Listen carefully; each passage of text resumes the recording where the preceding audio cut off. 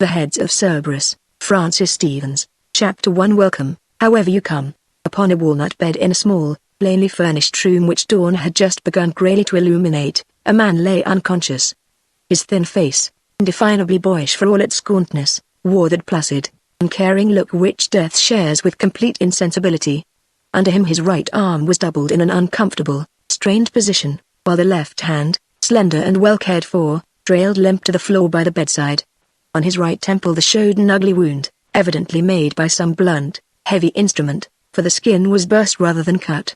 His fair hair was plastered with blood from the wound, and a good deal of blood had also run down over the side of the face, lending a sinister and tragic aspect to his otherwise not unpleasant countenance. Fully dressed in a rather shabby blue serge, both appearance and attitude suggested that the man had been flung down here and left brutally to die or revive, as he might. The dawn light grew brighter, and as if in sympathy with its brightening, the face of the man on the bed began to take on a look more akin to that of life. That alien, wax-like placidity of one who is done with pain slowly softened and changed. The features twitched, the lips which had fallen slightly apart, closed firmly. With a sudden contraction of the brows the man opened his eyes. For several minutes he lay quiet, staring upward. Then he attempted to withdraw his right hand from beneath him, groaned, and by a considerable effort at last raised himself on one elbow. Gazing about the room with bewildered, pain-stricken eyes, he raised his hand to his head and afterwards stared stupidly at the blood on his fingers. He seemed like one who, having fallen victim to some powerful drug, awakens in unfamiliar and inexplicable surroundings. As he again looked about him, however, the expression changed. What he saw, it seemed, had revived some memory that mingled with a new and different bewilderment. In a corner of the room, near the one window, stood a small, old-fashioned, black steel safe. The door of it was swung wide open, while scattered on the floor before it lay a mass of papers. From between loose pages and folded, elastic-bound documents gleamed a few small articles of jewelry. 2 or 3 empty Morocco cases had been carelessly tossed on top of the pile. With eyes fixed on this heap, the man swung his legs over the side of the bed, and, staggering across to the safe, dropped on his knees beside it. He ran his hand through the papers, uncovered a small brooch which he picked up and examined with a curious frowning intentness, then let it fall and again raised a hand to his head. In another corner of the room was a doorway through which he glimpsed a porcelain washbowl. Toward this the man dragged himself. Wetting a towel that hung there, he began bathing the wound on his temple. The cold water seemed to relieve the dizziness or nausea from which he suffered. Presently he was able to draw himself erect, and having contemplated his disheveled countenance in the small mirror above the bowl, he proceeded with some care to remove the more obvious traces of disaster. The blood fortunately had clotted and ceased to flow.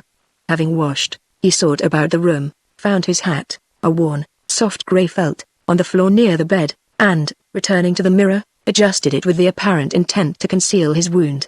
The effort, though attended by a grimace of pain, was successful, and now at length the man returned his attention to that stack of miscellanies which had been the safe's contents. Ignoring the papers, he began separating from them the few bits of jewelry. Beside the brooch there was a man's heavy gold signet ring, a pair of cuff links set with seed pearls, a bar pin of silver and moonstones, and a few similar trifles. He sorted and searched with an odd scowl, as if the task were unpleasant, though it might equally well have been the pain of his wound which troubled him. As he found each piece he thrust it in his pocket without examination, until the displacing of a small bundle of insurance policies disclosed the first thing of any real value in the entire collection. With an astonished ejaculation the man seized upon it, scrutinized it with wide, horrified eyes, and for a moment afterward knelt motionless, while his pallid face slowly flushed until it was nearly crimson in color. Good God! The man flung the thing from him as if it had burned his fingers. In a sudden frenzy of haste he tore from his pockets the trinkets he had placed there a few moments earlier, threw them all back on the stack of papers, and without another glance for the safe or its contents fairly ran across the room to the door. Flinging it open, he emerged into a short, narrow passageway. There, however, he paused, listening intently at the head of a narrow stairway that led downward. 2 other doors opened off the passage, but both were closed. Behind those doors and throughout the house below all was quiet. Ever and again, from the street, 3 stories below, arose the heavy rattle of a passing truck or cart. Within the house there was no sound at all. Assured of that, the man raised his eyes toward the ceiling. In its center was a closed wooden transom. Frowning, the man tested the transom with his fingertips, found it immovable, and, after some further hesitation, began descending the narrow stairs, a step at a time, very cautiously. They creaked under him, every creak startlingly loud in the otherwise silent place. Reaching the landing at the floor below, he was about to essay the next flight downward, when abruptly, somewhere in the rear of the ground floor, a door opened and closed. The sound was followed by swift, light footfalls. They crossed the reception hall below, reached the stair, and began to mount. His face bathed in a sudden sweat of desperation. Man above darted back along the second-floor hallway. One after the other he swiftly turned the handles of 3 closed doors. One was locked, one opened upon a closet stacked to overflowing with trunks and bags, a third disclosed a large bedroom, apparently empty, though the bed had evidently been slept in. He sprang inside, shut the door softly, looked for a key, found none, and thereafter stood motionless, his hand gripping the knob, one ear against the panel. Having ascended the stairs, the footsteps were now advancing along the passage. They reached that very door against which the man stood listening. They halted there. Someone rapped lightly. With a groan the man inside drew back. Even as he did so he found himself whirled irresistibly about and away from the door. A great hand had descended upon his shoulder from behind. That large hand, he discovered, belonged to a man immensely tall, a huge, looming giant of a man, who had stolen upon him while he had ears only for those footsteps in the passage. The fellow's only garment was a Turkish robe, flung loosely about his enormous shoulders. His black hair, damp from the bath, stood out like a fierce, shaggy mane above a dark, savage face in which a pair of singularly bright blue eyes blazed angrily upon the intruder. This forceful and sudden apparition in a room which the latter had believed unoccupied, was sufficiently alarming. In the little sharp cry which escaped the intruder's throat, however, there seemed a note of emotion other than terror, different from and more painful than mere terror. You, he muttered, and fell silent. For the love of began the giant. But he, too, seemed suddenly moved past verbal expression. As a somber landscape lights to the flash of sunshine, his heavy face changed and brightened. The black scowl vanished. Shaggy brows went up in a look of intense surprise, and the fiercely set mouth relaxed to a grin of amazed but supremely good-humored delight. "Why, it is," he ejaculated at length. "It surely is Bob Drayton." And then, the great, pleased laugh, he released the other's shoulder and reached for his hand. The intruder made no movement of response. Instead, he drew away shrinkingly, and with hands behind him stood leaning against the door. When he spoke it was in the tone of quiet despair with which a man might accept an intolerable situation from which escape has become impossible. "Yes, Trenmore, it's I," he said. Even as the words left his lips there came another loud rapping from outside. Someone tried the handle, and only Drayton's weight against the door kept it closed. "Get away from there, Martin," called the big man peremptorily. "I'll ring again when I want you. Clear out now. It's otherwise engaged." "I am. Very well, sir," came the muffled and somewhat wondering reply. Staring solemnly at one another, the two in the bedroom stood silent while the invisible Martin's steps receded slowly along the hall and began to descend the stairs. "And for why will you not take my hand?" demanded the giant with a frown that was bewildered, rather than angry. The man with the bruised head laughed. I can't. Unable to control his voice, he lapsed into miserable silence. The giant's frown deepened. He drew back a little, hitching the robe up over his bare shoulders. "What is it ails you, Bobby? Here I'm glad to see you the way I cannot find words to tell it, and you will not take my hand. Did you get my letter, and is this a surprise visit? You're welcome, however you've come." But the other shrank still closer against the door, while his pallid face grew actually grey. May I sit down?" he gasped. He was swaying like a drunken man, and his knees seemed to have no strength left in them. "Sit down. But you may indeed." Trenmore sprang instantly to help him to the nearest chair, one arm about his shoulder in a gentle, kindly pressure. "Tell me now, did you really get my letter?" "What letter? Then you did not. What ails you, Anne? You're white as the banshee herself. Is it bad hurt you are, and you not telling me?" "No, yes. A trifle. It is not that." "What, then? Have you been ill? Here, take a drop of the brandy, lad. That's it. A fool could see you're a deathly sick man this minute." Trenmore's voice was tender as only a woman's or an Irishman's can be, but Drayton shrank away as if its kindness only hurt him the more. "Don't speak that way," he cried harshly, and buried his face in his hands. Very wonderingly, his host laughed and again put his arm about the other's bowed shoulders. "And why not, then?" he asked gently. "I should, perhaps, Like to know why you bolt into my room in the early morn, bang to my door behind yourself, and then try to repel my hospitable reception, but you need tell me nothing.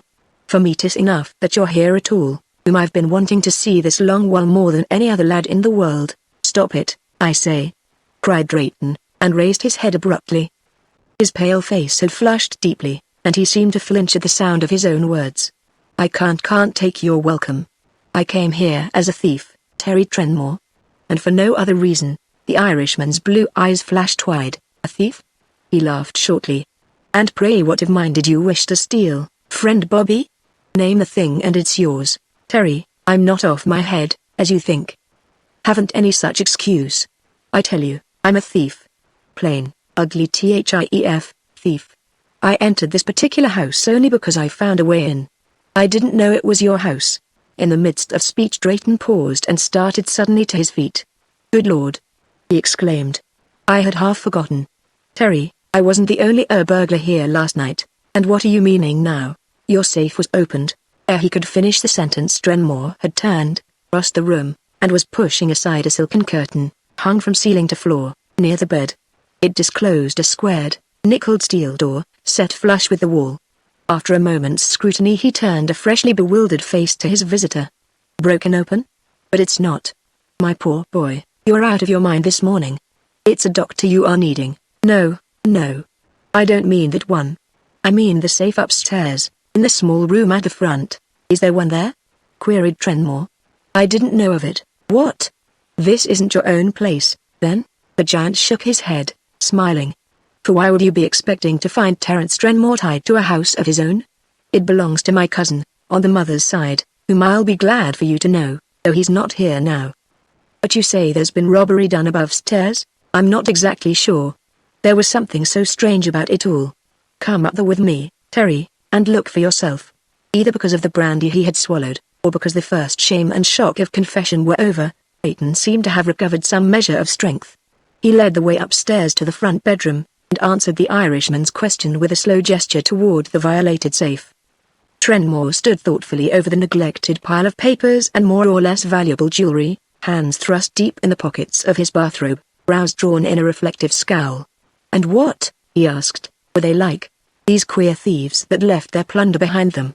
I didn't see them." "What?" Drayton's boyish, sensitive mouth quivered. "If you don't believe me, I can't blame you, of course. By heaven, I think it would be a relief if you would call in the police, Terry, and end the whole rotten affair that way. I wish with all my heart that they'd put me where they put my partner, poor old Warren. And where is that?" "It's riddles you're talking. First in jail and now in his grave," answered Drayton grimly. The Irishman flung back his great, black-maned head angrily. "Bobby, my boy, we've had enough of that make-of talk. I can see with half an eye that much has happened of which I know nothing, for I've been back in Old Ireland this 2 years past. But for what sort of scoundrel do you take me, to throw over the man I've best liked in my whole life, and just because he chances to be in a bit of trouble? As I said before, 'tis a doctor you are needing, not a policeman. As for this," he pointed to the rifled safe, "it was my thought that you did things here last night of which you have now no memory. Others here? 'Tis not in the bounds of reason that two different thieves, pardon the word, 's your own should honor this house in one night." By way of reply, Drayton removed his hat, and for the first time Trenmore saw the ugly wound its low-drawn brim had concealed. "They gave me that," said Drayton simply. "The room," he continued, "was dark. I came over the roofs and down through the first transom I found unfastened. I had just entered this room and discovered the safe when they, whoever they were, came on me from behind and knocked me out." Trenmore's lips drew in with a little sympathetic sound. "Ah, and so that's why you're so white and all. But tell me, was the safe opened then?" "No. They must have done the trick afterward. I was left lying on that bed. And I may as well tell you that this morning, when I found myself alone here and that stuff on the floor, I was going to finish what they had begun." "And what stopped you?" Trenmore eyed him curiously from beneath lowered brows. "This." Stooping, Drayton picked up the thing he had flung so desperately away half an hour earlier. It was a thin gold cigarette case, plain save for a monogram done in inlaid platinum. Trenmore looked, and nodded slowly. "Your own gift to me, Bobby. I think a power o' that case. But how came it there, I wonder? The other day I mislaid it. Likely Jim found it and put it here while I was in Atlantic City yesterday." When I returned, Jim had been called away. I wonder he did not put it in the wall safe, though, that he lent me the use of. But all that's no matter. What did you do after finding the case? I tried to get out, but the transom had been fastened down from above. So I made for the front door. Your servant intercepted me, and I hid in your room, hoping he would pass on by. And that's the one piece of good luck you had, my boy," cried Trenmore, grasping Drayton's shoulder with one great hand. He shook him gently to and fro, as if he had been the child he seemed beside his huge friend. "Don't look like that now. I'm not so easy shocked, and if you've seen fit to turn burglar, Bob Drayton, I'm only sure 'tis for some very good cause. And let you arrive through the roof or by the front door, it makes no difference at all. You're here now. Martin and I have the place to ourselves for a couple of days. Jimmy Burford's a jolly old bachelor to delight your heart, but he lives at his club mostly and keeps but one manservant, and him he took to New York with him when he was called away. We'll do fine with Martin, though. The man's a born genius for cooking." "You mean that you are only visiting here?" asked Drayton hesitantly. Trenmore seemed taking it rather for granted that he was to remain as a guest, who had entered as a very inefficient burglar, just visiting, while Viola is enjoying herself with some friends in Atlantic City. "You know it's no social butterfly I am, and too much of that crowd I will not stand, even for her sake. Do you mind my ever speaking to you of my little sister Viola, that was in the convent school near Los Angeles? But I'm a dog to keep you standing there. Come down to my room while we fix that head of yours and I get myself decently dressed. Then we'll breakfast together, and perhaps you'll tell me a little of what's been troubling your heart?" "You need not unless, but I will, of course," broke in Drayton impulsively as he at last grasped the friendly, powerful hand which his innate and self-denied honesty had prevented his taking except on a basis of open understanding. Gathering up the stuff on the floor in one great armful, Trenmore bore it down to his own bedroom, followed by Drayton. "I'll advise Jimmy to get him a new safe," chuckled Trenmore as he tossed his burden on the bed. "If there's aught of value here he deserves to be robbed, keeping it in that old tin box of a thing. But perhaps I'm ungrateful. I never thought, so freely he offered it, that he had to clear his own things out of this wall safe to give me the use of it. I'll share it with him from this day, and if there's anything missing from this lot I'll make the value up to him so be he'll let me, which he will not, being proud, stiff-necked, and half a Sassenach, for all he's my mother's third cousin on the O'Shaughnessy side. So I'll do it in a most underhand and secretive manner and get the better of him." Still running along in a light, commonplace tone which denied any trace of the unusual in the situation, he again rang for Martin, and when that young man appeared bade him prepare breakfast for his guest as well as himself. The servant did his best to conceal a not unnatural amazement, but his imitation of an imperturbable English manservant was a rather forlorn and weak one. He went off at last, muttering to himself, "How'd the fellow get in? That's what I want to know. He wasn't here last night, and Mr. Trenmore hasn't been out of his room or I'd have heard him, and I never let his friend in, that's sure." Not strangely, perhaps, it did not occur to Martin that Mr. Trenmore's mysterious friend might have come visiting through the roof. Chapter 2 Dust of Purgatory. Less than an hour later, Robert Drayton, amateur burglar and so shortly previous a desperate and hunted man, sat down at table in the respectable Philadelphia residence he had fortunately chosen for his first invasion. His wounded temple was adorned with several neatly adjusted strips of plaster, and if his head ached, at least his heart was lighter than it had been in many a day. This last, as it were, in spite of himself. He felt that he should really be cringing under the table anywhere out of sight. But with Terence Trenmore sitting opposite, his countenance fairly radiating satisfaction and good cheer, Drayton could not for the life of him either cringe or slink. The breakfast, moreover, proved Martin to be what his master had boasted, an uncommonly good cook. Before the charms of sweet Virginia ham, fresh eggs, hot muffins, and super excellent coffee, Drayton's misery and humiliation strangely faded into the background of consciousness. Trenmore was an older man than he, by 10 years of time and thrice their equivalent in rough experience. The two had first met in Chicago during the strenuous period of a strike. Drayton, unwise enough to play peaceful bystander at a full-grown riot, had found himself involved in an embattled medley of muscular slaughterhouse men and equally muscular and better armed police. He had stood an excellent chance of being killed by one party or arrested by the other, and none at all of extricating himself, when Trenmore, overlooking the fight from the steps of a nearby building, and seeing a young, slender, well-dressed man in a struggle in which he obviously had no place, came to his aid and fought a way out for the two of them. Later they had joined forces on a long vacation in the Canadian woods. Drayton was then a rising young lawyer of considerable independent means, high-strung, nervous, and with a certain disposition toward melancholy.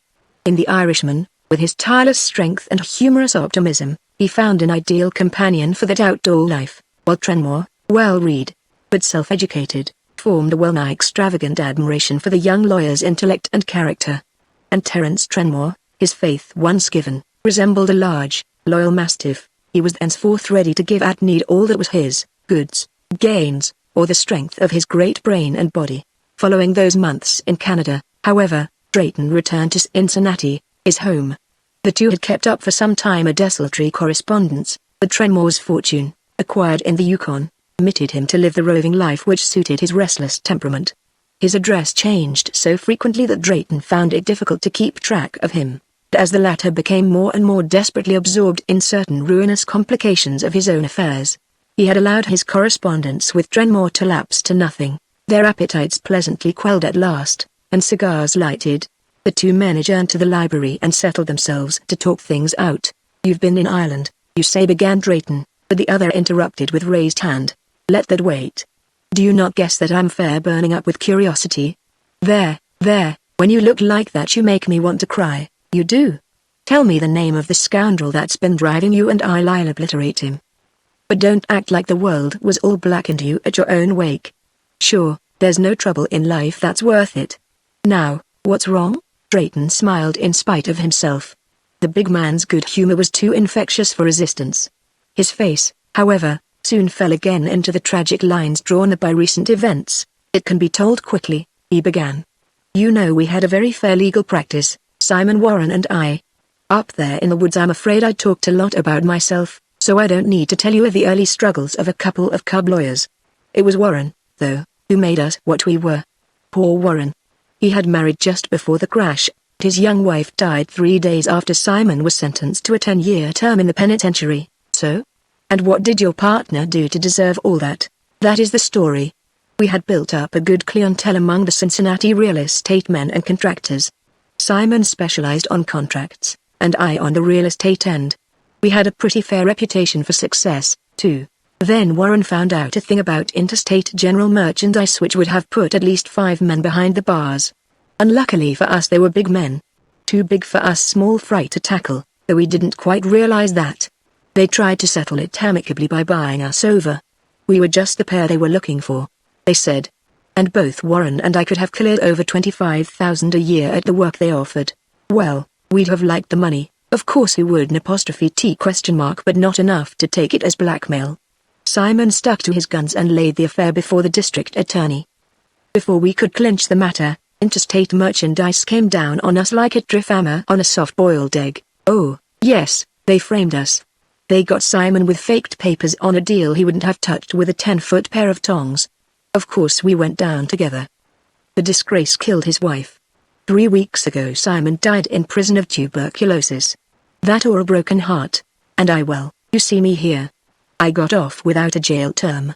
But I'd been disbarred for illegal practice, and what money I had was all gone in the fight. After that I don't know if it was for revenge or that they were still afraid of me, but Terry, those interstate devils hounded me out of one job after another, drove me clean out of life as I knew it.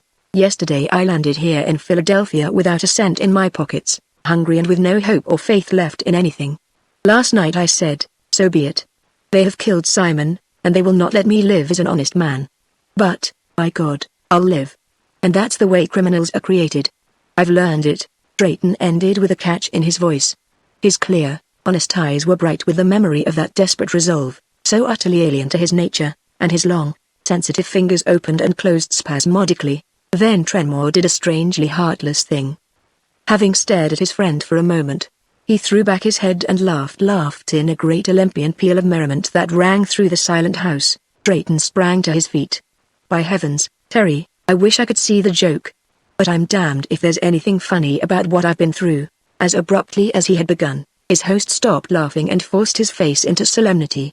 But his blue eyes still twinkled dangerously. Sit down, man, and forgive me for a fool of an Irishman. Should you kill me right here for laughing, I'd not be blaming you and my heart aching this minute the way I can't wait to get at the crooks that have ruined you. and as soon as maybe we'll go back to your home, you and I, and see what there is to be done. But, sure, you're the most original criminal that ever tried to rob a man. You get in, you locate the box. Did you call it a box? Bobby ? All in good form. And, by the way, were you thinking of carrying the safe away in your pocket? Or had you a stick of dynamite handy? Well, some obliging professional comes along and works the combination for you and leaves the door open. You awaken from pleasant dreams to find all that was inside, or most of it, lying right at your feet. And what is it you do?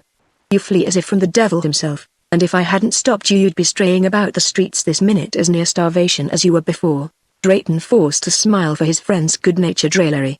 He could not be angry at ridicule so obviously meant to dissipate self-condemnation in laughter. I could hardly begin on you, Terry, he said. And speaking of that, I've already enjoyed more hospitality than I have any right to. I'm cured of crime, Terry, but if you have any idea that I am going to load myself down on you. Springing up with his usual impetuosity, the big Irishman fairly hurled Drayton back into his chair. Sit down. Sit down the way you belong. Is it load yourself you're talking of? It's to be loaded with me you are. Do you know that my very life's been threatened? Please don't joke anymore, Terry, protested the other wearily. I've not gone into details, but all the fun has been crushed out of me in the last year or so. Take shame to yourself, then. This is no joke. You'll well believe me it's not when you've heard it all. Stay here now a minute, for I've a thing to show you. In no little wonder, Drayton obeyed while Tremor left the room and ascended the stairs to his bedchamber. A few minutes later he returned, and, drawing his chair close to Drayton, dropped into it and disclosed the thing he had brought. It seemed to be a glass vial. About 6 inches in length, it tapered to a point at one end, while the other was capped with silver, daintily carved to the shape of 3 dogs' heads. These heads, with savage, snarling jaws, all emerged from one collar, set with 5 small but brilliant rubies. The vial was filled to the top with some substance of the color of grey emery. A pretty little thing, commented Drayton. Aye, 'tis a pretty little thing, the other assented, staring down at the odd trifle with frowning brows. Now what would you be thinking it might be? I could hardly say. It looks like a bottle for smelling salts. What is that stuff inside? Ah, now you're asking. And what do you think of the handsome silver cap to it? Really, Terry, replied Drayton with a touch of impatience, I am no judge of that sort of work. It is intended, I suppose, to represent the 3-headed dog, Cerberus, the one that guarded the gates of Pluto's realm in the old mythology. The carving is beautiful. Trenmore nodded. It is that. And now I'll tell you how I came by it. You know it's an ignorant, rude man I am, but hid away somewhere inside me there's a great love for little, pretty, delicate things. And though I've no real education like you, Bobby, I've picked up one thing here and another there. And when I happen on some trifle with a bit of a history it just puts the comether on me, and have it I must, whether or number. Behind that small steel door you saw in the wall of my room I've some amazing pretty toys that I'd not like to part with. I'll show you them later, if you care, and tell you the tales that go with them. Did you read in the paper last month how Thoddwesby Crane was after dying and all his great collection to go at auction? I didn't notice. You wouldn't. You'd something worse to think of. But I did, so I remembered this which I had heard the fame of, and to that auction I went 3 days running until they came to the thing I wanted. Apostrophe, it's called, just as you named it like the clever lad you are. It's old, and they say it was made in Florence centuries ago. But I'll read you the bit of description Crane had for it. He produced a sheet of time-yellowed paper he read. Said to have been carved by Benvenuto Cellini for his patron, the Duke of Florence. Its contents have never been examined. The legend runs, however, that the grey dust within it was gathered from the rocks at the gates of purgatory by the poet Dante, and that it was to contain this dust that the Duke required the vial. More probably, from a modern viewpoint, the contents are some sort of poison, which a Florentine Duke may well have carried in self-protection or for the destruction of his enemies. The vial itself is of rock crystal and the cap closed with cement, a peculiarly beautiful specimen of 16th century work. It is probably a genuine Cellini. It passed into the hands, but I'll not be reading the rest. It tells the names of those who have owned it, and the astonishing number of them that died violently or disappeared from the face of God's earth, and no more trace left of them than a puff of smoke from your cigar. Drayton's lips twisted to an involuntary smile. A very extraordinary history, he commented. Dante, Benvenuto Cellini, and dust from the rocks of purgatory. May I ask what you paid? Only 500. That word got about that Crane was no good judge and that there were more copies than originals in his collections. The regular collectors bought shy, and I missed out. Crane's widow realized the half of what he'd spent on the lot. There was little bidding for this. The tale's too extravagant, and most would not believe it a true Cellini. However, no sooner had I got it and walked out of the sales rooms than a grey-haired old party came running after me and caught me by the sleeve. "And is it you that bought the Cerberus?" he demands. "It's myself that did," I conceded him. "And will you sell it again to me?" "I will not," says I. "Not for twice what you paid for it?" inquires he with a cunning look in his eye that I did not like. "No, I'll not," says I. "Nor for 2 or 4 times what I paid for it. I'm a gentleman collector. I'm not a dealer. I bought this for myself and I will keep it. Good day to you, sir," says I, and with that I walked on. But do you believe he would accept my polite rebuff? Not he. He runs along by the side of me, taking 3 steps to my one. "If you'll not sell it me you'll be sorry," he keeps on saying. "It should be mine. I went to buy it, but my chauffeur ran over a man on Broadway. Confound the fool. The police took my chauffeur and delayed me till I came too late for the bidding. I'd have had it if it cost me 5,000, and that's what I'll give now, if you'll sell." By then I'd taken a real dislike to the man with his persistence and his sharp eyes. In plain words I told him if he'd not desist from following me about I'd be calling an ambulance, for he'd be needing one shortly. "You can join in the hospital, the poor devil your car murdered," says I. And at that he takes a squint up at me sideways, like I was an elephant he'd just discovered himself to be walking with, and him thinking all along I was just a small pigling, and he turns white and stops dead in his tracks. The poor midget. I'd not have laid my little finger on him for fear of crushing him entirely. But for all that he gets courage to shake his fist and call after me, "You'll be sorry for this. You don't know what you've bought," and I do. I'll have it yet. Well, I thought no more of the silly madman that day. But on the next I received a letter that came to me at the hotel where Viola and me were then stopping. It said that if I'd not sell for 10,000 I'd sell for worse than nothing, and to put an ad in the paper if I'd changed my mind. Of course, I did nothing. But from that day I've had no peace at all. Twice my baggage has been gone over, and last week 2 thugs tried to hold me up in Jersey City. The poor devils are in the hospital this minute, but they could not or would not tell the name of the man who employed them. There have been 2 more letters which I'll show you presently, and the last was addressed here, showing how the fellow has watched and spied on my movements. In it he declares that my very life shall not stand in the way, but he must have the Cerberus. I'm a man of peace, and it's fair getting on my nerves. Last night they must have tried again, and it's a wonder I was not murdered in my bed. You've come in the nick of time to save me from nervous prostration, Bobby, lad, for it's little they can do against the 2 of us, your brains and my brawn. Now it was Drayton's turn to laugh. The picture of Terence Trenmore suffering from nervous collapse, or caring 2 straws for all the crooks and madmen in America, was too much for his friend. He laughed and laughed, while the Irishman stared at him in aggrieved surprise which only added fuel to his hysterical mirth. "And why?" demanded Trenmore indignantly. "Why wouldn't I be thinking of you when I want a lad at my side? Jimmy, my host here, is a fine man, but not the one to consult on such a mysterious matter, life meaning to him just business, with his club for diversion, heaven help him. And were he not a distant cousin of my own mother on the O'Shaughnessy side, Jimmy and me would have never become acquainted. And wasn't I meaning to go clear to Cincinnati next week, just to be asking your advice? And does that list of folk who have had ill luck from the Cerberus, does that mean nothing at all? I tell you, I need your help and counsel, Bobby, and it's glad I am that you are here to give it." Drayton suddenly perceived that the Irishman had been entirely serious throughout. The tale was not, as he had believed, a mere excuse seized on with intent to delude him, Drayton, into feeling that he might be of value as an ally. Hidden away in one secret corner of his friend's giant heart there dwelt a small, imaginative and quite credulous child. Dust from the rocks of purgatory.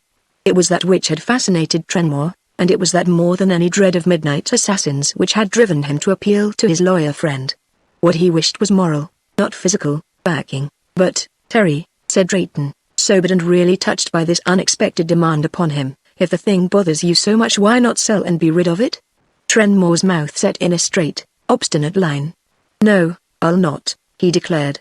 They cannot bully a Trenmore, and Viola says the same. But if I could I'd lay hands on the old villain that's after it the way he trouble us no more, so I would. Have you tried the police? To be sure. How about the auction rooms where you bought it? If this persecutor of yours is a collector, They might know him there by description. That I tried myself before I troubled the police. One young fellow remembered the old villain, and remembered him asking my name. They keep a register at the sales rooms. But as for the villain's own name, no one there seemed to know it. Well, then Drayton cast about in his mind somewhat vaguely. Then an idea struck him. By the way, Derry, have you opened the vial and had the contents analyzed? Trenmore's blue eyes flashed wide. I have not, he exclaimed with considerable energy. For why would I be intruding on such a matter? Surely, in the place where that dust came from, they'd not be liking me to meddle with it. Drayton firmly suppressed a smile. The price of friendship is tolerance, and he was too grateful and too fond of his Irishman to express ridicule. I really believe, he said gravely, that, admitting the purgatory part of the legend to be true, the dust is too far separated from its origin, and too many centuries have elapsed since it was placed in this vial for any real danger to attach to it. And who knows? There may be diamonds, or some other jewels, hidden in that close-packed dust. If there is a question of the vial's authenticity as a Cellini, it can't be the vial itself that your mysterious collector is ready to pay 10,000 for. Why not open it, anyway, and find out exactly where you are? The Irishman scratched his head with a curious expression of indecision.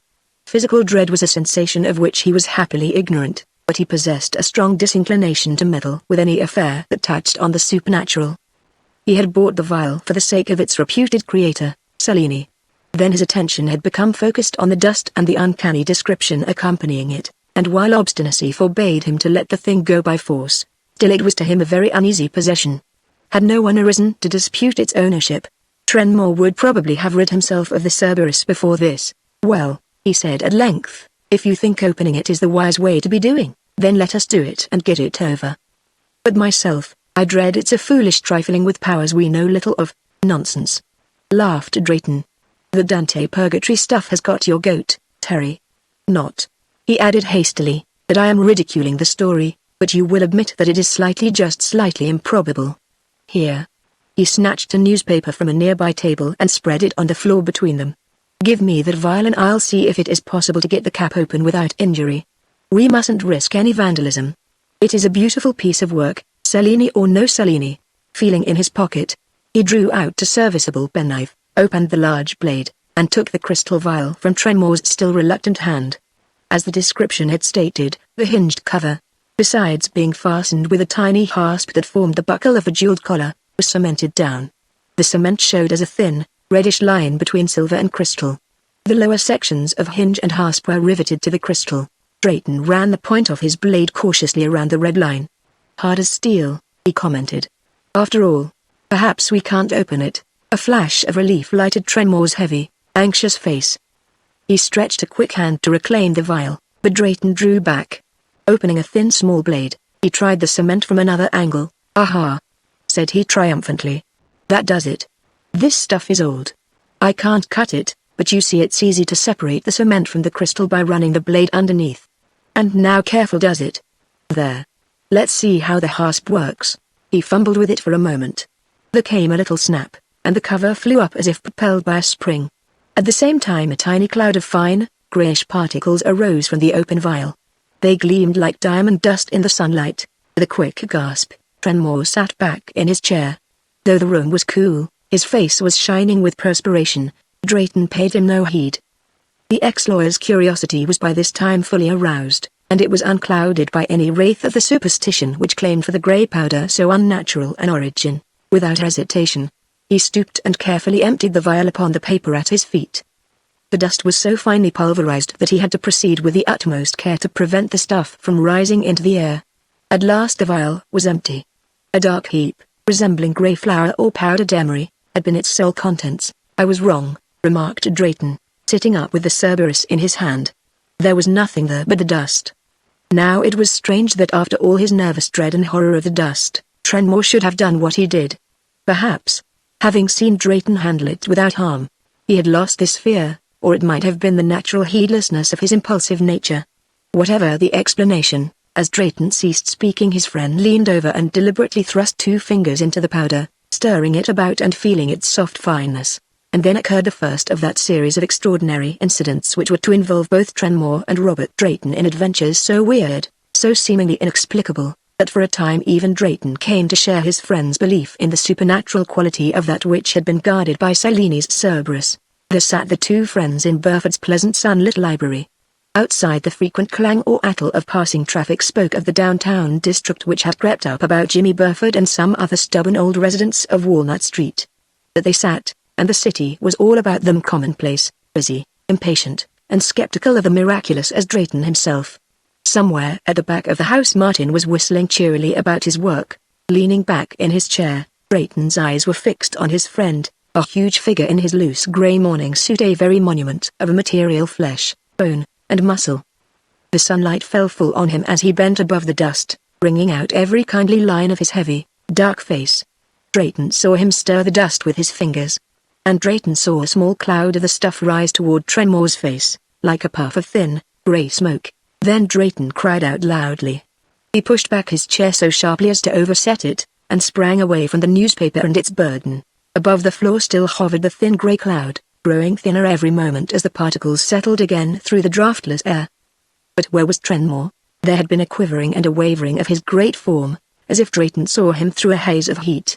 And with that, as easily and completely as a wraith of smoke from his own cigar, the giant Irishman had vanished. Chapter 3: Arrivals and Departures. In his first moments of stunned surprise it seemed to Drayton that the end of all things had come. The maddest, most impossible surmises flashed across his mind. He scarcely would have felt further amazement had Lucifer himself, in all the traditional panoply of hoofs, tail, and brimstone, risen sudden and flaming through the midst of that dreary-hued heap of mysterious dust. Had the tables and chairs begun to move about the room on their own legs, it would have appeared only the natural sequel to such an event as had just transpired. Indeed, it seemed strangely terrible that nothing more should occur.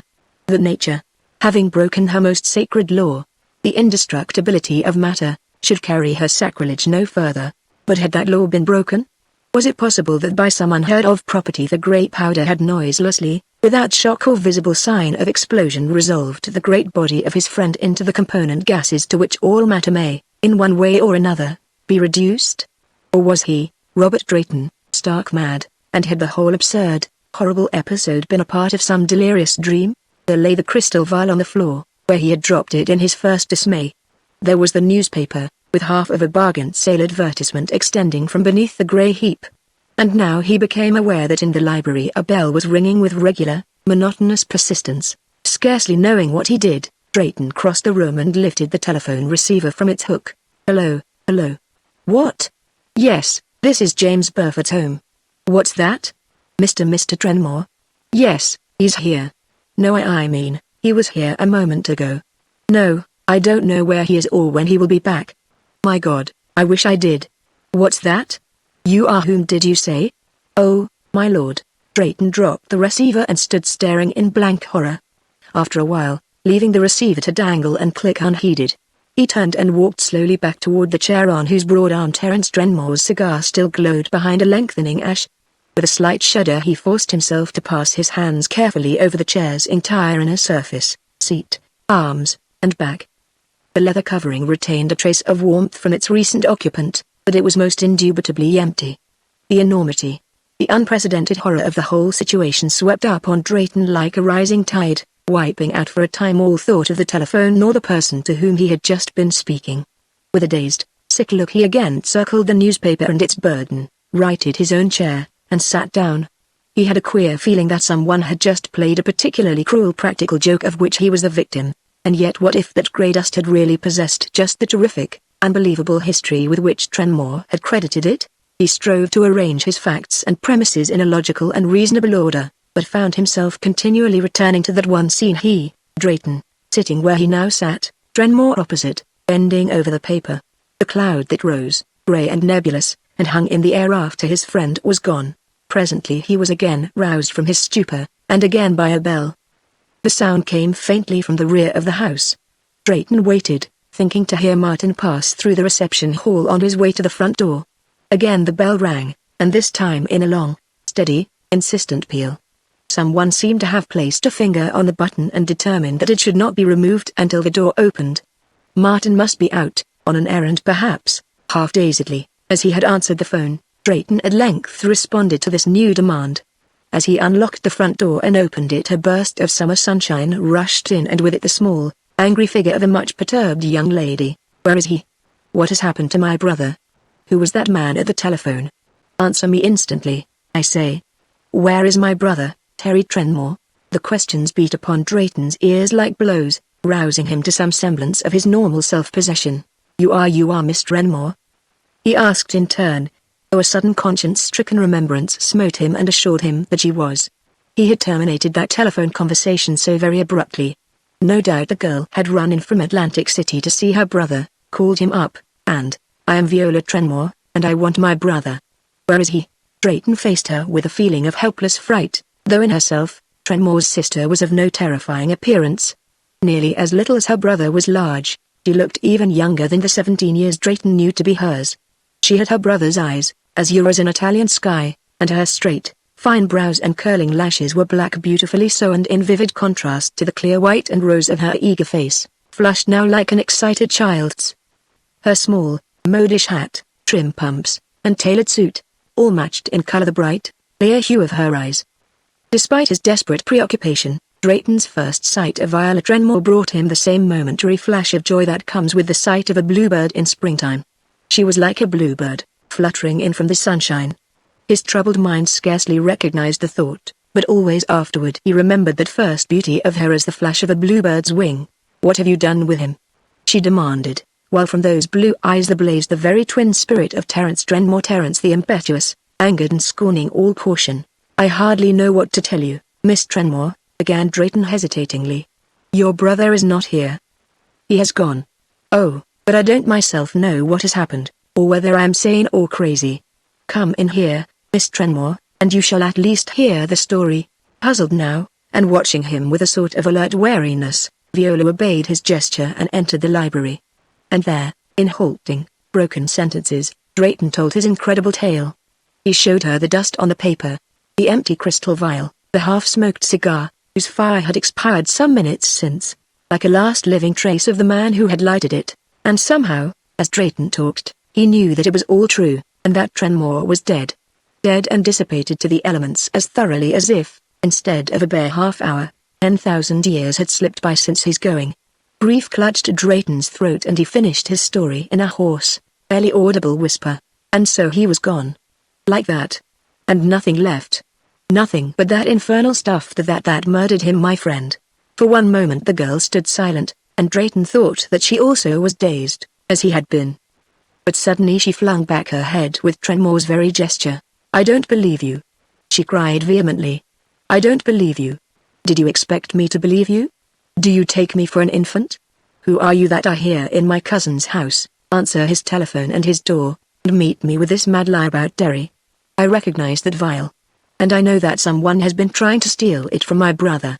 Are you that thief, and have you murdered Derry, as you threatened you would?" She advanced upon him, her eyes two pools of blue, indignant fire, but the man stood his ground. "I'm Robert Drayton," he said. "Robert Drayton. But you can't be. Mr. Drayton is a good friend of Terry's, though I've never met him, and some way you know that and hope to deceive me. Mr. Drayton would not treat me like this. He would not lie to me. He would not." Sobbing at last, she broke off and clenched her little hands fiercely. "I'll show you," she cried. "I'll show you what I think of you and your lies, and then I'll make you tell me the true story." Before Drayton, springing forward with a cry of wild protest, could prevent, she had dropped on her knees beside the heap of dust. Another instant and her white-gloved fingers had again raised that ominous grey cloud. It rose in a spiral swirl. For a second Drayton still saw her as a vague, translucent blur of blue shading into pink where her face had been. Then the air shimmered and cleared, and once more the unfortunate young man stood alone in Burford's pleasant library. This time not so much as a lighted cigar remained to remind him of recent companionship. Mr. Robert Drayton began to swear. Serious profanity had never come easily to his lips. Now, however, he heard himself using phrases and words which he had not even been aware that he knew, a steady, low-voiced, earnest stream of expression whose utterance gave him the strangest satisfaction and relief. He swore for 2 minutes without a pause, then trailed off into silence. The superhuman tension had been broken, however, and he could again think. This abruptness and totality of disappearance, that left him not so much as a corpse to mourn, awoke in him emotions different from any he had ever experienced. He found that he could not think of Trenmore and his sister as other than alive, nor rid himself of the idea that in some way they were yet present in the library. Not though the very clearest memory informed him that before his eyes those two had been resolved to nothingness. Pondering on what he should do, however, it came to him that in honor only one course lay open.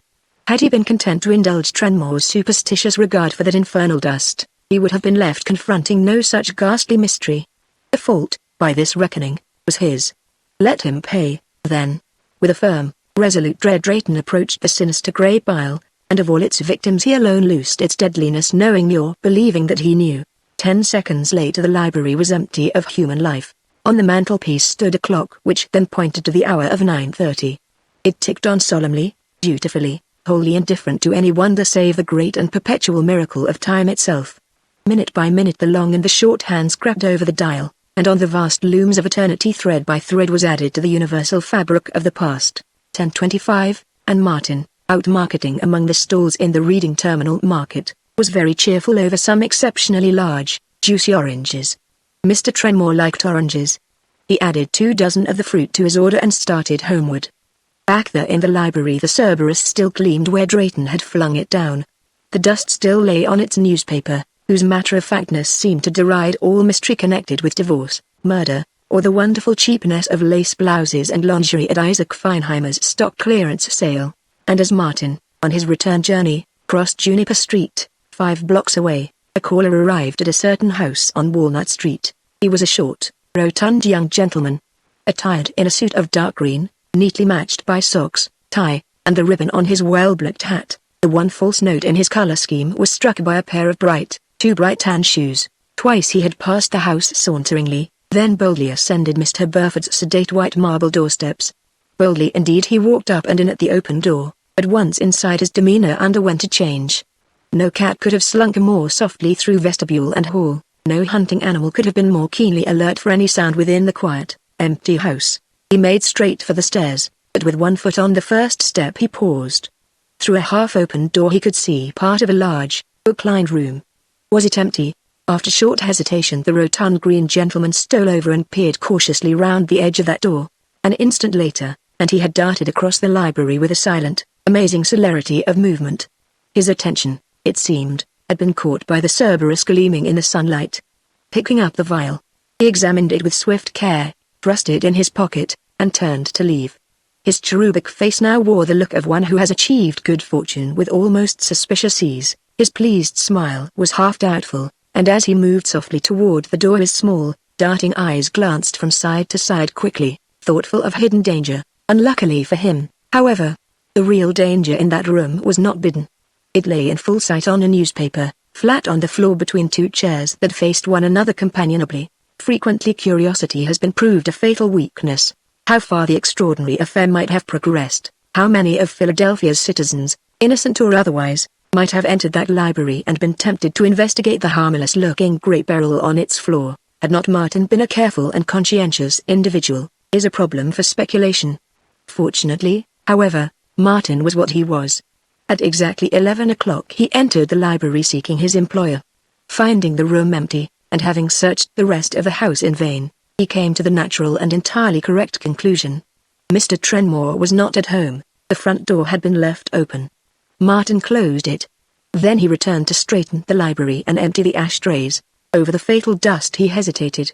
Was this grey, flowery stuff rubbish left here to be thrown out? Arbitrary and uninstructed action never appealed to Martin. With wise caution, how wise he would have been panic-stricken to learn, he folded the newspaper together, taking pains that its contents be not scattered, made a neat packet of it, and tied it with red tape from the table drawer. This packet he carried upstairs and laid on Trenmore's chiffonier, where there could be no question of its being overlooked.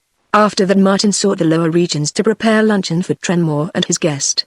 And in the library, that room of abominable and innocent-looking emptiness, the clock ticked solemnly on. Chapter 4, where the grey dust led. What Robert Drayton expected when, without one glance for the world, he felt himself to be forever leaving, he so deliberately followed the 2 Trenmores, he scarcely knew. Death, probably, as he bent above the dust, his back to the sunlight and to life. He was conscious of neither regret, fear, nor curiosity. He had reached that blank wall which seems to rise in moments of great crisis, a sense of nowness that cuts off past and future, leaving for standing place only the present, an infinitesimal point. Carefully copying the actions of those who had preceded him, Drayton touched the dust, first gently, then, in sudden haste for the end, giving it one vigorous stir with his forefinger. Had he been a conventional suicide tugging at a trigger, the result could have come no more promptly. As he had seen it rise before, so it rose now, that grim cloud which to Drayton presaged dissolution. It reached his face, was in his eyes, his nostrils. With it came dizziness and a strong physical nausea. His mouth tasted sharply bitter, as if he had swallowed quinine. Drayton shuddered and gasped. He saw everything through a grey mist. The room was filled with it. It was a mist composed of thin, concentric rings, swirling slowly with himself for axis. The rings became thicker, denser till he could perceive nothing else, till he could not see his hands, when, stretching them out to catch at a chair or table, they came in contact only with the air. The bitter taste and the sickness increased. His hand was on the floor supporting him, and the floor felt strange, carpet unlike any weave of human making. Presently even the dizziness and nausea were forgotten. He had attention only for that strange carpet. He could have sworn that what he touched with cautious, investigatory fingers was not carpet at all, but grass. Surely it was grass, long, matted, a tangle of brittle dry blades. While he still explored this odd phenomenon, the blinding greyness about him began to thin. All around him appeared the changing outlines of shapes, grey and mutable as the mist itself, but still shapes of a sort. Rapidly now these grew more coherent, solid, and acquired a more than shadowy substance, until, all in a moment, the grey, swirling veil was withdrawn. Unless every sense of his body lied, Drayton was crouching on the ground in open air. Those grey shapes he had glimpsed were the fallen stones and broken walls of some old, ruined building. Unspeakably bewildered, Drayton staggered to his feet. Before him stretched the broad level of the wide green plain, across which a low sun stared through a strata of reddened cloud. The ruins near which he stood crowned the summit of a little hill, all overgrown with that dry, tangled grass which had so puzzled him in the mist.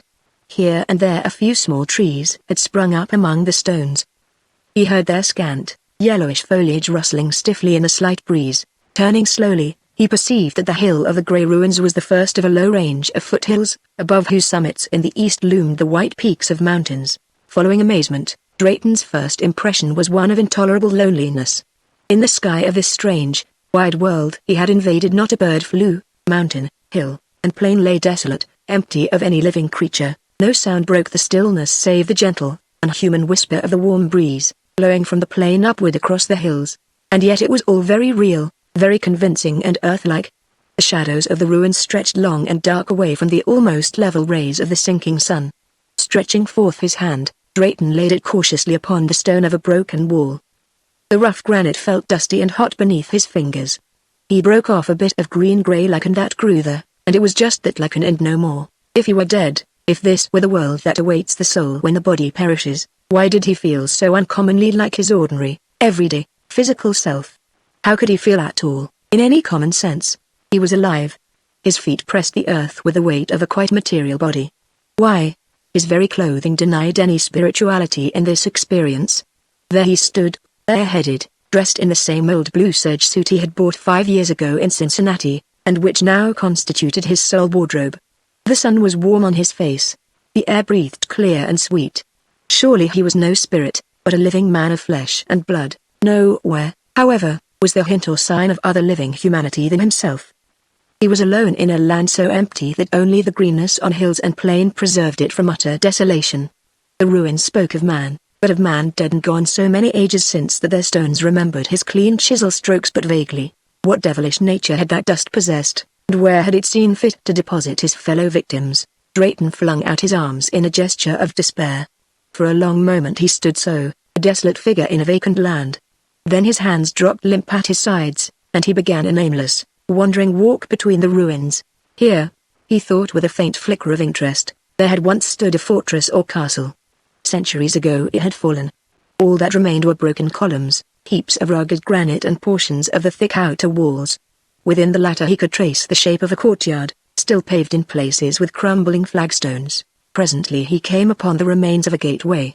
The arch had fallen in, and upon one of its stones Drayton observed traces of letters. He examined them curiously. Time, however, had done its work too thoroughly, and all he could decipher were the first few letters of 2 lines. Alith, MC. There was no clue in that to his whereabouts. In despair of learning more, he strained on, vaguely wondering why he should walk at all, until in the matted grass of the courtyard, close to the inner side of the same wall by which he had first found himself kneeling, his foot struck against something. He stared downward. The sun was very low, the shadow of the wall was dark, and he could see only that there was a long mound there, under the tangled grass. But that soft, heavy resilience of the thing he had stumbled on, coupled with the length and shape of the mound, there was that in the combination which struck him unpleasantly. He turned to leave it, then came back as if fascinated. Finally he stooped, and with nervous, desperate fingers dragged and tore at the network of dry, tangled fibers that covered the mound. At last he uncovered something that looked and felt like a piece of cloth. But the color of it. Out of the dim shadow it gleamed at him, bright, clear, bluest and purest of blues, the hue of a bluebird's wing. Frantically, with a growing sense of impending horror, Drayton persisted in his task until his worst fears were confirmed. Beneath that grass lay the body of a woman, face down. Though the face was concealed, he knew her instantly. And she lay there, deathly quiet, face down, and the grass had grown over her. How long could God! How long a time had passed since he had stood face to face with this girl in James Burford's library. It had been morning there. Here it was sunset. Sunset. How many suns had set since that grass was young and began its task of shroud weaving? Conquering a sudden and violent impulse to flee, Drayton turned the body over and laughed a little wildly. After all, the grass was a liar. Dead the girl might be, she lay still enough, but if dead she was most recently so. Her face was pale and sweet and perfect as a child sleeping there in the shadow. The lids were closed softly over her eyes, as if at any moment the curling lashes might quiver and lift. Scarcely breathing, Drayton knelt and laid his ear above her heart. Surely that was a faint flutter he felt. Raising her head, he sought some other sign of returning consciousness. There was none. He laid a hand on her forehead. It was cool, but not with the chilling coldness he dreaded. Questioning no longer, but with a great hope in his heart, Drayton sprang to his feet and paused. Where in this empty, houseless land could he obtain any stimulant or even water to revive her? He must have it. He must save her before that faint trace of life should flicker out. Alone he had been nothing. With this small sister of Trenmore's at his side he could face all the mysteries of the universe with a cheerful carelessness. He loved her suddenly and joyously, not because she was the most beautiful creature he had ever seen, but simply because she was human. Yet should he leave her to seek water, the girl might die in his absence. Better he had never found her than that. Despairing of other means, Drayton was about to try what resuscitation the chafing of wrists and forehead might effect when, glancing westward to judge how much of day might be left him, he beheld an odd, unlooked-for thing. On the side of the ruins toward the plain stood the longest and highest fragment of the outer wall. On the left it rose in a jagged slant from the old foundations to a height of 6 or 7 feet. Extended level for a distance of 4 yards or so, then ended in an abrupt vertical line that exactly bisected the red sun, now touching the horizon. And from beyond its black silhouette, against the faint pink of the western sky, a thin puff of smoke was ascending. It was dissipated by the slight breeze from the plain. Another puff and another followed it. Then the puffs ceased, to be succeeded by a slow, thin column of mysterious vapor. Who or what was behind that wall? Standing there alone and weaponless beside the unconscious girl, Drayton was swept by a terror deeper and more vivid than any dread he had ever before experienced. Smoke. The most familiar sight known to man. But in this strange, inhuman place? What vague demon might he not discover if he dared look behind that wall? Yet his very fear drove him. Night was on its way to lend terror the cloak of invisibility. He must go while the sun befriended him. Leaving the girl where she was, Drayton stumbled across the grass-hidden stones between him and the fragment of wall. He caught at its top with his hands and cautiously pulled himself up. Just before his head cleared the ragged stones, a voice began speaking.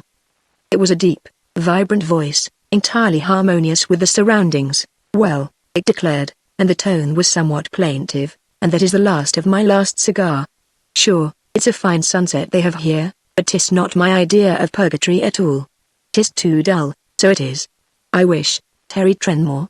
With joyful, scarce believing eyes, Drayton was staring over the wall. Then his muscles suddenly gave way and he dropped back on his own side. For an instant there was dead silence.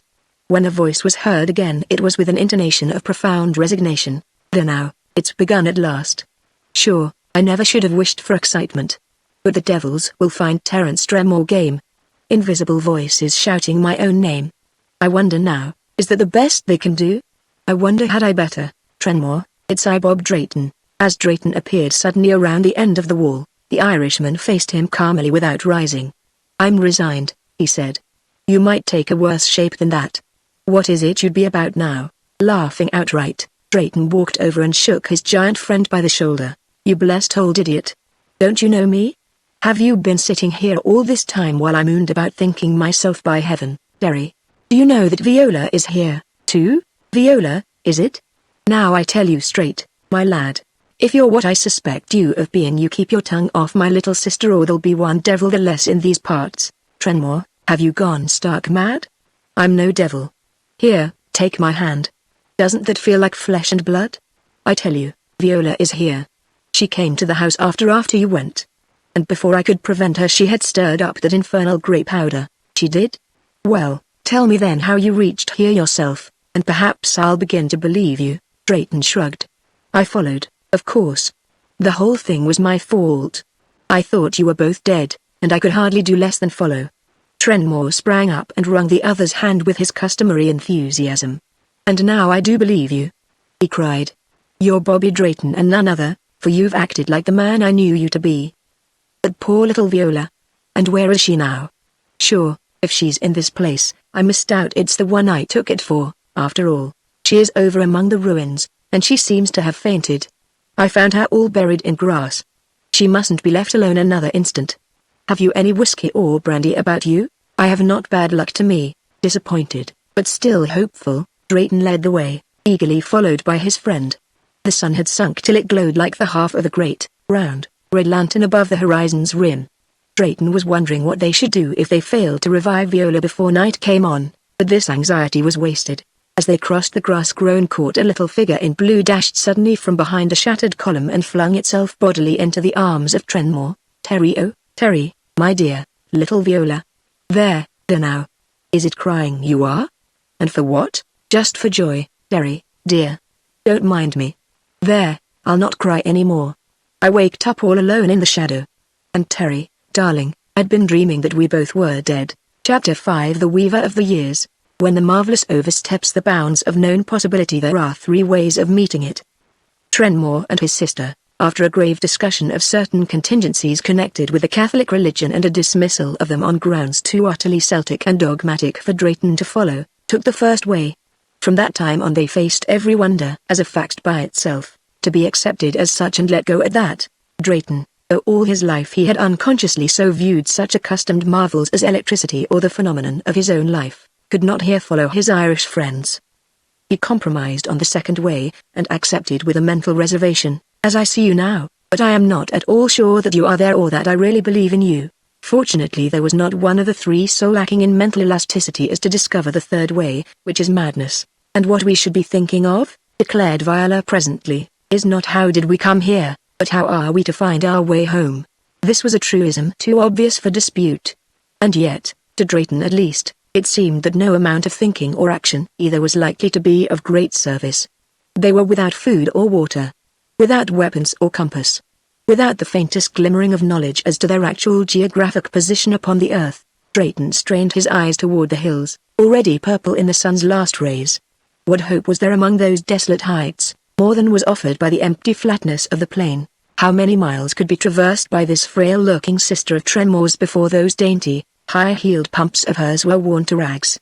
Before she dropped exhausted? How many more miles could he and Trenmore carry her if they found neither food nor water? "We'll find food as we go," said Terence as if interpreting and answering the thought. "I never did see a green country like this and no sort of food in it. Viola, 'tis a plucky lass you've always been. I've often promised that someday you'd go wandering with me. Let's be starting. And, lad, don't look so downhearted. There's a way out of everything, and aren't we just the three ones to find it, wherever we are?" Drayton realized that his gloomy countenance must be anything but encouraging to Viola. Determined that henceforth he would be a model adventurer at any cost, he smiled. "I wasn't really worrying, old man. I was merely thinking."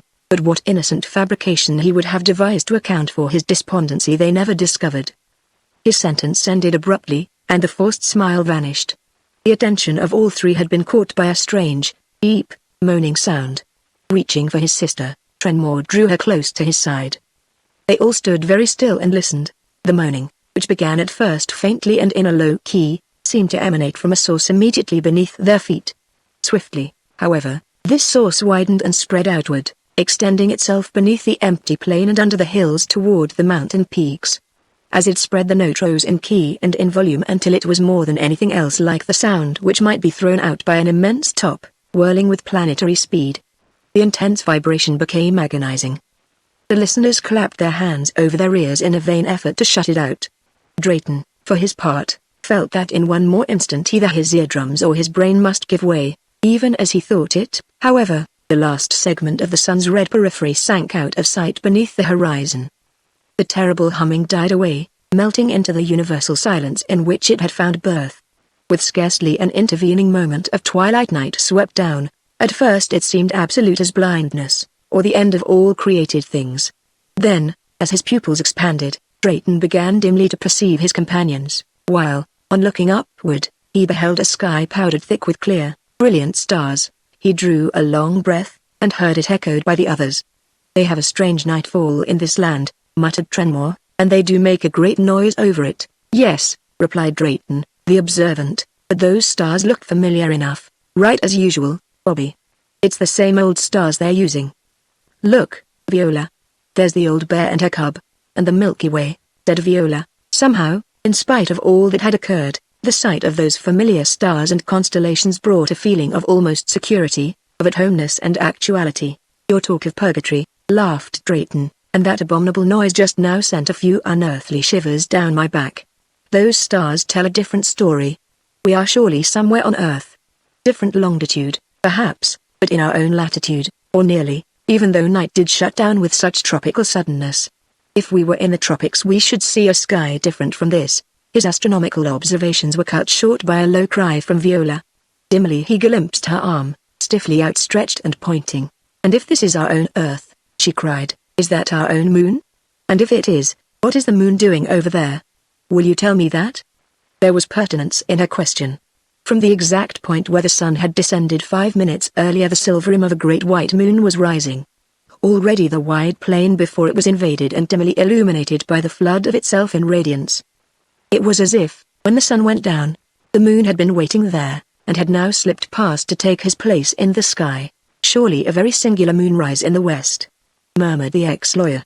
Inwardly he was more shocked by this apparent misplacement of the lunar orb than by anything which had yet occurred.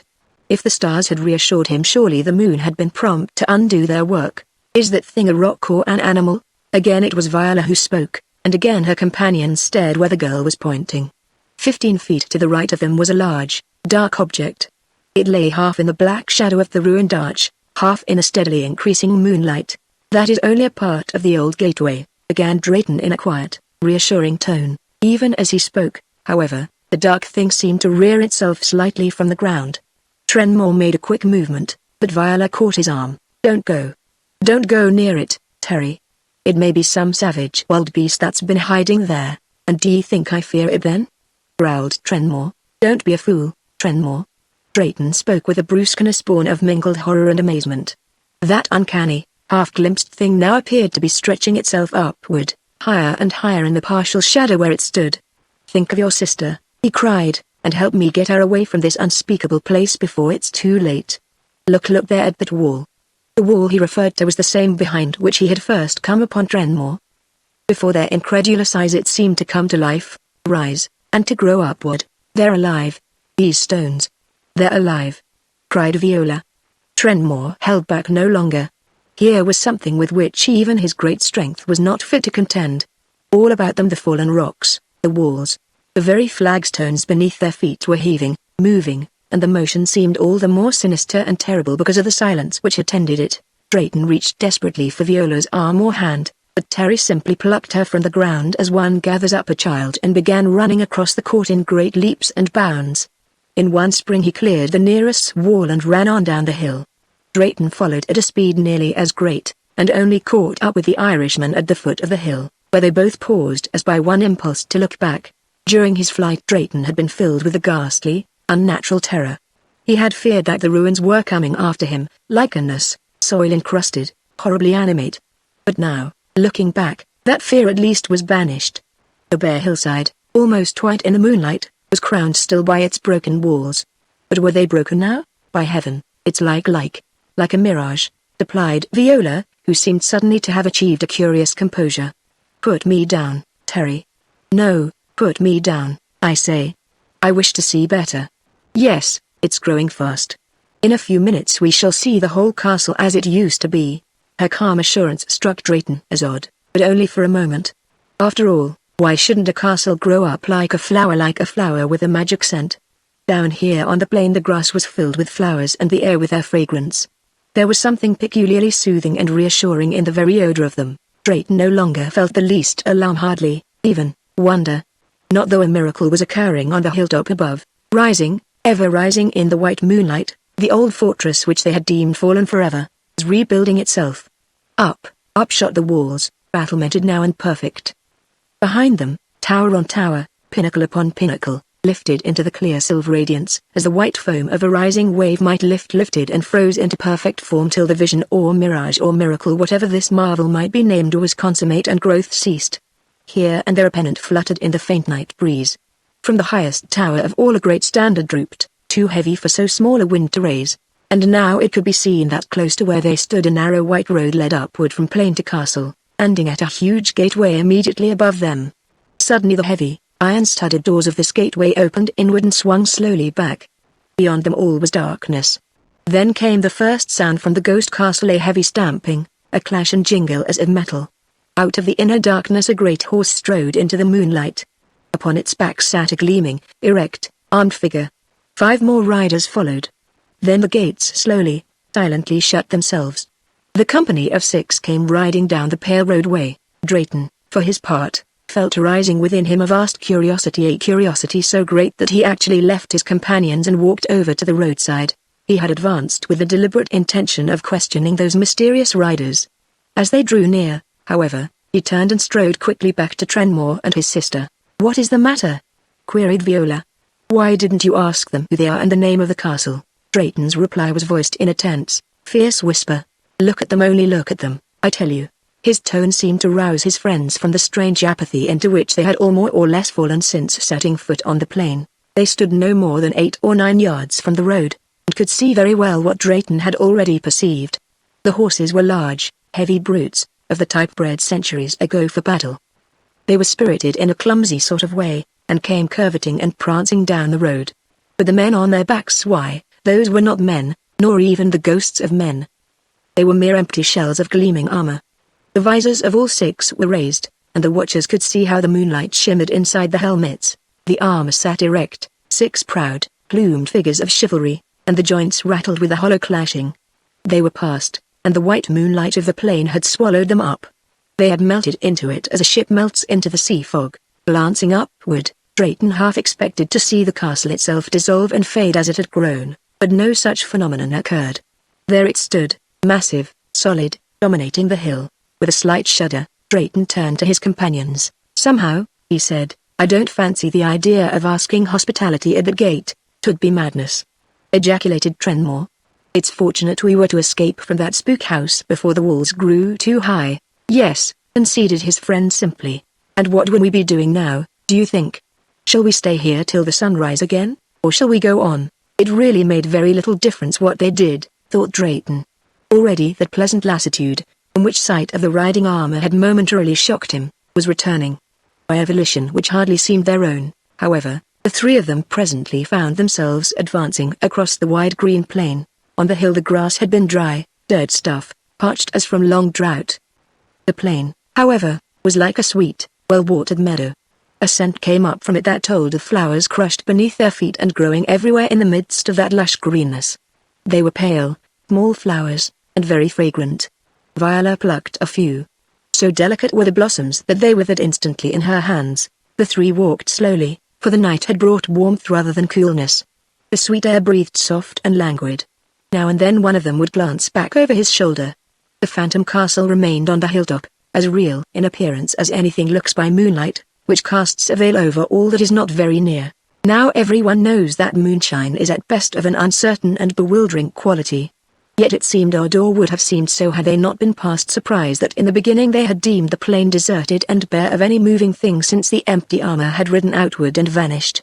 For now, as they walked, they perceived that all about them were forms and groups of forms, moving over and through the sweet, flower-sprinkled grass in a weird and noiseless dance, without music or apparent rhythm. Presently they had blundered fairly into the midst of a group of these shapes, which seemed indeed to form about them from the misty light itself or rise up from the ground. They were queer, bulky, clumsy-shouldered figures dressed in tight-fitting clothes and hoods and gloves of smooth fur. At least so appeared those directly ahead, black silhouettes against the moon.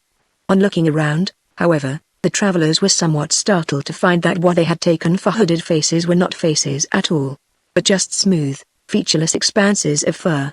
The back and the front of the heads were exactly alike, save for one straight, black gash where the mouth might be.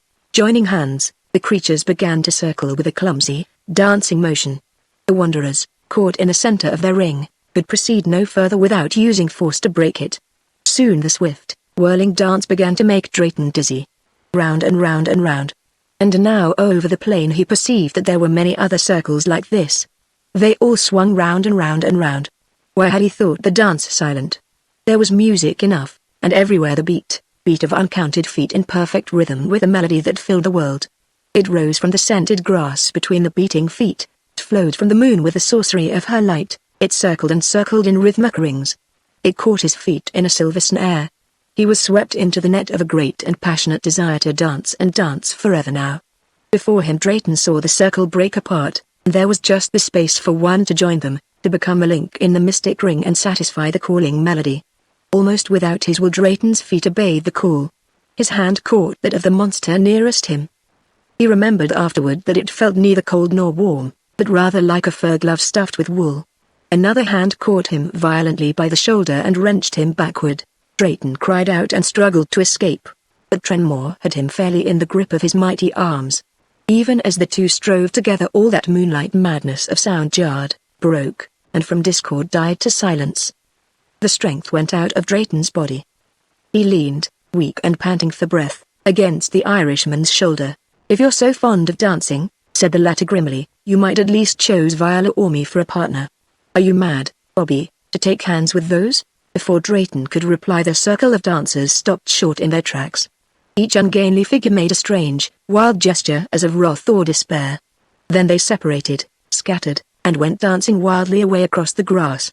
HSSSSSS. It was a long-drawn, sibilant sound, and it seemed to come from a little pile of rocks close by. In its black shadow they saw two spark-like eyes gleam redly. HSSSSSS. Touch not the dancers, go not near them, speak not to them. Strange things be abroad and stranger things be done in the white moonlight of Alethea. HSSSSSS. Go not near. And who and what may you be?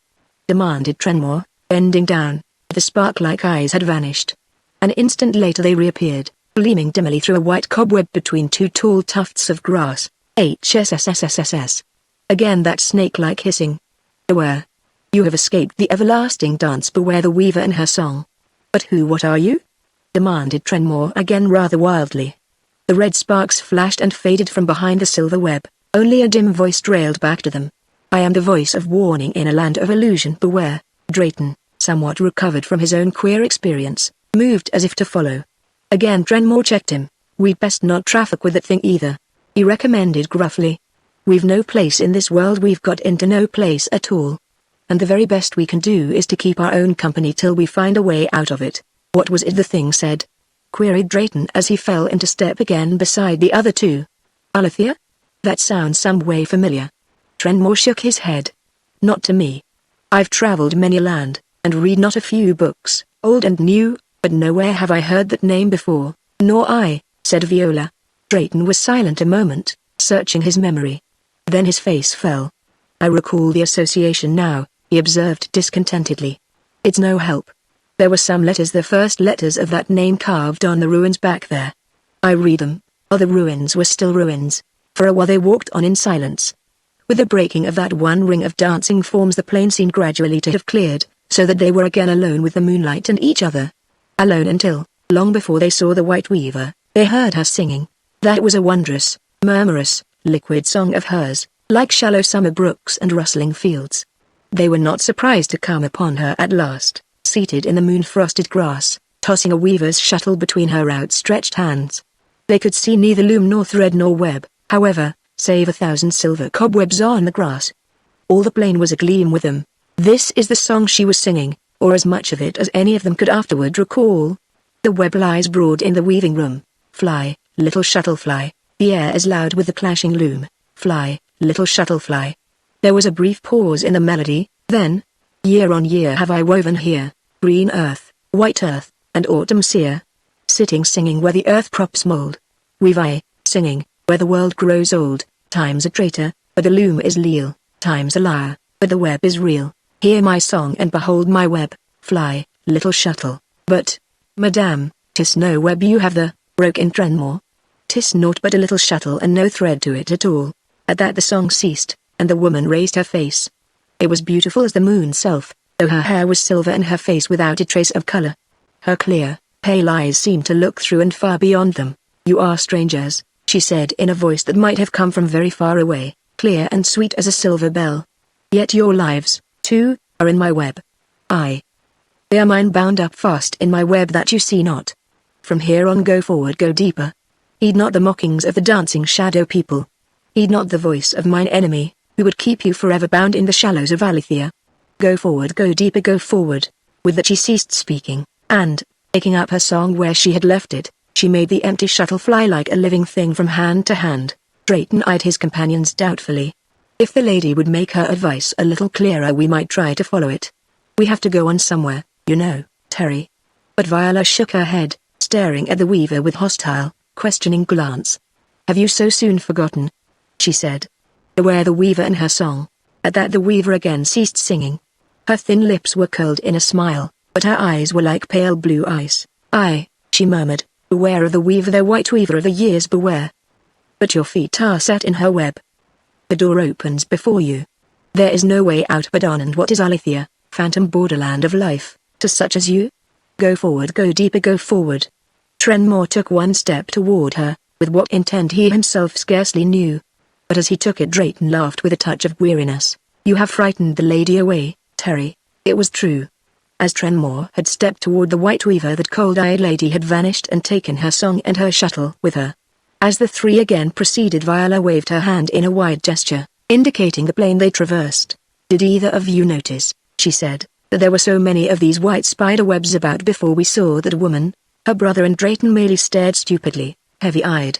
Before we met the white weaver, murmured the girl dreamily, there was only a web here and there, woven between the grass stems. Now it is like walking through a silver sea. And the moon? What moon of earth was ever like this of Alethea? If it is a moon, said Trenmore with no great interest. She's taking an uncommon long time for her rising. Blank as a silver shield, the moon, or what they had believed a moon, still rested at the edge of the plain, its lower part bisected by the horizon. More like an enormous archway than a moon, it seemed a sort of celestial door, perhaps, in the edge of the sky. They neared and neared, walking across a silver sea of web through which the invisible flowers sent up their perpetually increasing incense, almost too sweet now for pleasure. More and more like an arch the moon appeared, an immense, light-filled archway, of the nearly circular Moorish type. About it they began to perceive a certain dim outline of dark substance, behind which the moon itself was just a depth and a blinding expanse of light. Almost unconsciously they hastened their steps. At last, heads swimming with the fragrance of the plain, they had actually reached the splendid thing. High above them curved the perfect arch of stone, black as unpolished ebony and set in what seemed a solid wall of similar rocks stretching away to darkness on either hand. Through the opening they could not see, for it was filled with a brilliant mist of pure white light. Look, said Drayton, leaning dizzily against the black stone to which he pointed. Here on the architrave. There are silver characters inlaid, aren't they? But they move and writhe like white flame. Closing his eyes against the glare, he wished that a great wind might arise, a great, clean wind that would sweep away cobwebs and flowers together. Go forward, go deeper, go forward, murmured a sweet, clear voice. To Drayton it seemed to be Viola's, though with a distant sound, like a far-off silver bell. Your feet are in the web, cried the voice.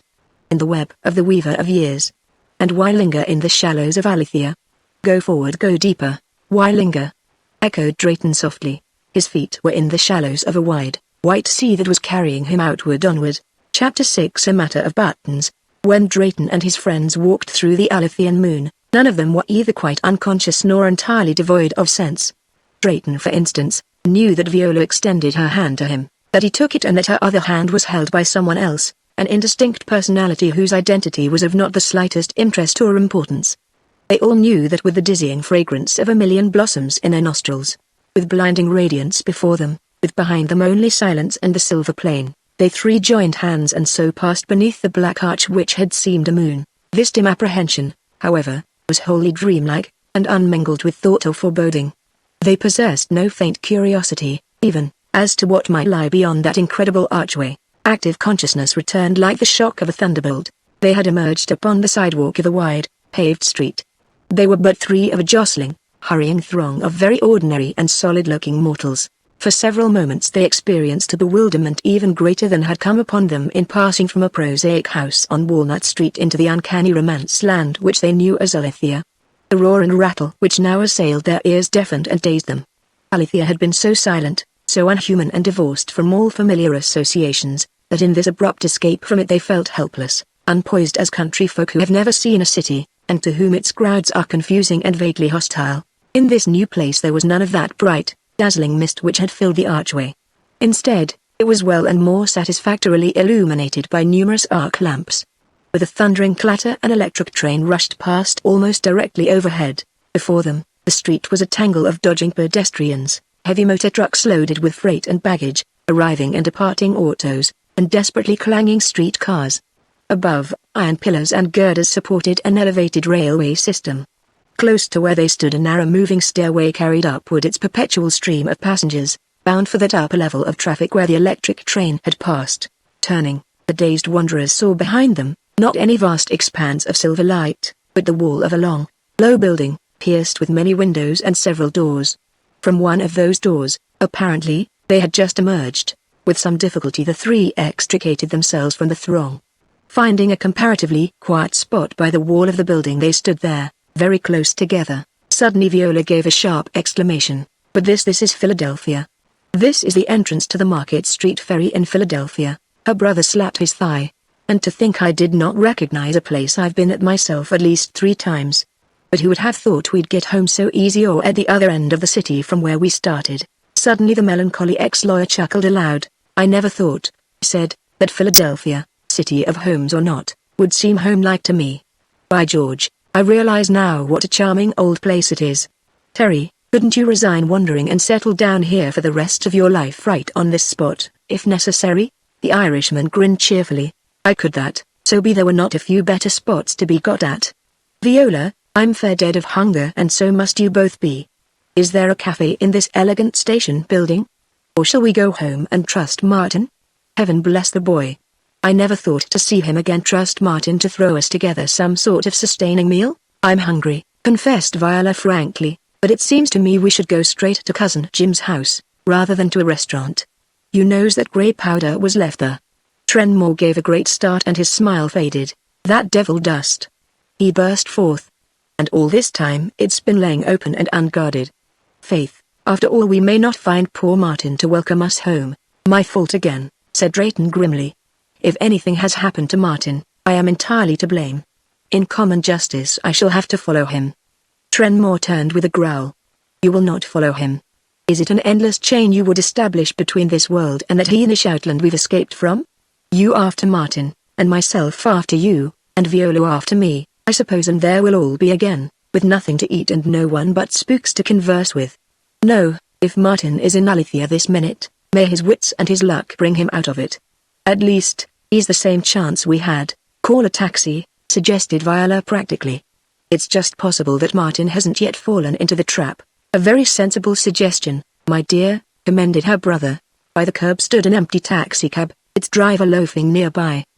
The latter was a thin, underfed-looking fellow, clad in a rather startlingly brilliant livery of pale blue and lemon yellow, with a small gilt insignia on the sleeve. A languid cigarette drooped from his lips. Beside his gaudy attire he wore that air of infinite leisure, combined with an eye scornfully alert, with which all true taxi drivers are born. 1700 Walnut Street, my man, directed Trenmore, and get up what speed you're able. Drayton had started to open the cab door, since the chauffeur made no move to do so. To his surprise, however, the latter sprang forward and pushed his hand aside. You wait a minute, gentlemen. Is this cab engaged? You have the empty sign out. No, We ain't engaged, but wait a minute. The fellow was eyeing them with a curiosity oddly like suspicion. Surely there was little out of the way in their appearance. Viola's attire was the picture of modern propriety. In crossing that ghostly plain nothing had occurred to destroy the respectable appearance with which they had all begun the journey. Wait! Ejaculated Trenmore. And what for? Isn't this a public cab? Yes, it's a public cab, right enough. There ain't nothing the matter with me nor my cab either. The trouble's with you. Why ain't you wearing your buttons? Wearing our buttons? Terence glanced frantically down over himself. At the rapid transition from one world to another actually removed those necessary adornments from his garments.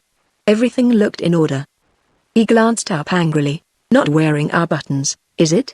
And what in the devil do you mean by that, you fool? Is it fuddled with drink you are? The chauffeur's alert eye measured the Irishman. Its owner shrank back against the cab. Don't you? He cried. Don't you hit me. I don't care who you are, you haven't any right to go about that way. You hit me, and you'll go to the pit for it. I've drove more than one of the service itself, and they won't stand for nobody beating me up. Drayton caught the half-raised arm of his friend. Don't, Terry, he cautioned softly. Why start a row with a lunatic? Trenmore shook him off. He was doubly annoyed by Drayton's assumption that he would attack a man of less than half his weight. For an instant he felt inclined to quarrel with his friend on the spot. Then the petty childishness of his irritation struck him, and catching Viola's appealing and astonished glance, he laughed shamefacedly. I left my temper behind the moon, Bobby, he grinned, as the three started off down the sidewalk in search of another vehicle. Somewhere along here there's a bit of an office booth of the taxi cab companies. Isn't that it, beyond the escalator? Yes, contributed Viola. I remember there's a sign over it. Quaker City Y, but they've changed it to Penn Service. Last week it was the Quaker City Company. Whether Penn Service, however, meant taxi service or something different they were not to learn just then. Before they reached the wooden booth beneath that white-lettered signboard, a heavy hand had grasped Drayton's arm from behind, whirling him about. The two others also turned and found themselves confronted by a police officer. At a safe distance in the rear their eccentric acquaintance, the chauffeur, looked on with a satisfied grin. And what is this? Demanded Trenmore sternly. Drayton said nothing at all. With the policeman's hand clutching his arm, fear had him in yet firmer grip. Was this another phase of the persecution to which he had been recently subjected? Was he about to suffer arrest, here in the presence of Viola Trenmore, upon some such trumped-up charge as had sent his partner to prison and death? In the bitter grasp of this thought, it was a moment before he comprehended what the officer was replying to Trenmore's question. And if you've lost your buttons, why have you not reported yourselves at the proper quarters? Sure, 'tis me duty to run ye in without further argument, but 'tis a fair-spoken, soft-hearted man I am. If you've a reason, give it me quick, now. Drayton grasped the fact that it was not himself alone who was involved. Equally, it seemed, Trenmore and his sister were objects of the man's absurd though apparently official attention. The lawyer in him leapt to the fore. Here might be some curious local civic ruling of which he, a stranger to the city, had heard nothing. What about the buttons, officer? He queried. Do you mean that we should be wearing some sort of button as an insignia? Is it crazy ye are all after being? What buttons, d'ye say? Why, what should I be meaning? Sudden year identification buttons. What are your numbers now? At least ye can tell me that. Or are ye the connections of a family? There was a moment's silence.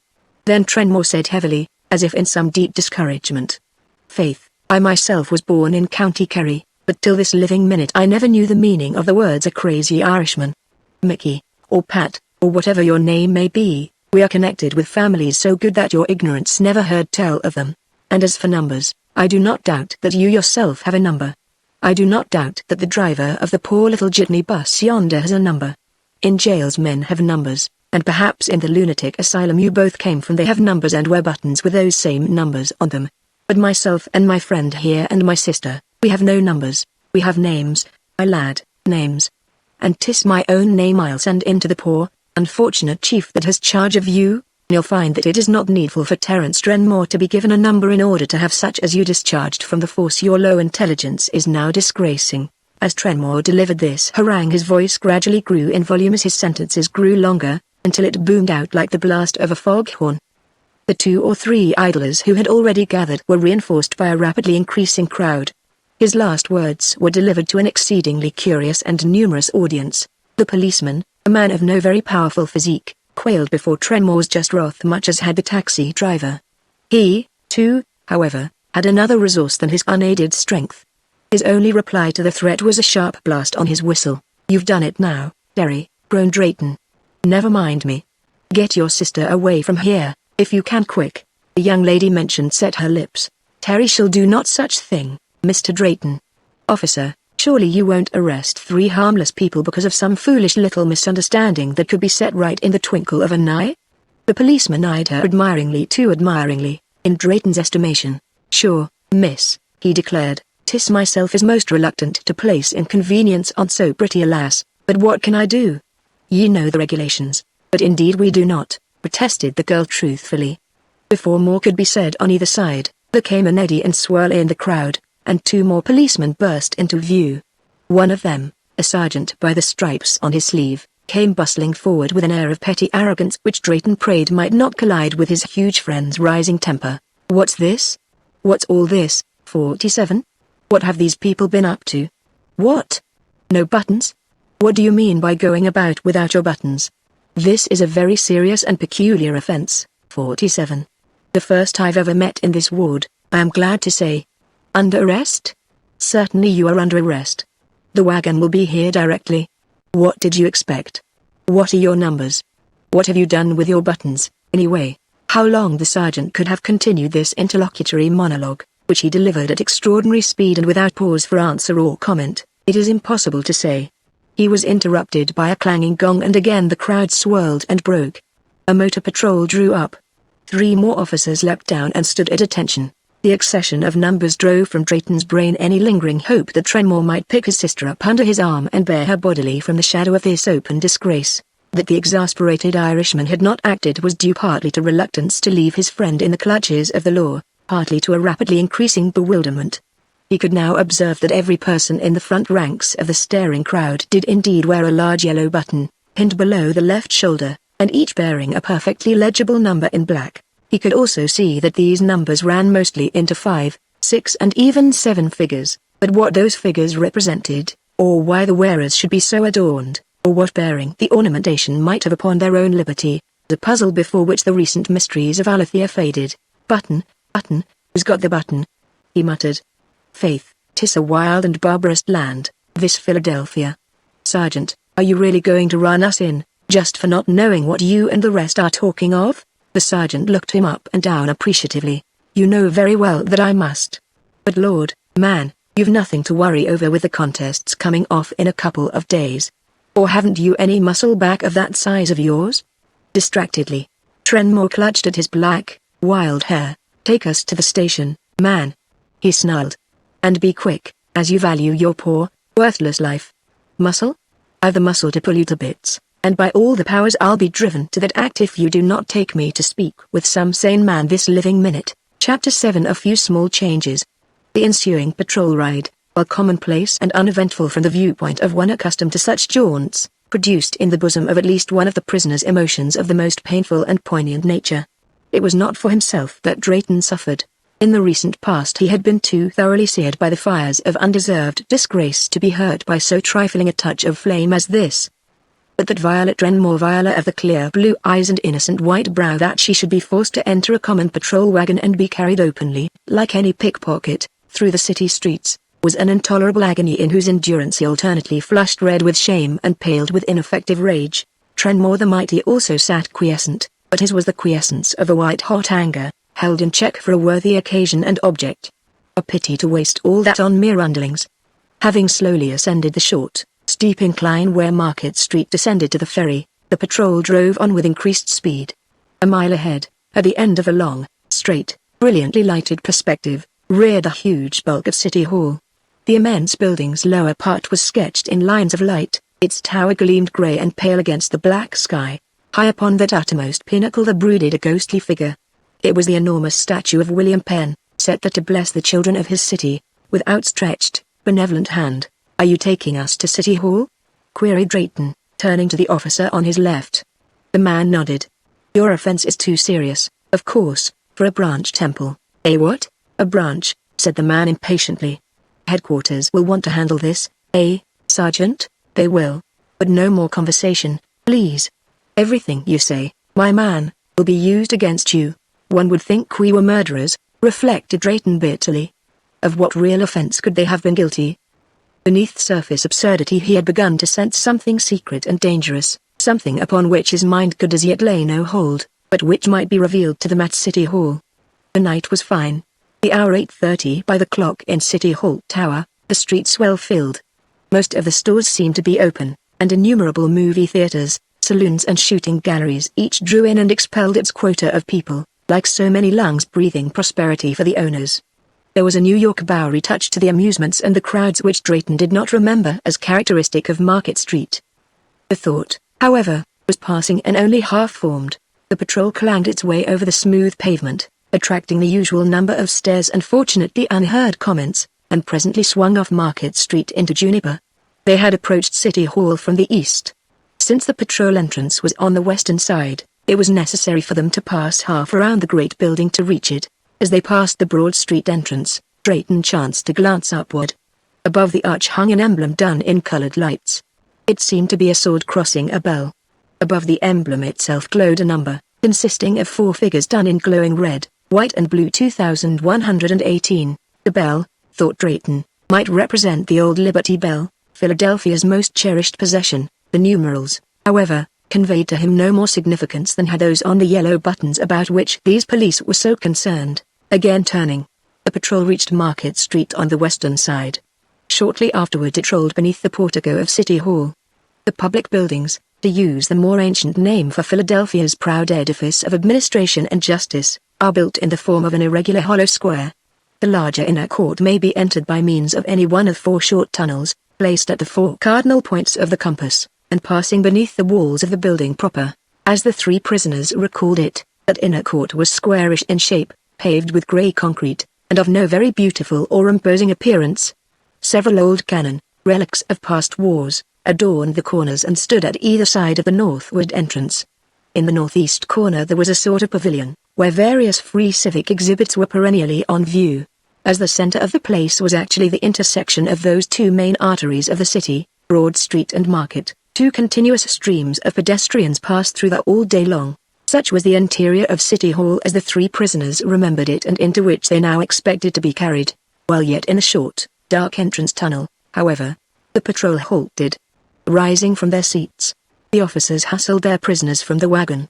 A moment later and they all stood together, halted just within the rim of the inner arch, and there the 3 received another of those wildly disturbing shocks, of which they had suffered so many in the past few hours. Instead of a bare grey courtyard, open to the sky, there stood revealed an interior which might have been lifted bodily from an Arabian Nights entertainment. Above, rounding to a level with the top of the 4th story, curved the golden hollow of a shallow but glorious dome. It seemed to have been carved from the yellow metal itself. The entire under surface was without a seam or trace of ornament, was polished to almost blinding brilliance. Striking upward upon it from invisible sources at the sides, light was reflected downward in a diffused glow, yellow as sunshine and giving a curious, almost shadowless appearance to the great chamber below. From the center of the dome, swung at the end of a 20-foot chain, depended a huge bell. This bell had either been enameled smoothly, or was cast of some strange metal. The color of it was a brilliant scarlet, so that it hung like an enormous exotic blossom. Some change or repairs to the thing seemed to be in progress, for out to it from the southern wall extended narrow suspension bridge of rough planking, that terminated in a partial scaffolding about one side of the bell. No tongue or clapper was within the bell, nor was there any visible means of ringing it. As for the floor beneath, it was of common grey concrete no longer. An exquisite pavement gleamed there, made of white porcelain or some similar substance, seamless and polished. In it the blood-red bell and certain colored panels of the golden walls were reflected as in a pool of milk. Near the northern wall a design appeared in this floor, set in as a mosaic of varicolored marbles. Where had been the southern and eastern entrances, short flights of green marble stairs led up to carved golden doors, Gothic in style and all closed. The windowless walls, also of gold, were carved in heavy bas-relief. At regular intervals appeared panels, done in bright enamels, representing various weird figures resembling Chinese gods and heroes. The entire color scheme of red, gold, green and white had a peculiarly barbaric effect, itself entirely out of keeping with the formerly staid and dignified old public buildings. Trenmore, as he gazed, forgot even his anger, and stared open-mouthed. They all had time to stare. The sergeant, having pressed an electric buzzer near the door, stood at ease, obviously waiting for something or someone to answer the summons. And is this the place they have for a courthouse? Trenmore murmured. I've seen the Taj Mahal, and I've seen the inside of Westminster Abbey and St. Paul's. But never, I can't understand it. Broke in Drayton desperately. Amazement had given place to distress, as the enormity of the change came home to him. Why, but this is incredible, it's preposterous. Here, broke in the sergeant's brusque voice. None of that.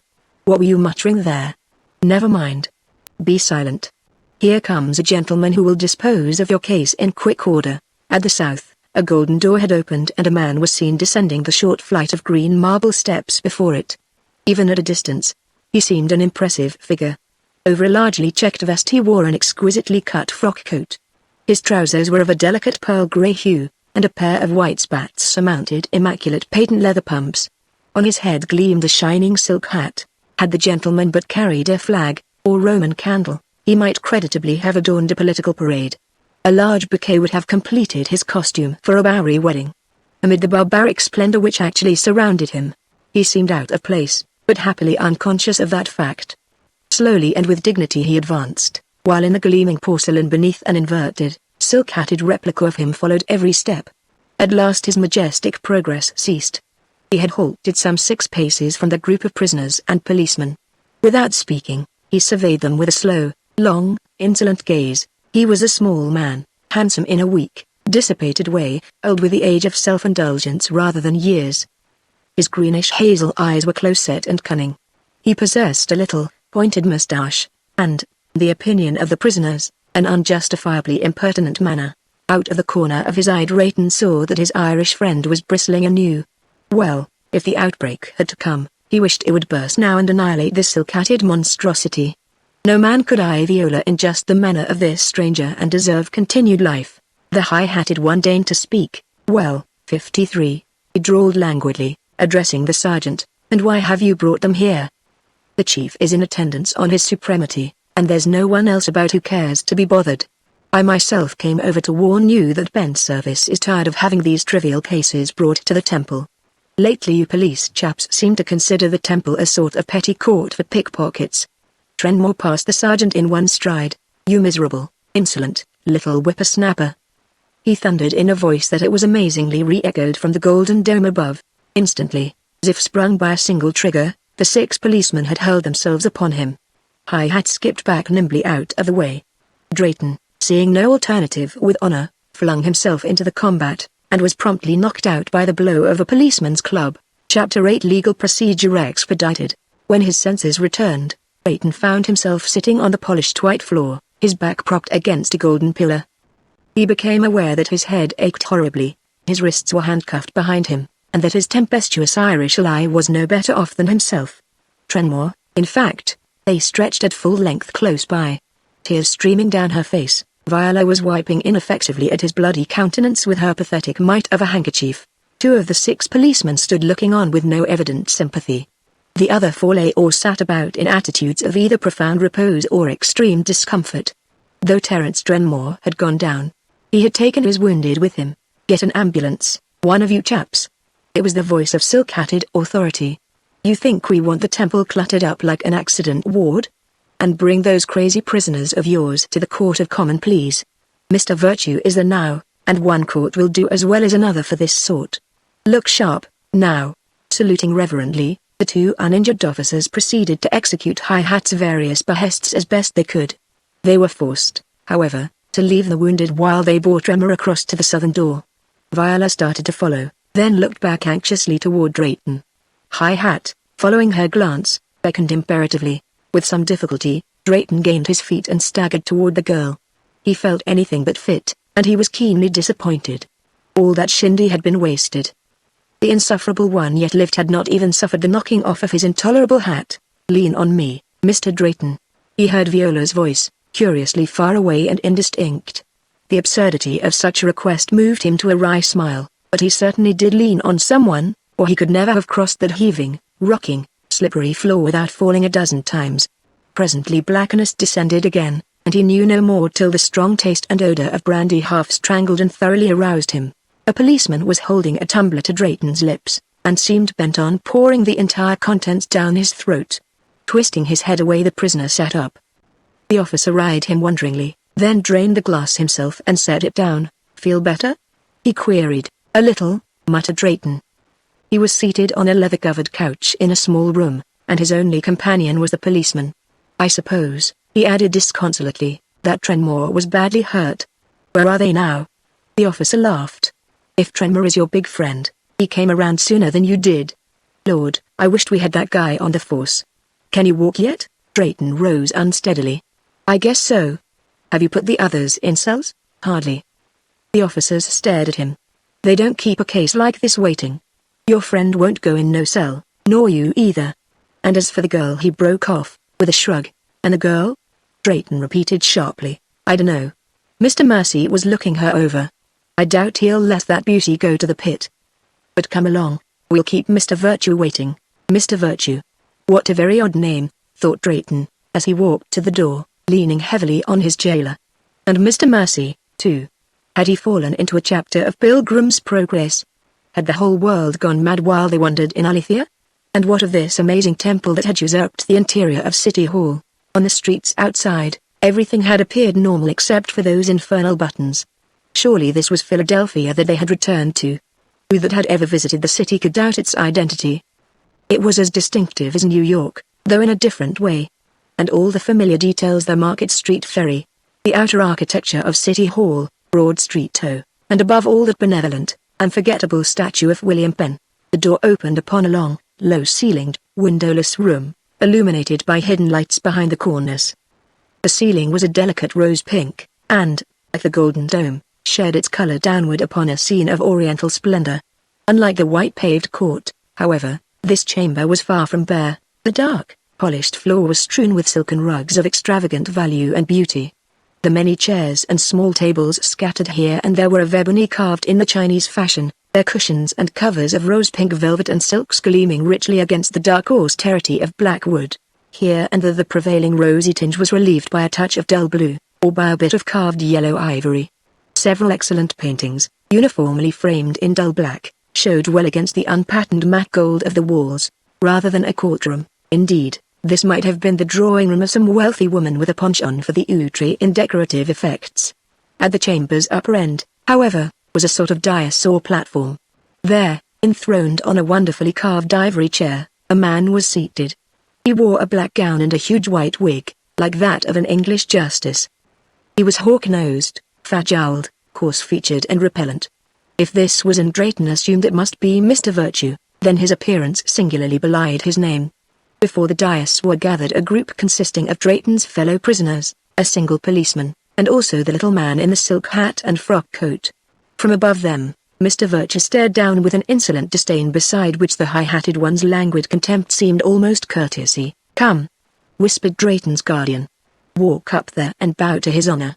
They've begun the trial," thought Drayton. There were present neither witnesses, jury nor counsel. Having no alternative, however, he obeyed, ranging himself beside Viola and bowing as gracefully as his manacled condition would permit. As a lawyer, though disbarred, he still respected the forms of law, however strangely administered. His own demeanor should be beyond reproach. Glancing at Trenmore, he saw that the Irishman had suffered no great damage in the recent unpleasantness, and also that he was earing the enthroned judge in anything but a penitent spirit. As for Viola, she stood with hands folded, eyes meekly downcast, an ideal picture of maidenhood in distress. Drayton, however, caught a sidelong blue flash from beneath her long lashes which hinted that the Trenmores were yet one in spirit. There was a further moment of awe-inspiring silence. Then the judge, or magistrate, or whatever he might be, cleared his throat portentously. "Mr. Mercy," he said, "I believe there need be no delay here. From your account and that of Sergeant 53, by the way, where is 53? "In the hospital, Your Honor. Having his wrist set, I see. He should have waited until conclusion of trial. His presence, however, is not essential.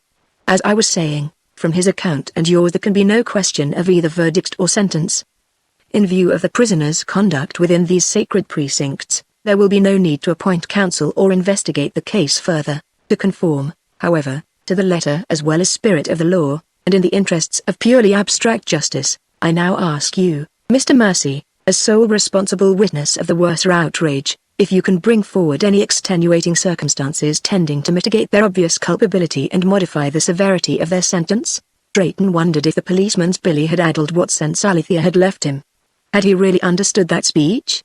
He seemed to catch a phrase here and there, stamped with a true legal verbosity. As a whole the speech was incomprehensible. And now Mr. Mercy was replying, Your Honor, in the case of the male prisoners, I know of no excuse. Not only have they appeared in public buttonless, but beneath the very dome of justice, with their eyes, so to speak, fixed on the scarlet threat of pen, they have assaulted and wounded the emissaries of sacred pen service. For the third criminal, however, for this mere girl-child I do desire the mercy for which I am named. Separate her from her evil companions, and who knows? She may become as innocent in fact as in appearance. Mr. Mercy uttered this plea solemnly enough, but at the conclusion he deliberately and languidly winked at the judge, and smiled upon the girl prisoner in a way which made Drayton's blood surge to his wounded head. Were these proceedings in any degree serious? Or was this all part of some elaborate and vicious joke? One hypothesis seemed as impossible as the other. Once more Drayton bowed. Your Honor, he said, surely, even at this preliminary hearing you will permit us. But the judge interrupted him. Preliminary hearing? He repeated scornfully. No man within the jurisdiction of pen service can be so ignorant of law as your words would indicate. Were there any shadow of doubts as to your guilt, we, in our perfect justice, might grant you a public trial. We might even permit you an appeal to Mr. Justice Supreme himself. But in so obvious and flagrant a case of law-breaking as yours, the servants of pen must decline to be further troubled. I now, therefore, condemn you, sir, and you, the big fellow my soul, Mercy, did you ever see such an enormous brute? I condemn you both to be immediately dropped into the pit of the past. And may pen have mercy on your probably worthless souls. Having delivered himself of this remarkable and abrupt sentence, his honor arose with a yawn, tossed aside the black robe and removed his wig. Beneath the robe he was dressed in a costume similar to that of their earlier acquaintance, Mr. Mercy. Descending from the dais, Virtue paused to wave an insolent hand toward Viola Trenmore. You saw the girl first, Mercy, he addressed his silk-hatted associate. So I suppose she's yours. You always were a lucky dog. Chapter 9 The Pit of the Past. Beneath the golden dome of justice, directly under the blood-red bell, where looking downward they saw the latter's crimson reflection as in a pool of milk, stood the three prisoners. That Viola was there had been the result of pleadings so passionate that even Mercy the pitiless and Virtue the gross were moved to grant them. As to why any of them were there, however, or what the queer sentence of that still queerer judge might actually imply, they were yet ignorant. This was their own world to which the white moon gate of Alethea had returned them, and yet in some dreadful manner they had been betrayed. Some mighty change had taken place during their brief absence. How brief had that absence been?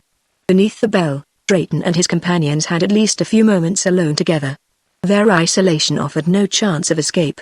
The three doors of the great chamber were shut and locked, while across the old patrol entrance at the west a grate of heavy golden bars had been lowered. Viola, my dear, said Trenmore, my heart aches for you. Whatever this pit of theirs may be, they've not condemned you to it along with us. I fear 'tis for an ill reason that they have spared you. My own folly and violence have brought me where I can no longer protect you, little sister, but for all you're so young and little you're a Trenmore, Viola. You know what to do when I'm gone. Oh, must I tear out my very heart to be telling you? Viola shook her head, smiling bravely. I'll never shame you, Terry. When you go, dear, life will be a small thing that I'll not mind to be losing. And, Terry, I've a thought that this world we've come back to is our world no longer. We've no more place here than we had in Alethea. Drayton started slightly. Then you believe, you must end this now, broke in a languid voice. Mr. Mercy had come up behind them unawares. Back of him appeared the figures of four other men, apparently convicts. They were dressed in loose, ill-fitting costumes, yellow in color and barred with broad black stripes. Their ugly heads were close-cropped, their faces stupid and bestially cruel. Awfully sorry to interrupt, continued Mercy, fanning himself lazily with a folded newspaper he carried. But we can't keep the pit guard waiting forever, you know. Don't cry, little one. I'll look after you. Viola turned upon him with flashing, tearless eyes. When roused her temper was as tempestuous as her brother's. You insignificant rat of a man.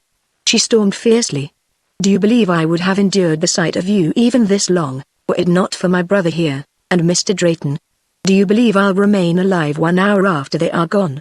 Mercy looked a trifle surprised. "Do you know, my dear," he drawled, "I think you're devilish ungrateful. If Virtue and I were not so soft-hearted you wouldn't be here now." "Oh, well, I like a girl with a spark of temper about her. You'll get over it. If you really wish to see the last of your heavyweight brother and his pal, come along." Turning, he strolled off toward that mosaic emblem, set in the northward pavement. The 4 convicts closed about the prisoners. A moment later, having escorted them a short distance in Mercy's wake, the guard drew aside. The handcuffed prisoners now found themselves standing at the very edge of the mosaic. The colored marbles, beautifully inlaid, represented a huge chained eagle, pierced with arrows, and reaching vainly with open beak after a flying dove and whose bill appeared the conventional olive branch. On a scroll beneath 3 words were inscribed in scarlet letters. Sic Semper Tyrannis. They were the words of Booth, when he bestowed the martyr's crown upon Lincoln. Thus ever to tyrants. Incidentally, they were also the motto of a state, but the state was Virginia, not Pennsylvania. What could be their meaning here? And where was this pit of the past into which the prisoners were to be thrown? The last question was immediately answered. On the far side of the emblem, Virtue, Mercy and their attendant bluecoats had grouped themselves. Now Virtue stooped, clumsily because of his fat, and pressed a spatulate thumb upon the round eye of the mosaic dove. Instantly the whole emblem began to sink. It seemed hinged on the base of the scroll. A moment later and there was just a hole in the pavement, shaped like the emblem, and up from which struck a strange, reddish glare. Edging cautiously closer, Drayton peered downward. Viola and her brother joined him. They stood motionless, the ruddy light striking upward upon their shocked, fascinated faces. What they saw was a straight-sided pit, some 35 feet in depth. From top to bottom the walls were lined with tiny, ruby-colored electric bulbs. At the very bottom sat a squat gigantic thing, with shoulders and head thrown back. The face of it glared up at them. The mouth, distended to an opening of some 6 feet across, was lined with sharp steel spikes, slanting upward. The tongue was a keen, curved edge of steel. In its taloned hands the monster held 2 spears upright. A tail, also spiked, reared itself at one side, and the narrow forehead bore 2 needle-pointed horns of steel, so the space at the bottom of the pit was filled. Anything falling there must of necessity be impaled if not fatally, so much the worse for the thing. Trenmore growled in his throat. "For sure," said he at last, "you murderers have gone to needless trouble. Why do you not cut our throats with your own hands? The deed would fit your natures." Virtue and Mercy only smiled complacently. "Sorry you aren't amused," drawled the latter gentleman. "This little joke was not invented for your special benefit. Do you know who that is down there? The statue of the devil you worship," hazarded Trenmore viciously. "Oh, no indeed. Quite the contrary. The statue of the devil you worship, my bellicose friend. That is the god of war, and as he can no longer stride loose about the world, we have made it convenient for his devotees to drop in on him. In other words, break the piece of pen, and you'll get more of war than you like. Sic Semper Tyrannis. Any man who assaults another is a tyrant by intent, at least, so down you go. It was your police who attacked me," accused Trenmore hotly. Mercy's brows lifted. "Was it? I had rather forgotten. That does spoil my parable, eh? But we shan't let it interfere with your invaluable opportunity to worship the god of war. Do you actually throw living people into that vile trap?" Drayton's voice was incredulous. So theatrical, so tawdry seemed this pit of theirs, like a stage dragon at which one may shudder, but not sincerely. "We most assuredly do," smiled Virtue. He continued speaking, but his words were drowned and rendered indistinguishable by a great rattling roar, which seemed to rise from the open pit itself. The prisoners instinctively sprang back from the edge. There was nothing vocal in the noise, but if a bronze demon like that below should start into hungry life, just such a mechanical, reverberating roar might issue from its resounding throat. The sound died away. "What was that?" demanded Trenmore sharply. Mercy laughed. "The subway, of course. The trains pass under the temple foundations. You are the most curiously ignorant crooks that were ever brought in here. Where have you been living?" Virtue glanced at his watch. "Mercy, if you are interested in their histories, would you mind obtaining them from the young lady later on? I'm due at a banquet in half an hour and I'm not dressed." "Go ahead," shrugged Mercy. "We can finish without you." Frowning, the judge shook his head. "His Supremacy demands regularity in these affairs, and you know very well that the presence of the condemning judge is required here." Then he added in a lower tone, which nevertheless carried across the pit, "I tell you frankly, Mercy, but he didn't like that business last week. You are growing too careless of his opinion, my dear fellow. Oh, he's an old hello, there comes Lovely. Now we shall have to hold the execution till she has looked the prisoners over. If we don't, she'll be deeply offended. A lot I care, muttered Virtue. Nevertheless, he lowered his hand, raised as if in direction to the guard. A woman was approaching from the doorway beyond the open pit. Tall, slender, a striking blonde in hair and complexion, she was dressed in an evening gown of soft, droopy lines, sea green and deeply slitted to show slender limbs clad in pale gold. At first glance and at a distance, Drayton fancied that Lovely well deserved her name. But as she drew near, two facts became painfully apparent. The color in her cheeks was not the kind limited by nature, and her golden hair, waved back under a jade-green net, was of that suspicious straw gold, easily bought but very seldom grown. Her features, however, were regular and clean-cut, and her eyes really beautiful. They were large, well-shaped, and almost the very green of her gown. Smiling sweetly upon Mr. Virtue, the lady extended her hand to Mr. Mercy, and afterwards swept the prisoners across the pit with a cold, indifferent gaze. When it rested upon Trenmore, however, her expression changed. A sudden light leapt into the sea-green eyes. The pupils expanded darkly. What a perfectly gorgeous giant, Verty! She exclaimed, turning to the judge. Where on earth did you get him? Surely, you were not about to waste that on the pit. Why not? His Honor bestowed another covert, annoyed glance upon his watch. He has already beaten up 4 of our blue boys, laughed Mercy. Indeed? How so? Mercy related the incident briefly, giving Trenmore full credit and even exaggerating his feats for narrative effect. The lady laughed, a silvery peal of light-hearted merriment. And you meant to throw all that away in the pit? How extravagant you boys are. It's fortunate I came out here. Now, what I should like to know is this. Why hasn't at least that one, she pointed at Trenmore, taken condemned right and entered for the contest's day after tomorrow? Why didn't you, number, whatever your number may be, Trenmore eyed her, frowning. Madame, I can't so much as guess at your meaning. If there's some way out of this murderous business for my sister, my friend and myself, we'd take it more than kindly if you'll explain. Lovely, Virtue protested, snapping shut his watch. I really must leave here immediately. Just a minute, he flung him, and called across to Trenmore. You must know the laws. Believing that their fate hung in a delicate balance, Drayton intervened. We are strangers here. They haven't allowed us to speak or defend ourselves, but we certainly do not understand the laws, and we have not offended intentionally. Strangers. Strangers in Philadelphia? Certainly. This gentleman only recently arrived from Ireland. His sister has spent the last few years in the West, and I myself am from Cincinnati. The woman shook her head, looking more puzzled than before. Those names mean nothing. If you are really from outside the boundaries, how did you get in? Drayton hesitated. A diplomatic answer to that was, under the circumstances, difficult. Before he could frame a sentence sufficiently noncommittal, a new figure had thrust its way through the police guard and walked to the woman's side. He was a man of about 35, sharp-featured, cunning-eyed, and with a thin-lipped mouth which closed tight as a trap. Unlike Virtue and Mercy, the newcomer was attired in full evening dress. A light cloak, black and lined with flame-colored silk, was flung across one arm. Without troubling to salute her companions, and without the slightest evidence of interest in the meaning of the scene in general, he addressed the green-clad woman. Lovely, he demanded in barely repressed impatience, are you intending to go out this evening or not? If you don't wish to dance, for heaven's sake, say so. I can take someone else. She turned upon him a glance of indolent scorn. Do that, if you think best.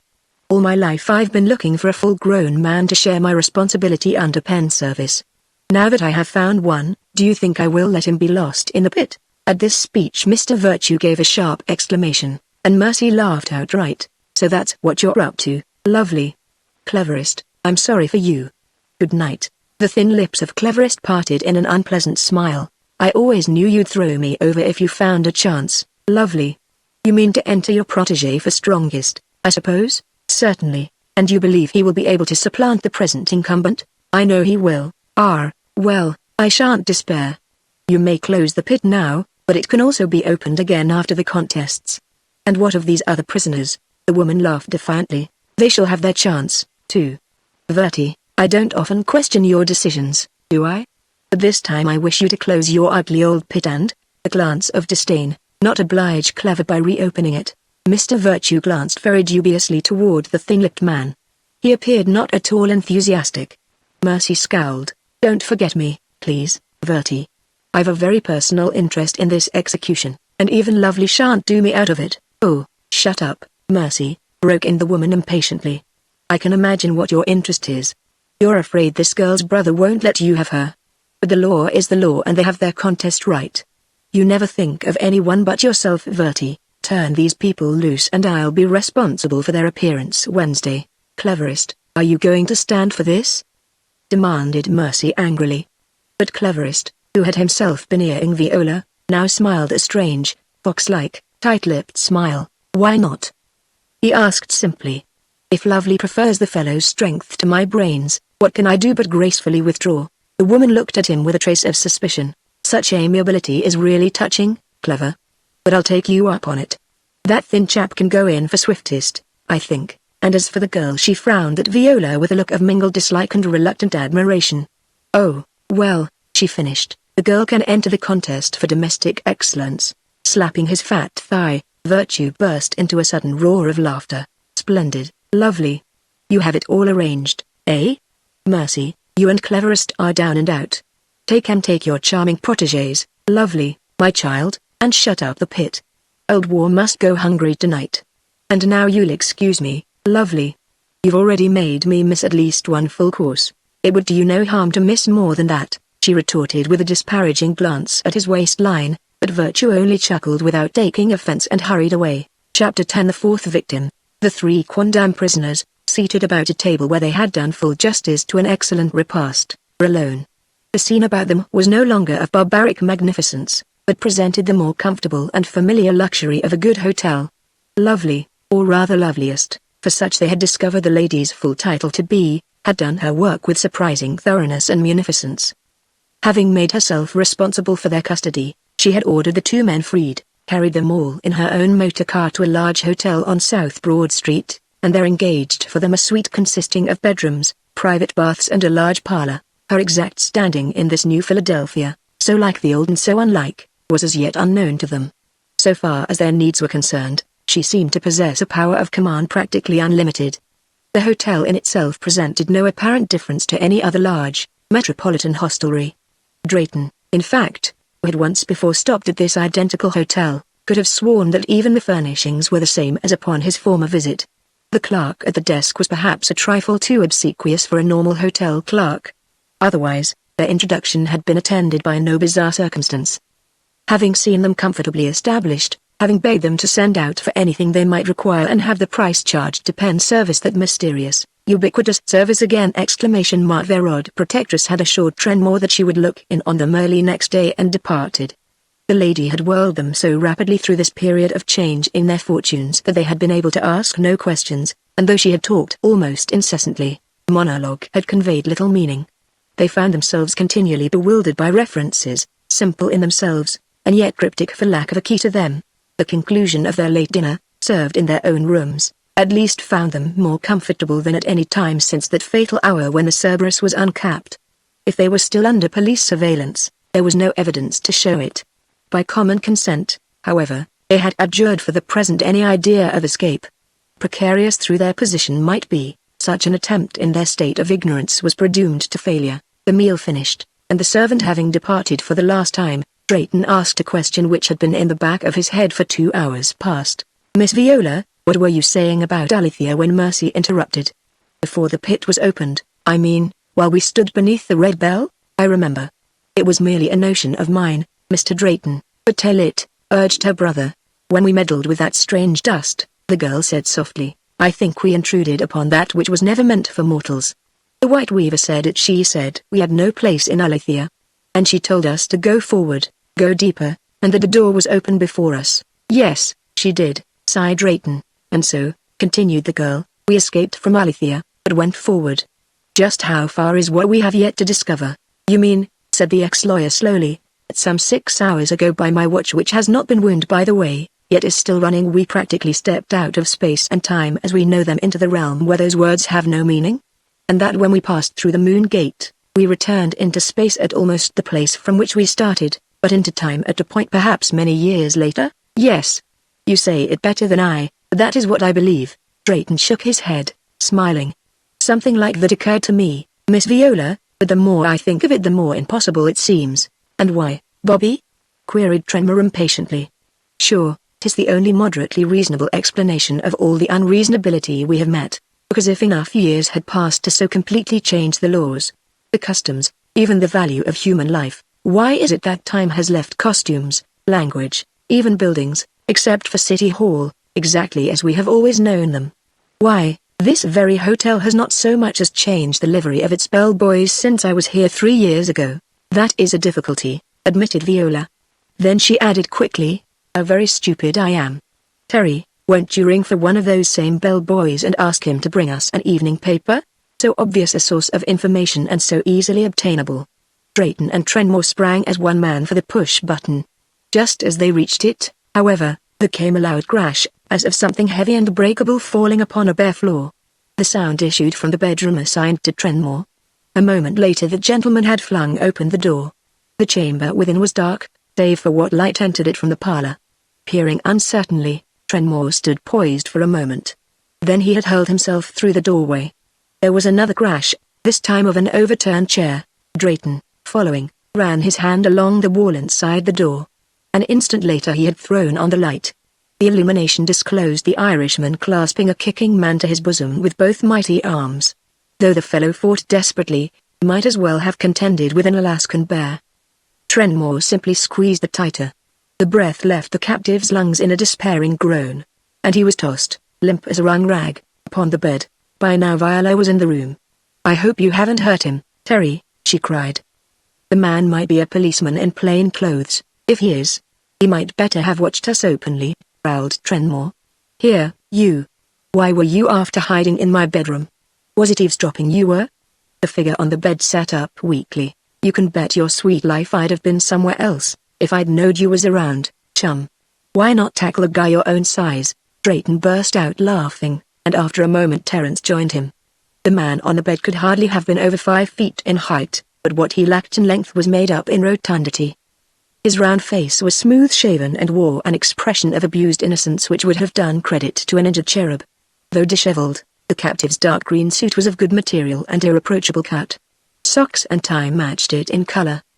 His one false color note was the glaring yellow of a large identification button, pinned duly beneath the left shoulder, the too brilliant tan of his broad-soled Oxfords. I say, repeated Trenmore, what are you doing in my room?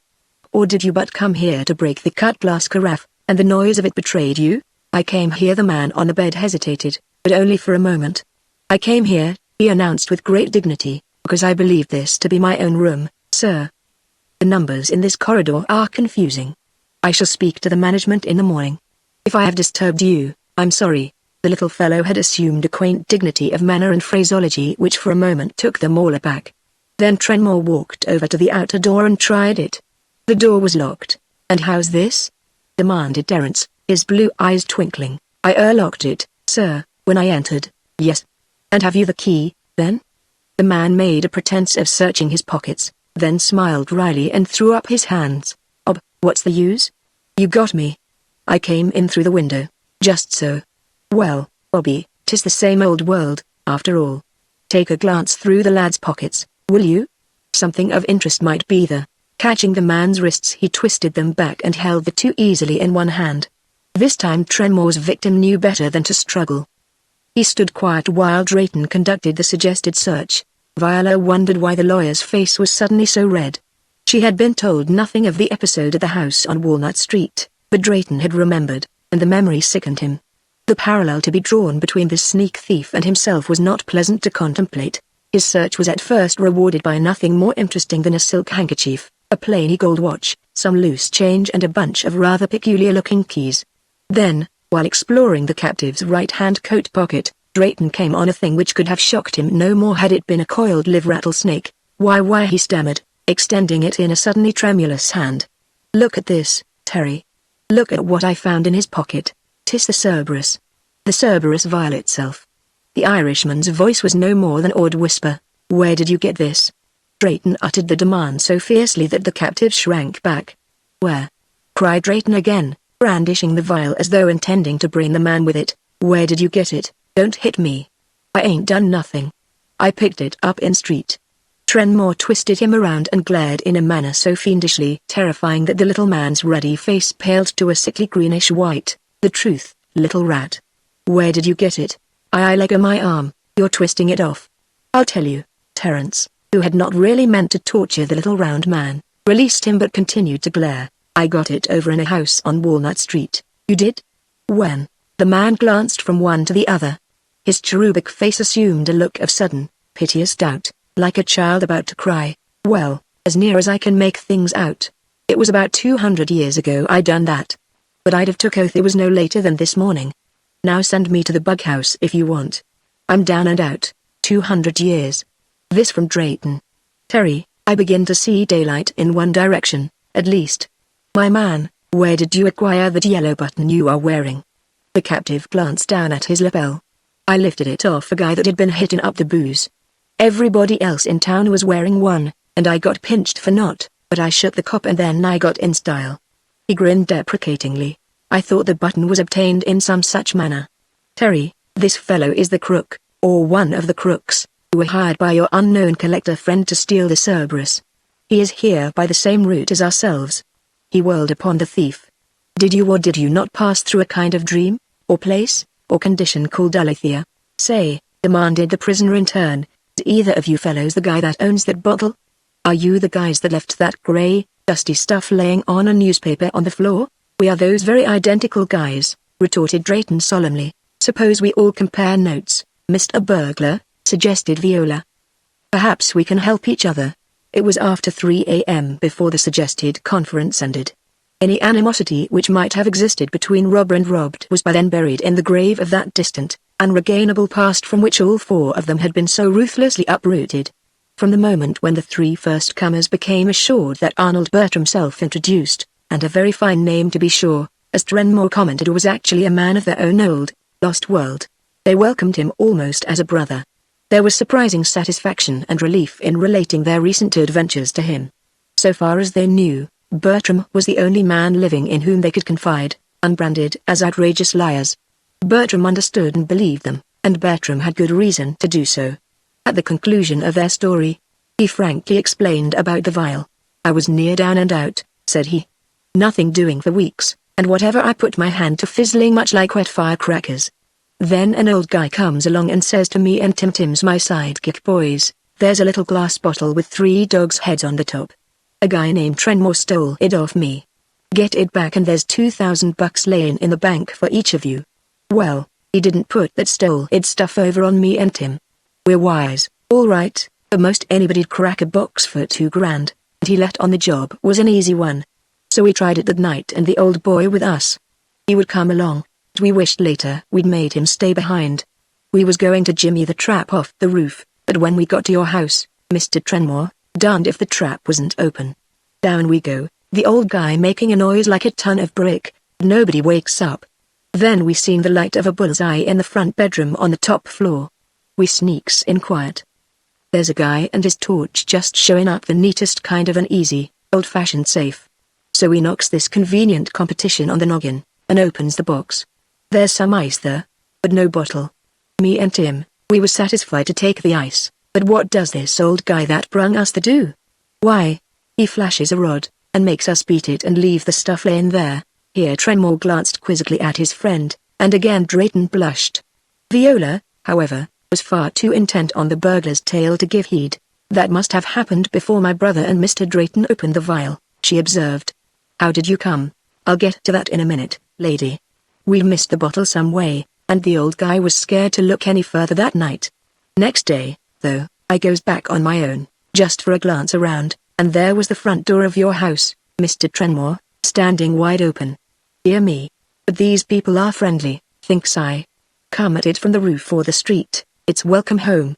So up I goes, and once inside I seen this here bottle, right out in the middle of the floor.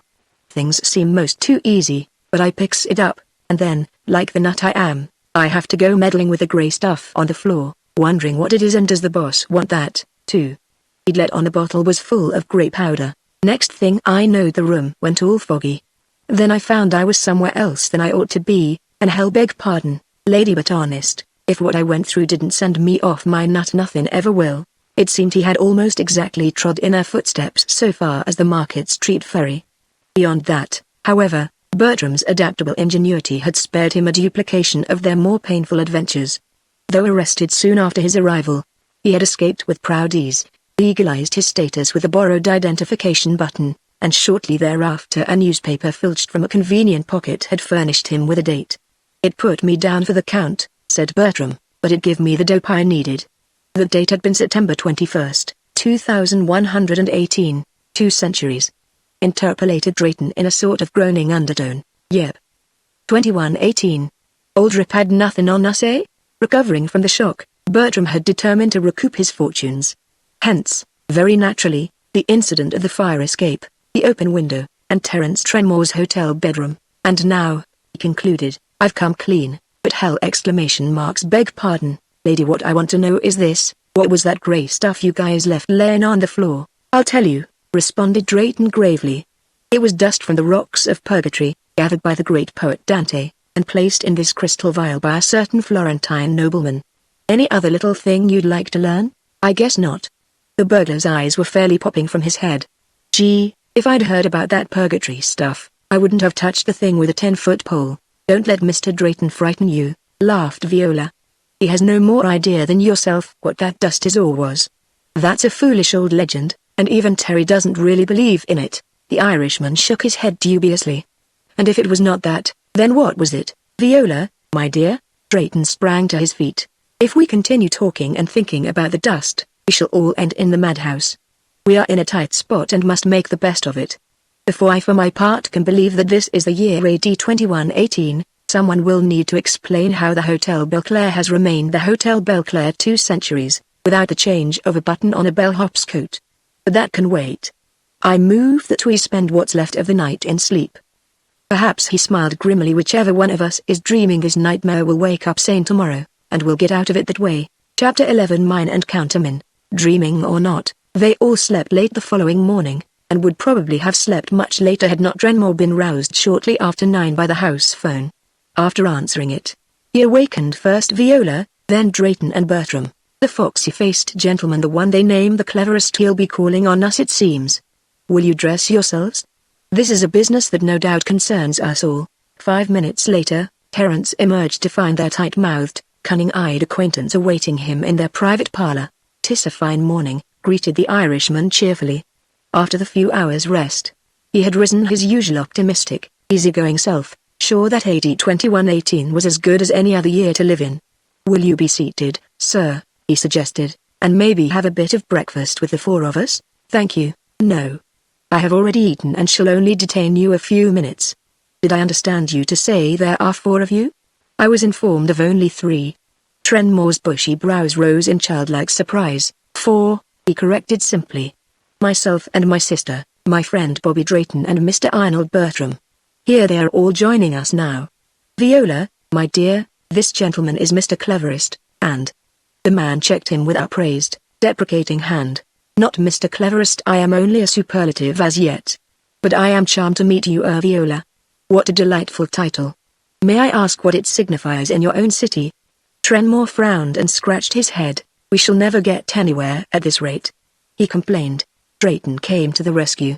"It might be better, sir, if we begin by making allowances for entirely different customs, here and where we came from. Viola is a given name. It is proper to address the lady as Miss Trenmore. My own name is Robert Drayton, the gentleman is Mr. Terence Trenmore, and this is Mr. Arnold Bertram." Cleverest bowed, though still with a puzzled expression. "I admit that to me your titles appear to have no meaning, and seem rather long for convenience. As you say, however, it may be best to leave explanations till later. Time presses. Forgive me for dragging you out of bed so early, but there is something you should know before her loveliness plunges you into difficulties. She is likely to be here at any moment. May I ask your attention?"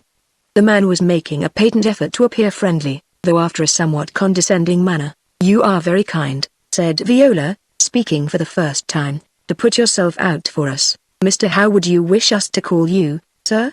"Just Cleverest or Clever, to my friends," he added with a smirk of his trap-like mouth. "I believe my presence and errand are sufficient proof that I wish you for friends. It is well enough for you, Mr. Trenmore, to enter the contest for strongest. Lovely knows her own hand in that respect.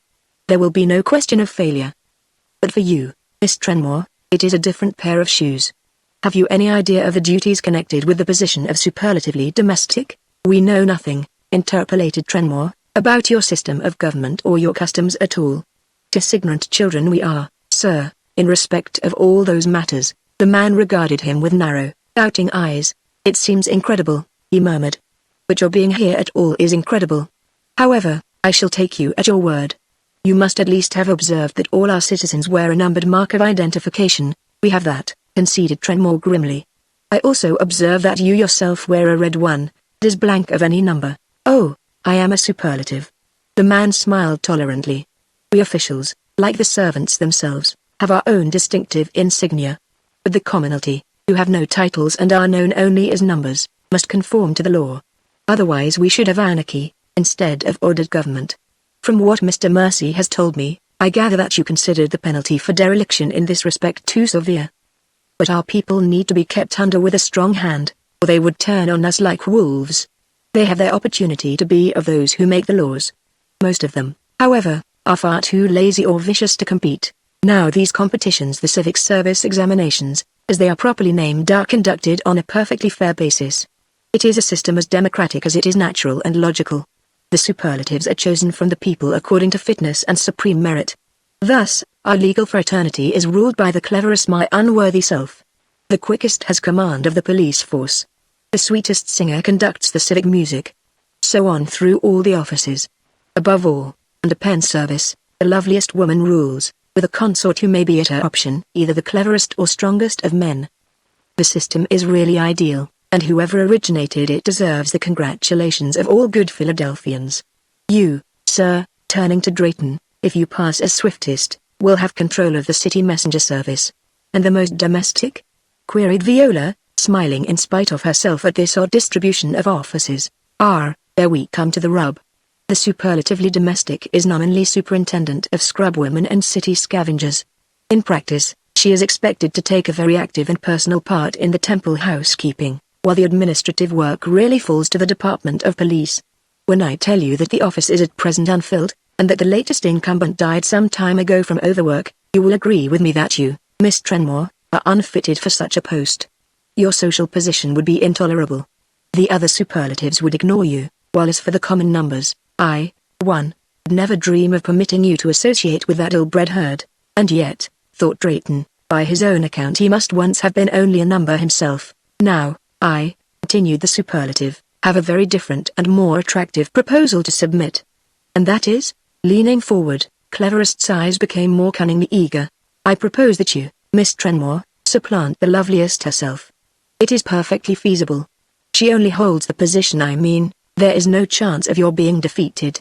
Let the woman go to the pit. Her beauty is a thing outworn years ago. But you listen, she threw me over for you, Mr. Trenmore, because she is so sure of herself that she believes she cannot be supplanted. But she is like every other woman. Her skill at politics is limited by her own self-esteem and vanity. She has dallied along for years, putting off her choice of a male consort for one excuse or another, but really because she likes her selfish independence and prefers to keep her very considerable power to herself. At one time she was a great favorite with his supremacy, and in consequence more or less deferred to by even the service. At present, however, Mr. Virtue is the only real friend she has among the servants, and he is growing rather tired of it. Without realizing it, she has for 3 years been walking on the very thin ice of his supremacy's tolerance. It is true that 6 months ago she pledged herself to me, which shows that even she is not quite blind. But that was a contract which I, for my part, have never intended to fulfill. I had almost despaired, however, of discovering any really desirable candidate to take her place. Last night when I looked across the pit I could hardly trust my eyes, Miss Trenmore. You seem too good to be true. No, really you did. If she had thought about it at all, Lovely would have guessed then that her day was over. Your friends, Miss Trenmore, are my friends, and if you will follow my advice, you and I will end by having this city under our thumbs like that. He made a crushing gesture, which somehow suggested an ultimate cruelty and tyranny beyond anything which Drayton, even, had encountered in his own proper century. The Pent Service will give you a free hand, continued the man.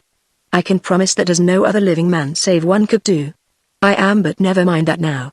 Will you take me on as a friend? Viola was eyeing him curiously. And this loveliest, you say she must take her choice in marriage of just those two, strongest or cleverest? But Terry will be one of those, and he is my brother. I am not your brother, said Cleverest insinuatingly. Drayton sprang to his feet, and Trenmore, already standing, made a sudden forward motion. But to their surprise Viola herself waved them to be quiet and smiled very sweetly upon this foxy-faced and cold-blooded suitor. I think I may thank you, sir, and accept your alternative. If you are sure that I shall win in this strange competition. And now I am thinking, what do you do with the people who lose their high office? I suppose they go back among the numbers again? The man laughed. That would never do. Penn Service could never allow that. Anyone who fails at a competition, whether he is a candidate or an actual incumbent of office, goes into the pit. Gee, muttered Bertram succinctly. Then aloud, say, mister, I shouldn't think these here super what you may call jobs would ever get to be real popular. We are not exactly crowded with applicants, acknowledged the superlative. But do not allow yourselves to be troubled on that score. I have excellent reasons for prophesying your success. And now I had best leave you, before her worn-out loveliness catches me here. She might just possibly upset the apple cart yet. May I rely on you? He looked from one to the other with a shifty, yet piercing gaze. I think you may. Again Viola smiled upon him in a way that made Drayton writhe inwardly. What hidden side of this beautiful, innocent, girl-child's nature was now being brought to the surface?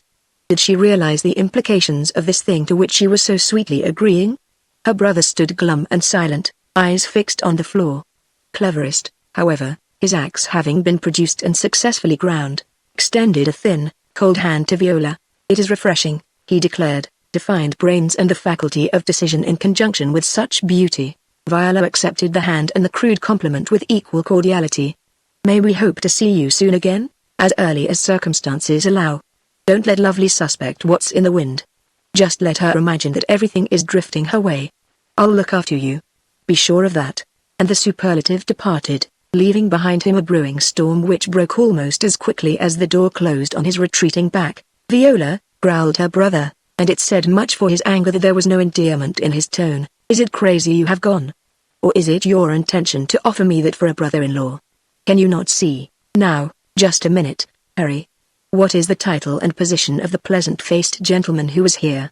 Cleverest, of course, the cunning-eyed rat. And he said he was at the head of the lawyers. Bad luck to the lot of them, begging your sole pardon, Bobby, my boy. Exactly.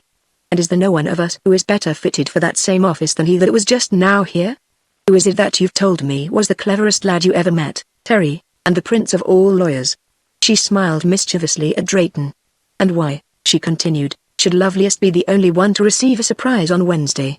Let Mr. Drayton try for the office he's best trained for. I have faith that this cleverest of theirs is not the man to win against him. I might try, began Drayton.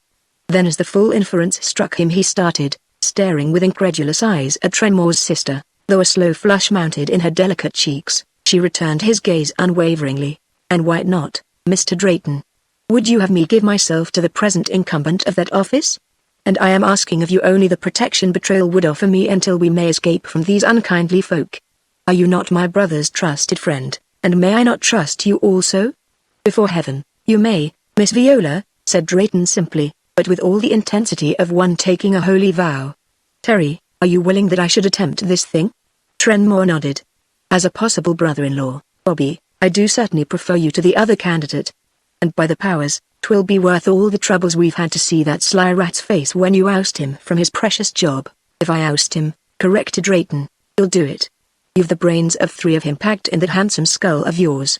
But Bertram, man, wherever did you get that watch? 'Tis a beautiful timepiece and all, but never the one you had last night. It is, though.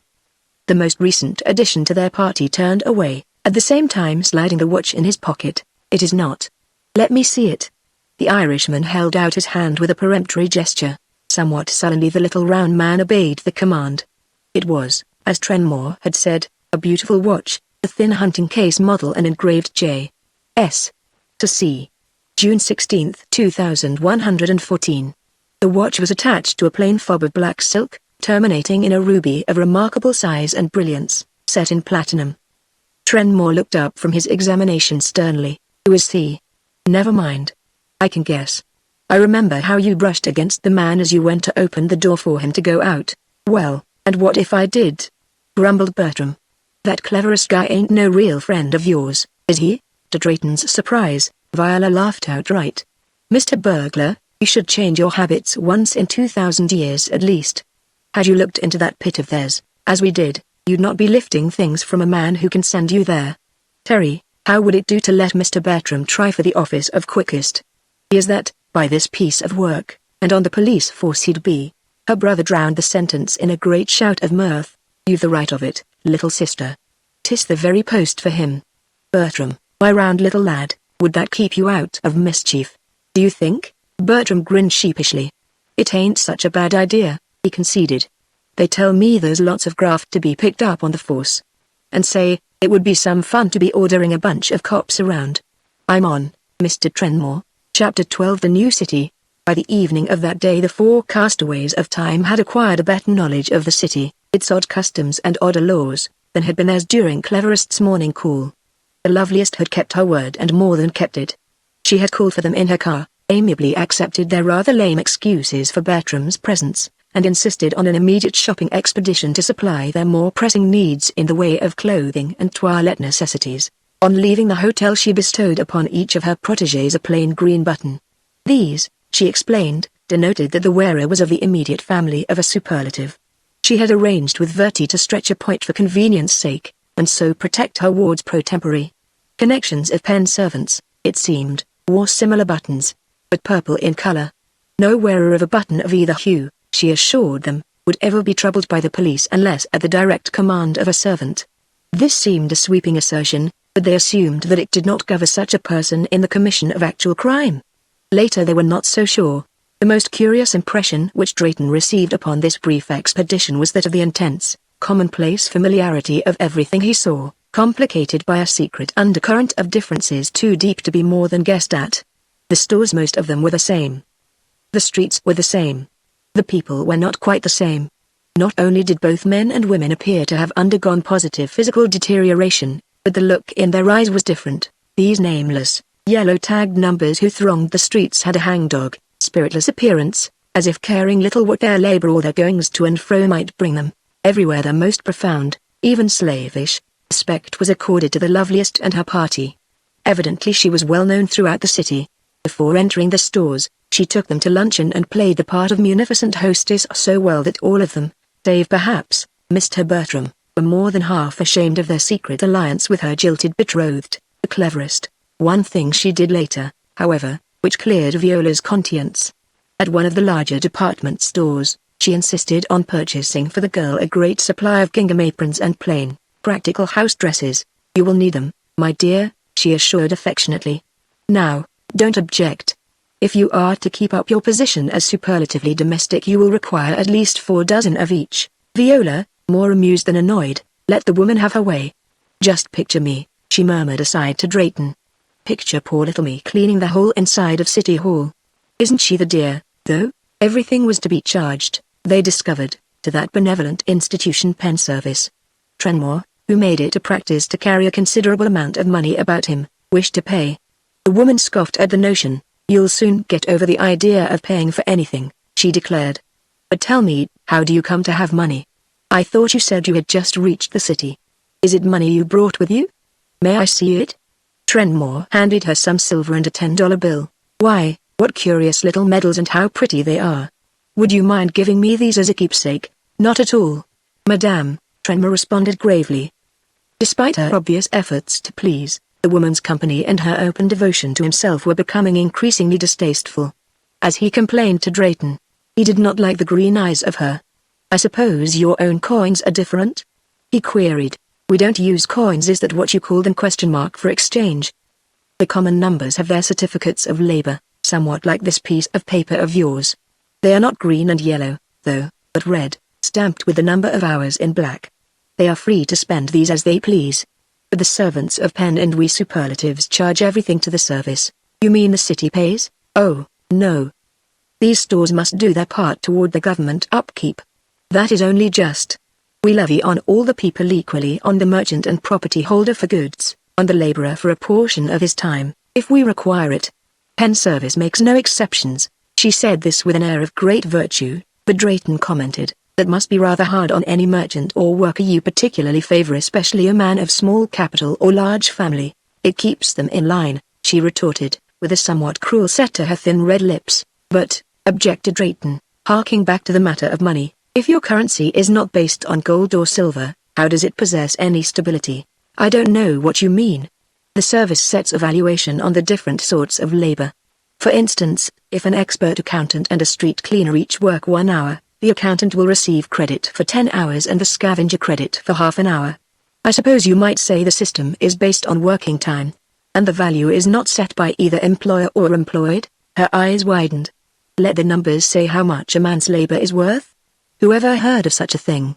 Why, they would grind each other into the ground. They are at least free to work for each other or not as they please, I suppose?" "Certainly." "Why, they are perfectly free in every way. They even own all the property except the temple itself and the officials' private residences." Drayton was hopelessly at sea. Was this system a tyranny, as he had indefinitely suspected, or was it the freest and the most orderly of governments? "Forgive my stupidity," he apologized. "I don't even yet understand. Instead of the dollar you make an hour's labor the unit and then set a fixed schedule of labor value. But the work of 2 men at the same job is hardly ever of equal worth. How do you—" "Wait," she broke in impatiently. "When you are yourself one of us, sir, you may understand these arrangements better. Penn Service owns practically nothing, but it rules everything. It is perfectly impartial. One man's labor is as good as another's. Anyone who refused to give or take a certificate would have the service to deal with, and yet the service itself never pays for anything and takes what it likes of goods or labor. But according to that your whole population are mere slaves, and their ownership of property a mockery. Who are these servants of Penn that hold such power?" She stared at him, a hard look in her green eyes. "The masters of the city," she retorted briefly. "It is not suitable that we discuss them here and now. Wait until tomorrow. Then you yourself will become, I hope, a superlative, and as such will receive all the necessary information." The ex-lawyer accepted the snub meekly, but dared one further question. "Are Mercy and Judge Virtue servants of Penn?" "Mr. Mercy and Mr. Virtue are both of the inner order. You will do very well not to cross their path." Drayton. He made no further comment, but determined to use every opportunity to get at the true inwardness of this singular system and the toleration of it by the so-called numbers. Were all other cities like this? They must be, he thought. No one would choose this one to live in. The loveliest herself seemed strangely devoid of curiosity regarding her protégés' past lives and histories. Indeed, twice she checked Trenmore when he would have volunteered information along this line. "You must not tell me these things," she declared. "Even we superlatives are not permitted to learn of other places and customs are not supposed to know that such exist." At this preposterous statement Bertram, who had been going about with an air of pained boredom, became interested. "Say, lady, don't you folks ever go traveling anywheres?" Had he suggested something indelicate, she could have looked no more horrified. "Traveling outside of Philadelphia? I should hope not. Besides, such an outrage would never be permitted, I assure you. But you must have some communication with the outer world?" Puzzled Viola. "We saw the trains and the passengers at the ferry. And where do all these things come from that we see in the stores?" "My dear, we have many local trains, of course, but the interstate commerce is entirely in the hands of Penn Service. Our laborers here manufacture certain articles, our farmers raise certain produce. These things are turned over to the service who reserve a share to themselves for expense. Then they exchange it outside the boundaries, but it is all done by the secret agents and I have never bothered my head about it. The matter is outside the province of my administration. How long has this sort of thing gone on?" persisted Drayton. "My dear sir, and all of you, why will you ask such absurd and impossible questions? Can't you understand that we Philadelphians have no concern either with the past or with anything outside our own boundaries? The law says, let every good citizen live his own life. It is forbidden that he should do more than that." "Do you mean to tell us," gasped the lawyer, "that you know nothing of this city's history?" "Certainly I mean that.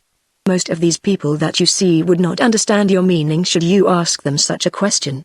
I was educated privately by one of the servants of Pennsylvania. She said it as one might boast of having been brought up by the King of England in person. I am able to converse intelligently, I hope, on any reasonable subject. But even I never received such absurdly needless instruction as that. But what are the children taught in your schools? The natural, useful things. Cooking, carpentry, weaving all the necessary trades. What use would any more be to them? It would only make them dissatisfied, and goodness knows they are already dissatisfied and ungrateful enough. Well, sighed Trenmore, whoever has done these things to your people has certainly hit a new low in autocratic government. Half playfully, she shook her head at him. Big man, she rebuked, I don't altogether understand you, but take care of your words. I like you too well to wish to see you die. Pen service is sacred. Never speak against it, even when you believe yourself alone or in the safest company. It has a million eyes and a million ears, and they are everywhere. And now, let me take you back to the Belle Claire. After tomorrow I will see you more suitably lodged. Tonight, however, you must put up as best you may with its inconvenience and bareness. Its inconvenience and bareness, however, amounted to luxury in the eyes of these benighted wanderers from another age. They were very well content to have one more evening alone together. The loveliest, it seemed, was attending an important social function to which, until they had actually claimed their laurels in the approaching competition, she could not take them. Nobody is anybody here, she said, except the servants themselves, the superlatives and the family connections of each. There are only 300 or 400 of us, all told, but we managed to keep the social ball rolling. I can promise you a gay winter. Now, don't attempt to go out on the streets. Trenmore frowned. He had a secret desire to visit a certain house on Walnut Street, and of course he wouldn't find the place unchanged, and the dust still lying there on the library floor. But he wished to look, at least. Why not? He inquired. Because I am responsible for your appearance at the contests tomorrow. Don't be offended. Should anything happen to you it would not only make me very unhappy, it might cause me serious trouble. The competitions are held in the temple tomorrow at high noon. I'll call for you early and see to it that everything goes through just right. You've no idea what a pleasant future lies in store for you, big man. Oh, haven't I, though? Muttered Trenmore as he stood with the others in the lobby and watched her retreating back. Madam Green Eyes, it's yourself has a pleasant surprise on its way to you, and I'm the sorry man to see trouble come to any woman, but it's yourself deserves it, I'm thinking, and anyway, I couldn't let my little sister Viola be made the slave you'd gladly see her, or I've misread the green eyes of you. What's that you're saying, Terry? Queried Drayton. Just a benediction on the kind-hearted lady, Bobby. Bertram, where are you off to? Didn't you hear herself saying we are all to stop inside? Or, say, boss, I'm fair smothered. That doll would talk the hind wheel off a streetcar. It wasn't me she went bail for, and I won't get into trouble. See that you don't, then, counseled Trenmore, and let him go. Chapter 13. Pen Service. Their day had been so fully occupied that none of the three had found time to seek the purveyor of plentiful information, the newspaper. Indeed, now that he thought of it, Drayton could not recall having seen any newsboy or newsstands, and on consulting his friends they, too, denied any such memory. Yet that papers were still published in the city was certain. Mercy had carried one in the Golden Court of Justice.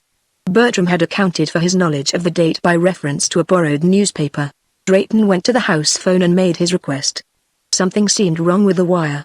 While he could perfectly hear the girl at the other end, that young lady appeared unable to catch his meaning. Suddenly she cut him off, and though he snapped the receiver hook impatiently, it produced no further response. Ring for a boy, Bobby, suggested Trenmore. As he said it, however, there came a rapping at the door. Trenmore opened it, and there stood a dignified gentleman who bowed courteously and stepped inside. I am the assistant manager, he explained. There was some trouble over the phone just now.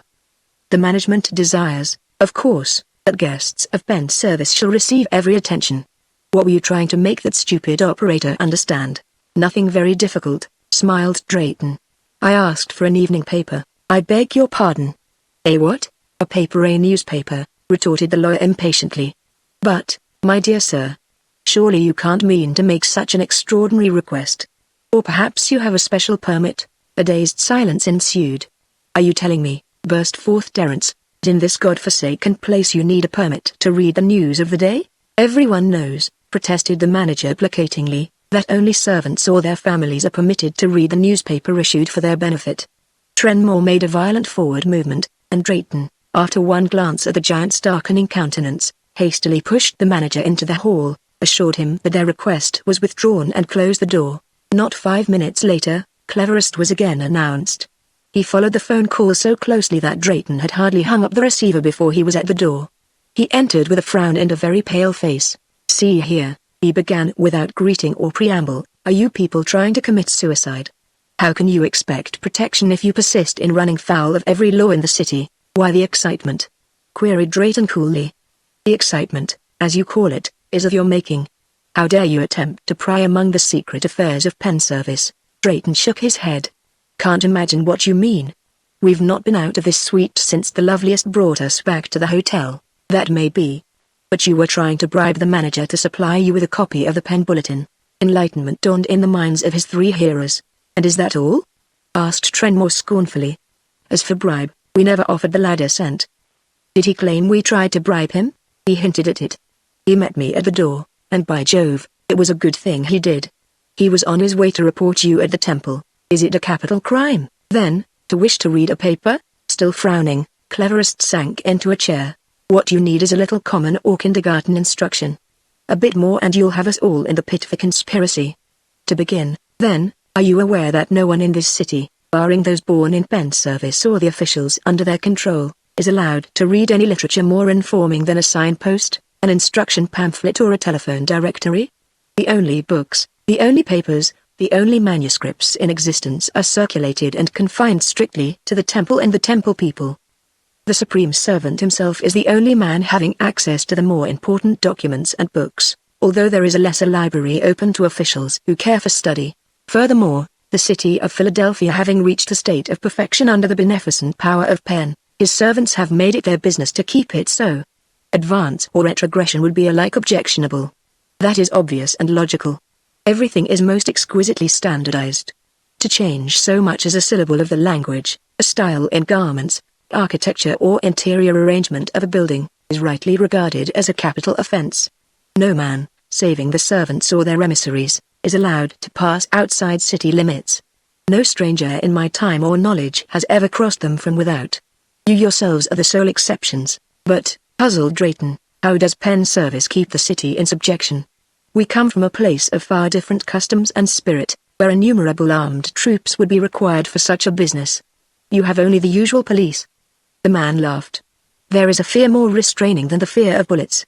Penn, the mighty All-Father, stands behind his servants and justifies their acts. The superlative spoke reverently, but it was a threadbare reverence through which gleamed more than a hint of mockery. Do you recall, he continued, the great red bell which hangs beneath the golden dome of justice? There is a saying in this city, when the bell strikes, we die. It is named the threat of Pennsylvania. The people believe implicitly that should the servants become incensed and strike that bell, the city, the people, very earth itself would dissolve and to air like thin smoke. I myself can't tell you how this I should say, this faith originated. But it is a very deep-rooted and convenient one. Have you any other questions? One more, and it is this. During the day I have heard Penn Service referred to as sacred. Last night the judge spoke of the sacred precincts. What we called City Hall you call the temple. Just now you referred to Penn, the mighty All-Father. Is Penn Service a religious organization? The other stared. Religious. That is a word I have never before heard. Penn is the All-Father. The numbers worship and pray to him. Immobile and benevolent he stands, high above our petty affairs, speaking to none save his servants. Through his wisdom they, the 12 great servants of Penn, are the supreme and only power, the masters of his city. Drayton sighed deeply. We are indebted to you, sir, for your frankness. In future we will certainly try to keep out of trouble. I trust you will. Cleverest rose to take his departure. I've set my heart on upsetting Lovely's little game. By the way, where is that other chap, Bertram, you call him? He went out. He'll be back soon. We had thought of entering Bertram for quickest, that is, if you have no objection. The superlative looked startled, then smiled oddly. Oh, no possible objection, of course. Good day to you all. And to you, dearest lady. I shall be first at your side when you reach the temple tomorrow. Speaking of Bertram, however, had recalled something to Viola. Just a moment, Mr. Cleverest. I beg your pardon. Cleverest, then. Terry, have you that watch? Did I lose it here? Cleverest's eyes lighted as Trenmore extended the expensive timepiece. It fell from your pocket perhaps? Suggested Viola demurely. I am 1,000 times obliged to you, Miss Trenmore. That watch was given me by my uncle, Mr. Justice Supreme. The old gentleman would never have forgiven me if I had lost it. So, he's the nephew of Mr. Justice Supreme, is he? Murmured Viola, when the superlative had at last departed. Now I wonder if that relationship is the card he has up his sleeve? Viola, if you've an inkling of further mystery, save it till I'm rested from what we've had, tested her brother. Let's ring for the servant the way we'll be having our suppers. I think we do need them. Chapter 14 The Threat of Pen. That night Mr. Arnold Bertram did not return to the Hotel Belclair. Moreover, Trenmore discovered with some annoyance that the Cerberus was again missing. He had thrust the thing in his pocket and forgotten it. Now the vial was gone, either lost in the streets, or, more probably, again confiscated by their rotund and assimilative friend the burglar. Morning came, but no Bertram. Drayton was first dressed, and he was waiting in the parlor when the others appeared. A moment of silence was followed by a sudden deep chuckle from Trenmore and a little shriek from Viola. "Why, you two absurd men!" she cried. "You're wearing exactly the same things as yesterday. You haven't even had them pressed. Terry, your trousers look as if you'd slept in them, not a sign of a crease. What will your true love be thinking?" Trenmore flung back his head with a comical look of defiance. "Let her think what she likes. I've no liking for goods no better than stole, pen service or no pen service. I pay for my clothes, or I'll wear none. But you've no cause to be talking, Viola. Where's the pretty new gown you were to be wearing? And Bobby, what about those fine ash greys you were choosing so carefully yesterday? I meant to wear them. If we intended to keep faith with the lady who provided them, I should certainly have worn them. As it is." Drayton shrugged, "and I," confessed Viola, "couldn't bring myself to touch anything that woman gave me. She must take us as we are or not at all. It's 10 o'clock and there's the telephone. I expect that is my Lady Green Eyes." It was. She looked disappointed and more than a trifle hurt when she saw their costumes and learned their intention not to change. She herself was resplendent in a gown of pale yellow satin, under a magnificent fitted coat of Irish lace. Trenmore placated her for their shabby appearance as best he could, and dropping that subject, though with obvious annoyance, the loveliest inquired for the missing Bertram. "We've no idea at all where he is, madame. He went out last night, though I argued it with him, and we've seen neither hide nor hair of the lad since that time." She seemed little concerned. "He will probably show up at the temple. If he has lost his green button and got himself arrested, he is sure to be there. Shall we go now?" Descending to the ladies' car, they found Broad Street crowded with an immense and mostly stationary throng. Narrow lanes had been cleared by the police for such pedestrians and motor cars as might prefer moving along. A few cars belonging, they were informed, to various officials, were parked in the middle of the street. "What are they all waiting for?" queried Viola. "For the competitions. They don't often take so much interest. This time the numbers have a candidate for musical director, and they are waiting for blocks around until the result is announced." Drayton wondered why such a large percentage of the population were concerned over an apparently unimportant office, but he made no comment. The run from the hotel to the former City Hall was a short one. As the car swung into the open traffic lane, Drayton looked ahead. There, closing the brief vista, loomed that huge grey bulk of masonry which is the heart, their centre, the very soul, as one might say, the ancient Quaker city. From the street no sign of the Golden Dome was visible, nor any exterior hint of the vast innovations within. There rose the tower upon whose pinnacle, visible for many a mile around, stood the giant figure of that good old Quaker, his vast hand forever outstretched in gentle blessing. There he stood, as he had stood for troublous centuries.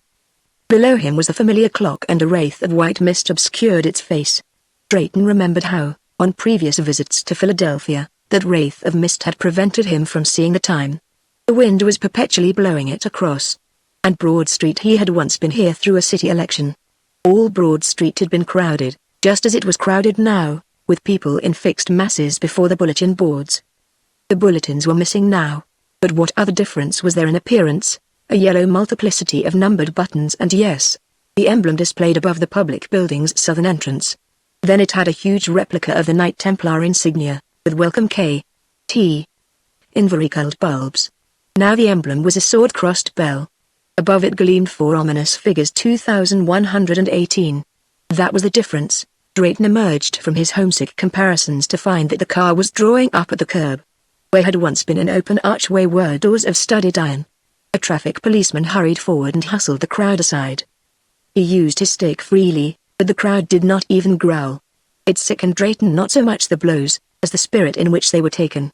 Had the backbone of this people been entirely softened in the vinegar of even 2 centuries of oppression? And these were his own people, or their descendants, his fellow Americans. It hurt, doubtless, However, as he became adjusted to new usages, the injustice and oppressions of the year AD 2118 would seem no more intolerable than the tyrannies and injustices of the 20th century. The iron doors swung wide and closed silently behind the little party.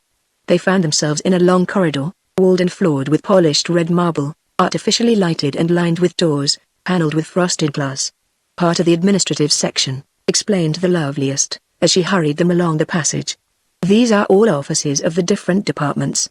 Would you care to see the crowd under the dome from the balcony?" Without waiting for assent, she led the way up a short flight of red marble stairs. Suddenly they emerged from beneath a low arch and looked out into the space beneath the Dome of Justice. They stood upon a little balcony. Out from it extended a narrow bridge of planking to the rough scaffold that hung about the red bell. Beneath the dome the milk-white floor was no longer visible. They looked down upon a sea of heads. The people were packed so closely that had there come one of those swaying motions common to crowds, many must inevitably have been trampled. Only at the northern side was a space cleared and roped off. In the center of this space was the eagle and dove symbol that hid the pit. At the far side a throne of carved and jeweled gold had been set on a high dais, draped with pale blue and yellow banners. Throne and dais were empty. Close about the roped-off space was drawn a cordon of uniformed police. Save for these who wore their regulation caps, not a head in the great hall was covered. Silent, patient, bareheaded, they stood the despised numbers, packed too tightly for even the slight relief of motion, waiting. Drayton wondered what it was about them that seemed so strange, so unearthly. Then it came to him. They were silent. Except for a faint rustling sound, like dry leaves in a breeze, the space beneath the golden dome was entirely silent. One could have closed one's eyes and fancied oneself alone. Said Trenmore, "Are they dumb, these people of yours?" Low though he had spoken, his voice reverberated from the shallow dome as from a sounding board. The dark sea of heads became flecked with white, as faces were turned toward the balcony. Leaning her gloved elbows on the golden rail, the loveliest looked indifferently down. They are not permitted to speak within the sacred precincts. Most of them have stood these 3 hours past, and they have another 2 hours to wait. They are all so lazy that I don't imagine they mind anything, rather than to be at work. Some of those women have babies in their arms, observed Viola pityingly. The loveliest shrugged. Don't ask me why they are here. It's a foolish old custom, and I am glad to say this is the last of it.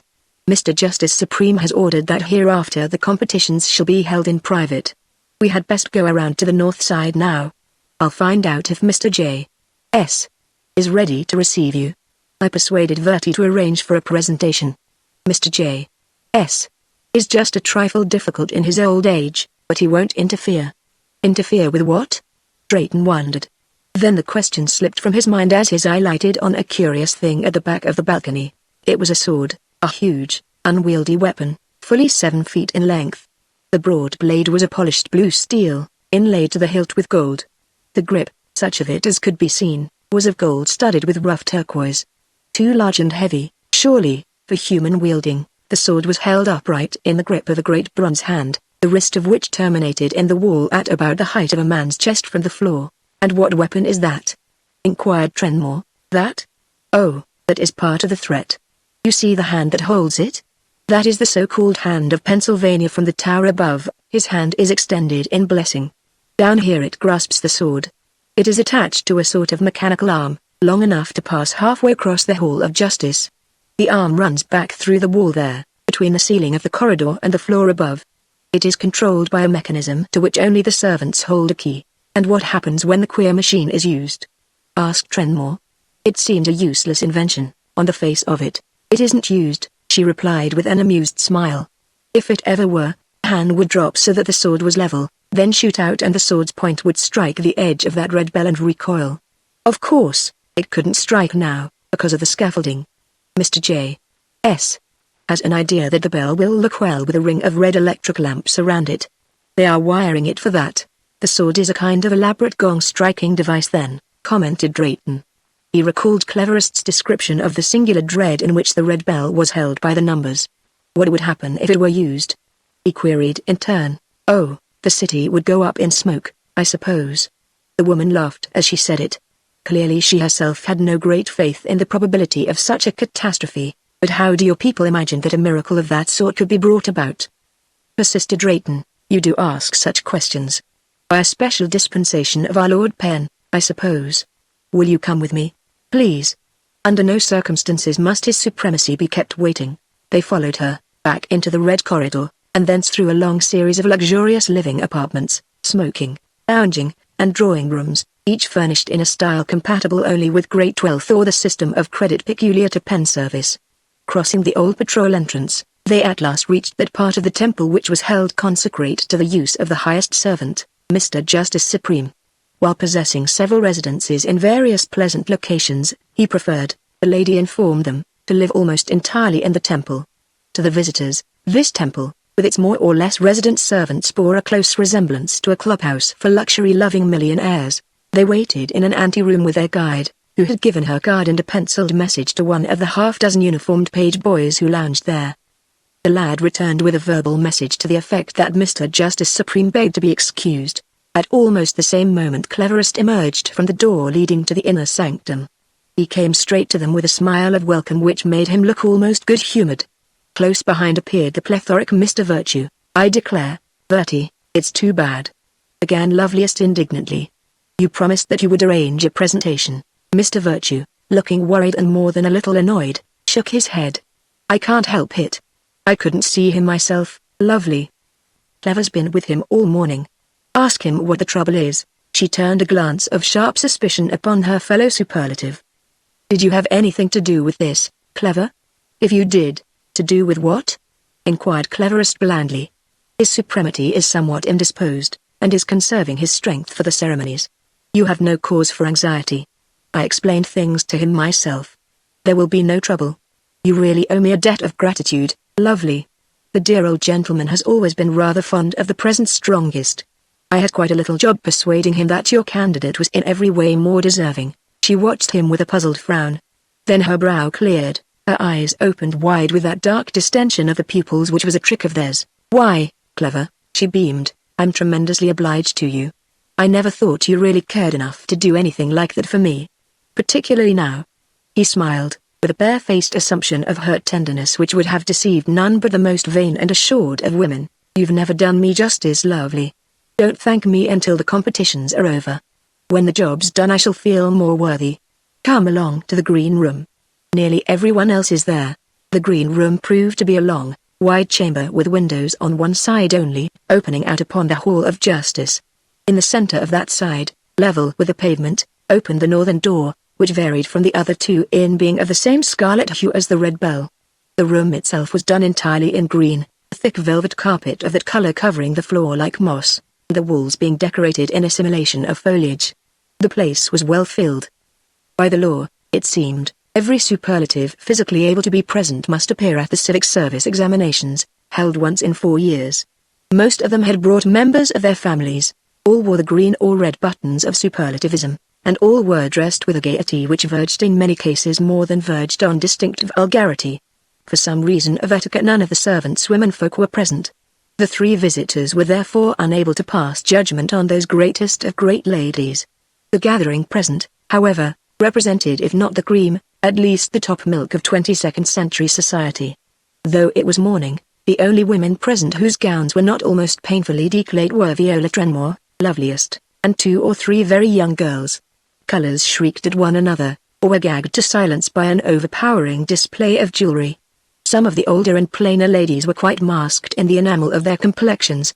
The Loveliest took her protégés about the room, presenting them to the various officials and their wives. She seemed on the most familiar terms with the men, but the women, while they addressed her with formal respect, cast glances at her back tinged with anything but affection. The only superlative not present was the swiftest, chief of the messenger service. "Laid up with another bad attack of rheumatism," Mr. Virtue explained sympathetically. "He'll be laid up with worse than that after the contests," grinned Cleverest, with a meaning wink at Drayton. The latter smiled back, but the effort was mechanical. They boasted of the fair and open nature of these contests, and at the same time talked of the results as a foregone conclusion. One ex-lawyer wondered what ghost of a chance he had to supplant this man, nephew of Justice Supreme, and so sure of his ability to undermine Loveliest, herself a person of influence and evident power. He had the ghastly feeling of a man walking on a thin crust above unknown fires. There was too little that they understood, too much that hinted of subterranean movements and powers which at any moment might writhe and cast them all into that theatrical, deadly pit. beneath the dover-piece. Then he heard the green-eyed lady's voice again, speaking in the silkiest of tones. "And this, my friends, is our chief of contractors, the strongest. Stringy, let me make you acquainted with Mr. Trenmore. And Miss Trenmore. This little lady is to try her hand at domesticity, Stringy. I don't imagine there will be any competition not for that office." The official whom she disrespectfully misaddressed as Stringy fitted his nickname better than his real title of strongest.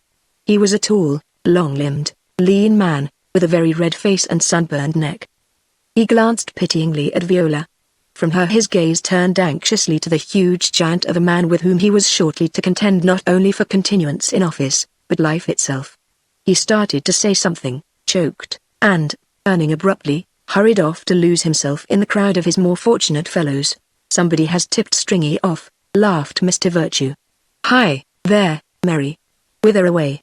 But the ineffable Mr. Mercy jerked roughly from his friend's detaining hand and without a glance for the rest of the party passed on through the door leading to the inner sanctuary. "He's sore, too," growled Virtue. "Lovely, you're getting me in bad all around." "Mary will get over it," she replied indifferently.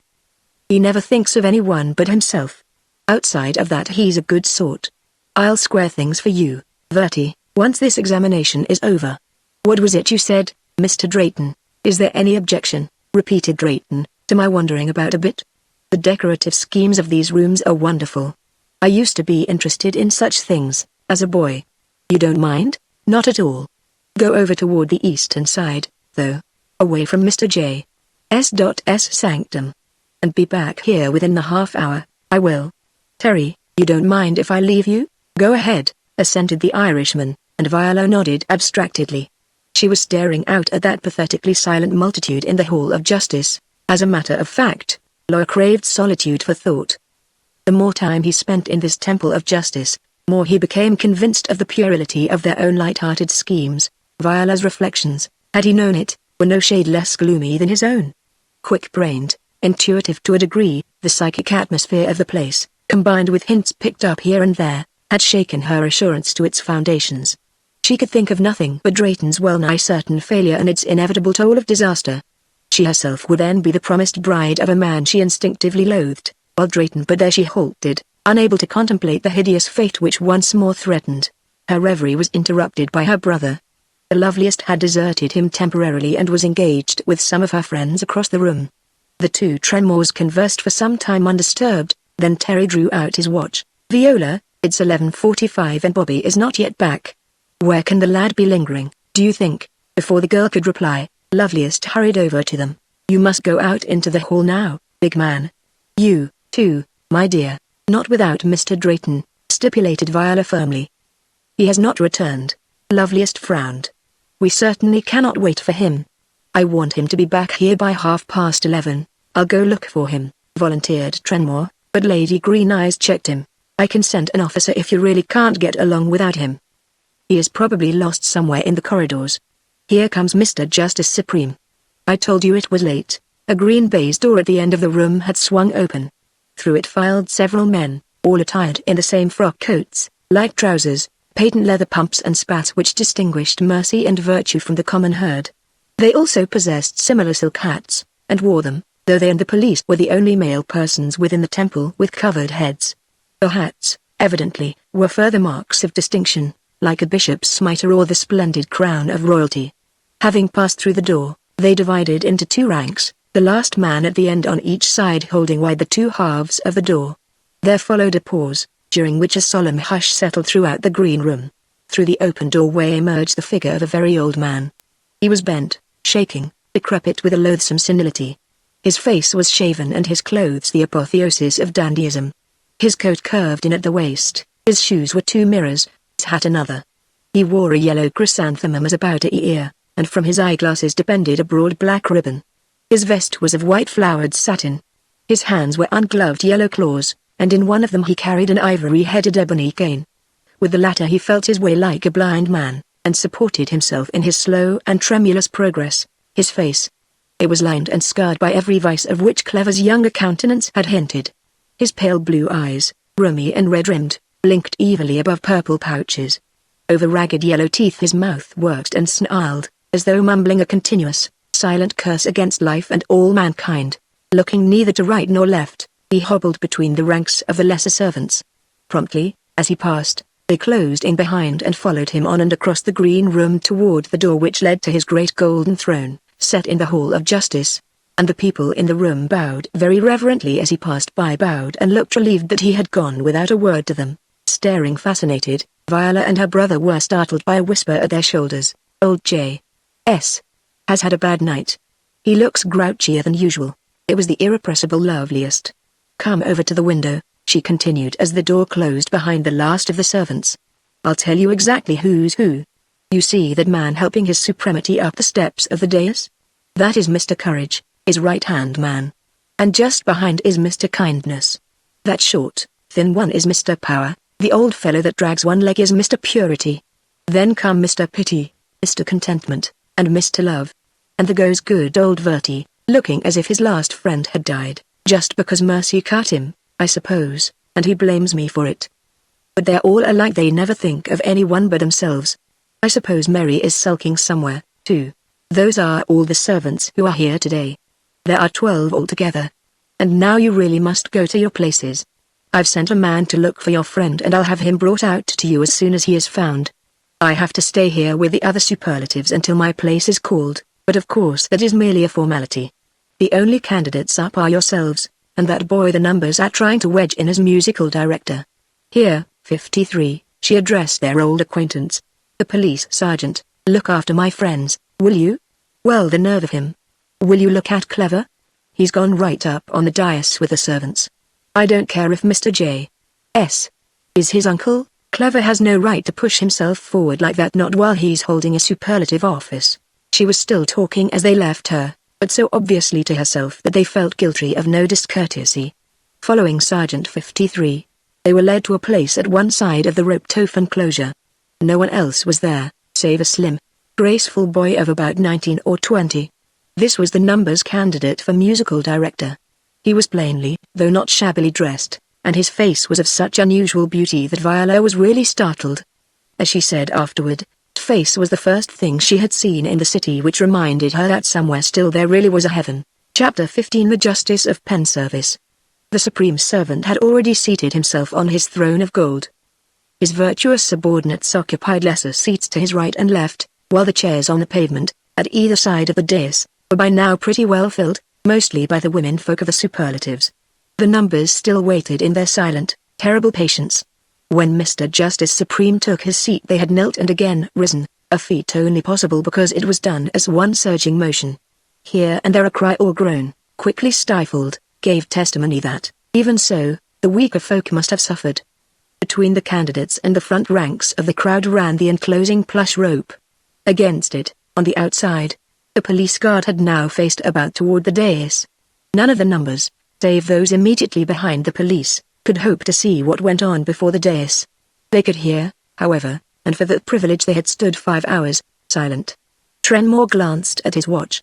It pointed to 11:59. And now Courage, whom the Loveliest had designated as Mr. Justice Supreme's right-hand man, arose and walked to the front of the platform. In his hands he held a document from which depended the red ribbons of an official seal. Without a preliminary word the servant began reading. To all whom it may concern, be it known by these presents that I, Justice Supreme and Spiritual Director of the City of Philadelphia under our dread Lord, Penn, do hereby decree that upon the 23rd day of September, in the year 2118, there shall be held in the sacred temple of Penn, beneath the golden dome of justice, a series of examinations by which, the document proceeded to enumerate the various offices for which candidates might contest, related in detail the ghastly penalty of failure, and concluded abruptly with the signature and seal of Mr. Justice Supreme. Mr. Courage and Trenmore thought it must have required considerable courage to read a document of that nature, with its numerous references to this democratic and blessed institution, the bulwark of your liberties. Finished and resumed his seat. There was a moment's pause. Then Pity took the place of Courage on the platform. The first examination will be held in the superlative quality of kindness. A short, stocky, heavily built man emerged from behind the dais and took his place, standing fairly upon the eagle and dove symbol that covered the pit. Either his features or his title, in Trenmore's opinion, must be misleading. Those thin, cruel lips, narrow-set eyes, and low, slightly protruding forehead indicated several possible qualities, but benevolence was hardly of the number. As agreeably as his facial limitations would permit, the gentleman smiled up toward Mr. Pitty. "Is there any other candidate for this office?" droned the latter in his high, sing-song voice. "It entails the management and control, under Penn Service, of the Bureau of Penn Charities for Philadelphia and environing suburbs. Any candidate? There is no other candidate for kindest. Present incumbent of the office may retire." Having reached this foregone conclusion, Pitty returned kindness' smile, and the latter did retire, as far as the chairs at one side, where he sat down beside a very fleshy, be-diamonded and prosperous-looking lady whom Viola remembered to be his wife. 3 other officers followed, the wisest, appropriately superintendent of the Board of Education, the bravest, chief of the Electrical Bureau, and most ingenious, this latter holding the curious office of providing entertainment for the servants of Penn themselves. The holders of these positions came out one by one, stood upon the fatal symbol, and retired, their right to superlativism unquestioned. The 5th quality upon my list is sweetness of voice. This office carries with it the honor, duties, and emoluments of Director of Civic Music. Out to the eagle with a short dread waddled a mountain of flesh, crowned by a head of flowing black hair which Svengoolie might have envied, with a beard of astounding proportions, and somewhere between hair and beard a pair of small, pig-like eyes. "Is there any candidate for this office?" droned the bored voice of Mr. Pitty. "Is there any other candidate for this? Go on out there, boy," muttered Trenmore, giving the numbers candidate a friendly push. As they waited, he, like Viola, had conceived a strong sympathy for this solitary, youthful champion of the despised numbers. "Go on out, boy. Go out and give them hell," was the Irishman's ambiguous encouragement. The candidate, however, cast him a grateful glance, sensing the spirit behind the words. As Mr. Pitty uttered the third and last call for candidates, the young man advanced boldly into the arena. He was greeted by a low, thunderous mutter of applause, starting at the front ranks of the crowd and spreading backward in a resonant wave. Mr. Justice Supreme grasped the arms of his throne-like chair and half arose. "Silence," he snarled. "Silence, my children. You are committing sacrilege. Do you know the penalty?" His answer was the silence he had commanded, and the faces in the front rows went very white. Their vantage point was uncomfortably close to the pit. "Mr. Pitty," muttered the old man, sinking back, "will you kindly proceed?" Bowing, the master of ceremonies turned once more to the contestants. "Candidate, what is your number, place of residence, employment, and age? Answer in order, please, and speak clearly." He held a fountain pen poised over the list in his hand. "My number is 57,403. I live at 709 Race Street." The boy's clear tenor, faltering at first, grew firmer. "I am a carpenter's apprentice. I was 19 years old in June.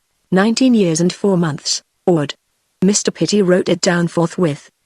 He capped his pen, replaced it in his vest pocket, and smiled down upon the young carpenter with such a friendly look that Viola's heart gave a leap. Perhaps, after all, the boy was to have a fair chance. "Very well, young man."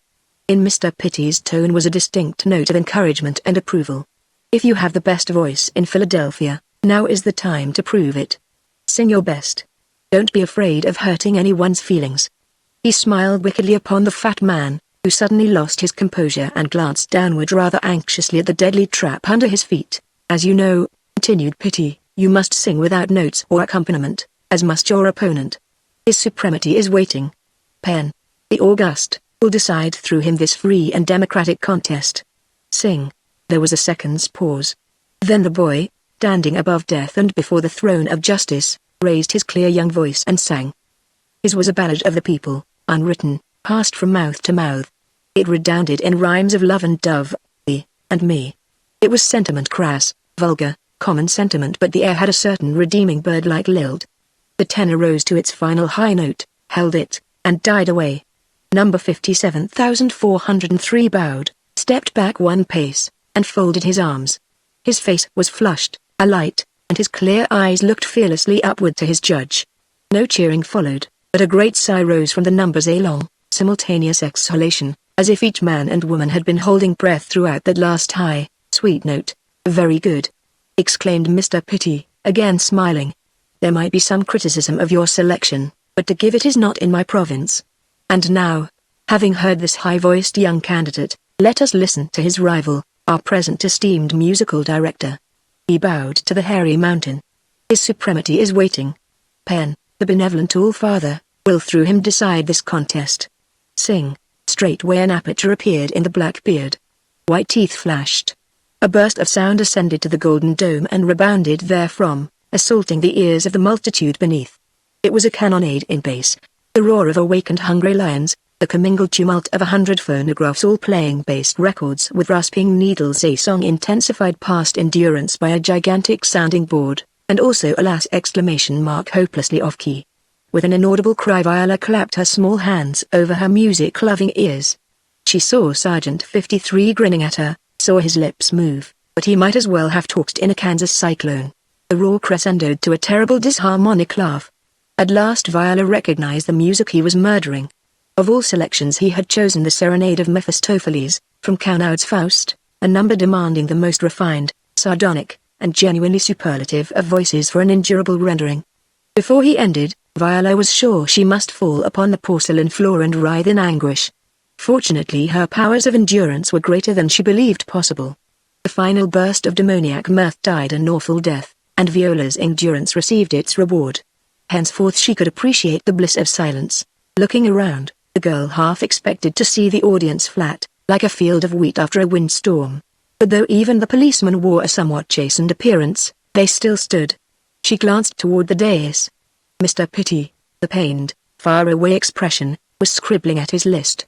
Mr. Justice Supreme opened his eyes with a start, like a man unexpectedly relieved from torment. He snarled incoherently and flapped a yellow hand at Mr. Pitti. The Bull of Baspart stood his ground, his eyes blinking, his beard once more a dark, unbroken jungle. As the two Tremors learned later, his complacence was not without foundation. His wife was a third cousin of Mr. Justice Supreme, and he himself was distantly connected with the family of Mr. Purity, of the dragging leg. The master of ceremonies lifted up his own thin, piercing voice, like the piping of a reed after the bellow of thunders. Sir, His Supremacy thanks you for your wonderful rendering of her sound. He turned to the throne. Mr. Justice Supreme, the contestants in all humility submit their respective merits to the high decision of our Lord and Father, Ben. The old dandy dragged himself to his feet. The audience was more than hushed, it wasn't even breathing now. Number 57,403 cast a pitying glance at the bearded mountain and fearlessly eyed his judge. Children of Pen, began that snarling, senile voice, in due legal and sacred form 2 contestants have striven before the Father and Protector of us all. One is young. He should have further perfected his attainments before presuming to air them in this sacred hall. Yet his very youth excuses him, and Pen the All-Father is merciful. He can forgive even presumption. For the magnificent bass voice which we have just been privileged to him! Enjoy, in a rendering of the work of a great composer, so exalted above the paltry, sentimental balderdash of the other contestant. I words fail me. Mr. Justice Supreme glared down at the contestant he was praising with eyes so malevolent that the mountain actually cringed, if a mountain can be said to cringe. The decision of Pen, snarled Mr. Justice Supreme, is that number 57,403 be dropped into the pit of the past. Mercy may extend to his immortal soul, but not to his presumptuous body. And the present musical director will continue in office. Dropping back on his throne with a gasp of exhaustion, he recovered sufficiently to rasp out, "Go. And Pen bless you." To the victorious contestant, then, with the air of one who has got through a tedious but necessary duty, he let his ancient, villainous body relax and his bleared eyes close. The mountain removed itself with suspicious alacrity. If the look in its porcine eyes went for anything, that musical director valued the blessing of Pen less than the permission to vacate an unexpectedly dangerous neighborhood. But for poor number 57,403 no such retreat was possible. For an instant he seemed unable to believe his ears. He reddened and glanced uneasily about, as if to question others of this injustice, this incredible decision. Then the color faded, he drew himself to his slender height and bowed to the condemning judge with a dignity worthy of some classic young Greek. Viola clutched at Terry's arm in frantic appeal, but one mightier even than Terence Trenmore was present. The Ray Giant crushed, betrayed, bound down in fetters of ignorance, but a giant nonetheless. A low growl was the first intimation that he had awakened. It was the voice of the numbers, a warning protest against this blackest wrong. They surged forward. It was a little motion, half a step, but before it the police were crushed irresistibly back against the plush rope. Alarmed, they faced about with threatening clubs. The eyes of the enthroned figure on the dais snapped open. Silence. He snarled. "Guard, open the pit." A crouching, striped form stole forth, leaned over the dove, and the symbol dropped. But the young man did not drop with it as ordained. He had, quite instinctively and naturally, stepped backward from the danger. In with him. No, no, no. This time it was a roaring negative from hundreds of throats. Heedless now of sacrilege, the numbers again surged. The plush rope stretched and broke. In an instant clubs were rising and falling desperately. The police might as well have attempted to dam Niagara with a toothpick. A few numbers in the front ranks went down, it is true, but over their bodies came their fellows, pushed irresistibly by the mass behind. The former enclosure disappeared. A series of piercing shrieks cut the uproar like knife stabs. They came from below, and Viola, shuddering in her brother's arm, knew that some unfortunate had been pushed into the pit of the past. Mr. Pity, finding himself confronted by a myriad of upturned, glaring eyes, retreated precipitately. But the dais was not stormed, not yet. Too many years of ground in teaching, too thorough a dread of the awful power of pen service held them back. Go to it, boys," yelled Trenmore, holding Viola in one arm and shaking his other fist excitedly. "Down with the murdering hands. Scrape the platform like a dirty dish." His great voice merged indistinguishably with a swelling roar beneath the echoing dome. The police were down, or helplessly packed in. One more surge and the wave would have broken over the platform, performing the very feat suggested by Trenmore. But in that fatal instant of superstitious hesitance the blare of a bugle rang high above the din. It was followed by a rattling, crashing sound, mingled with shrieks, screams, and horrible, echoing sounds of pain and fear unutterable. Turning its eyes from the dais, the mob knew that its moment of power was past. Each one of those colored panels in the walls, enameled with the figures of strange gods or demons, had slid to one side. Each had hidden the muzzle of a machine gun. 3 of them were already in action, spitting curses that killed. There were women and even babies there, but what cared pen service for that? They were merely numbers. And numbers in revolt must be crushed, massacred if need be. The growl of the giant was transmuted into frantic prayer. Those close to the dais flung themselves on their knees and stretched supplicating hands toward the throne they had all but overturned. A moment Mr. Justice Supreme waited, while the gun still spat and swore. Then both his hands went up, palms outward. The crashing rattle ceased. Only the prayers and shrieks continued, increased, and echoed from the dome of justice to the wail of a great city, sacked and full of bloody wrongs. Again the old man raised his yellow, skinny hands, this time with a silencing, pacifying gesture, and silence followed, spreading from before the dais as the first growl had spread. Even the wounded, so great is the power of lifelong submission, ceased presently to shriek. Only the occasional wail of some infant, too young to recognize the supremacy of ruthless force, broke the ghastly quiet. "My children," began the high priest of evil, "you have sinned grievously." The excitement had invigorated and ennobled his voice, so that it was no longer a snarl, but a dreadful threat. "You have been punished a little," he cried.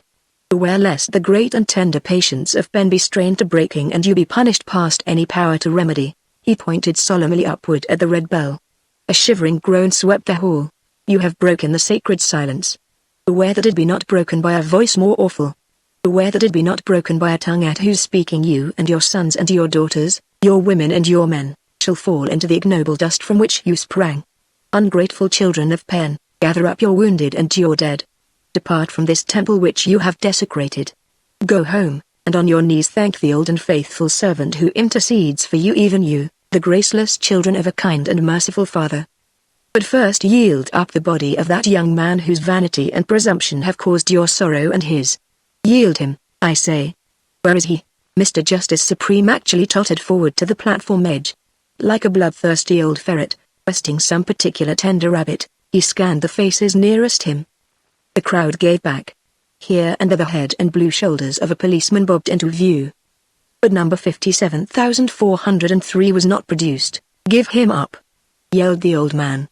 Dignity forgotten, he brandished his ebony cane like a sword. "Yield him up, you whoever is concealing him. Or the guns shall talk to you." He was answered by a low mutter, then silence. The numbers stood with set, bogged faces, staring back at their oppressor. Trenmore gave Viola a sudden squeeze. "Powers o' darkness," he whispered exultantly. "The pups have the makings of men in them, after all. They'll not give him up. They're sweet-voiced lad. They'll die by the guns, men, women, and babes, but surrender him. The high priest's voice crackled ominously. I'll give you while I count 3. 1, 2, th. Oh, very well there. His right hand started slowly up, palm out. A second more and the guns would resume their devilish chatter. There came a swirl in the crowd, a struggle, and out into the little open area by the pit sprang the singer. Disheveled but triumphant. Don't shoot, he cried. Don't shoot. Friends, I thank you for everything what you wished for me, what you have given, and what you would give if I would let you. But you, he turned upon Justice Supreme with the look and face of a deathless young god, unfearing and scornful, you I do not even hate. You poor wreck of what was one time a man, you are already dead and damned in the rottenness of your vile body and viler spirit. If you are the servant of Pen, then I am his enemy. I go to tell him so. And before any man could stir a hand the boy had dived, head foremost, into the pit. A moaning sigh rose, echoed, and fell. Those nearest the pit turned aside and covered their ears with their hands, but the shriek they dreaded never came. Presently one of the pit guard, lurking out of sight behind the dais, sneaked cautiously around, crept to the pit, and looked down. Then he raised his eyes to the purple, raging face of Mr. Justice Supreme. The high priest made a gesture with his cane. A moment later and the eagle and dove symbol swung into place again. Chapter 16 Disaster. In barely 30 minutes the hall was emptied, cleansed of blood and debris, and the ceremony of the examinations resumed. Mr. Justice Supreme had waited, dozing, on his throne. The lesser servants perforce waited also, albeit impatiently and with much glancing at watches and sotto voce complaint about the delay. Sad, silent, and defeated, the numbers had retired, bearing with them their injured and their dead. When the hall was at last cleared the lovely, milk-white pavement resembled more nearly the pit of a slaughterhouse than the floor of a temple. It was smeared and slimy with trampled blood, fragments of clothing, and other fragments less pleasant to contemplate. The temple force of white wings, however, made short work of it. They dragged out a few lengths of hose, turned on a powerful water pressure and in less than 5 minutes the blood and debris were washed down 3 drains to which the pavement imperceptibly sloped. The wet floor gleamed whiter than ever. The red bell and wonderful walls were reflected with redoubled glory.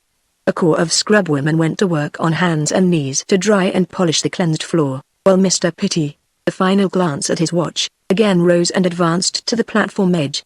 The next superlative quality on my list, droned the master of ceremonies, disregarding the fact that he addressed only the bent backs of 5 inattentive scrubwomen, is that of quickest. This office entails management and control, under pen service, of the Department of Police, involving responsibility for the keeping of peace in Philadelphia and outlying suburbs. A slim, alert-looking man of about 45 advanced to the pit. Is there any other candidate for this office? Any other candidate? Came the click of hurrying heels, and round the dais appeared a small, rotund figure, surmounted by a cherubic but troubled countenance. Trenmore growled disappointedly. He had hoped for Drayton, not Bertram. What misadventure was keeping his friend away? Bertram came up just as the master of ceremonies commenced his stereotyped conclusion. No other candidate for this office. Present holder may. Wait a minute there, cried Trenmore, and thrust Bertram forward.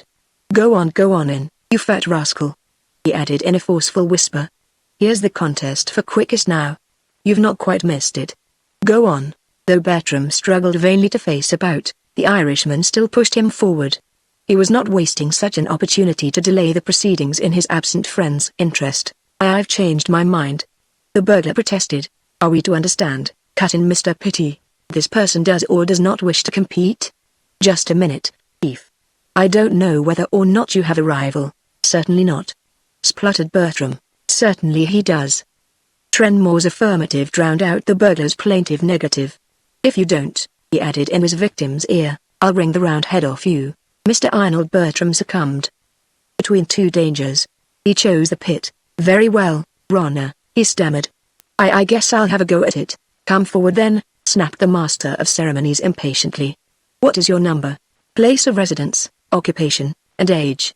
Answer in order and speak clearly, please. My say, I ain't got no number. What? Pitty glanced frowningly at Bertram's lapel, and saw the green button with which Loveliest had supplied him. With whose family are you connected? Just then Cleverest, who had been sitting quietly among the servants, rose and strolled to the front. He looked Bertram over, then turned to the throne. Your Supremacy, this is one of those 4 strangers of whom you are already informed. Is it permitted that the usual questions be omitted?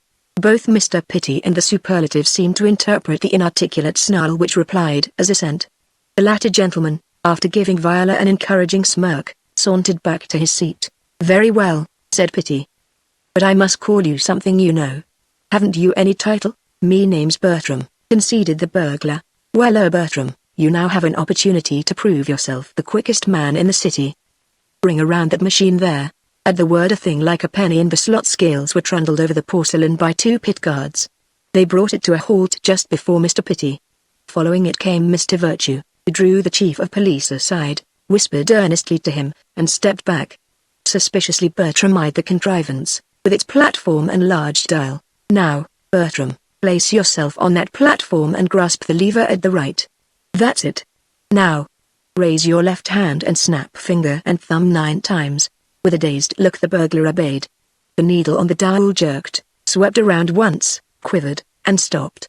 By the servant's instructions, Bertram performed a number of similar feats, all equally trivial. Each time the needle made its mysterious record. At last Mr. Pity seemed satisfied. "Very good.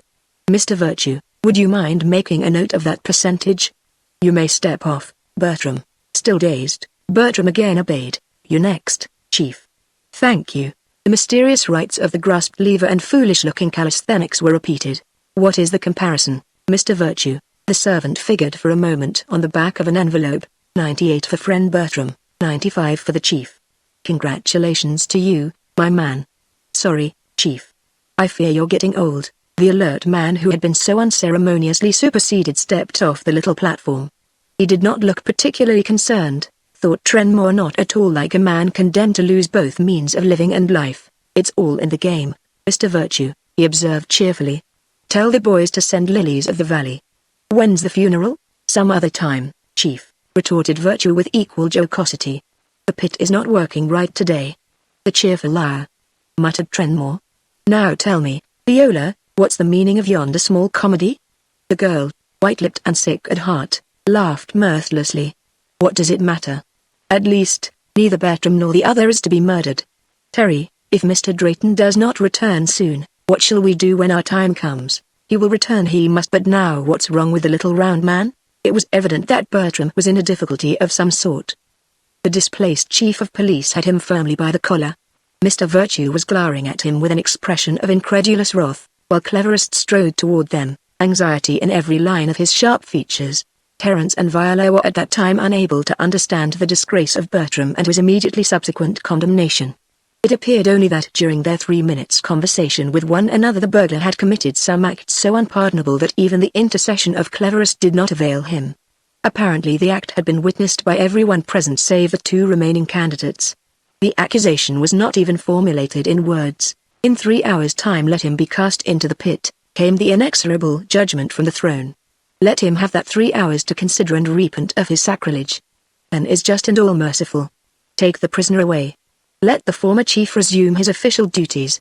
The chief celebrated his rehabilitation by dragging his presumptuous successor off the scene, latter still sputtering and expostulating, his captor wearing an expression of serene amusement. "What next?"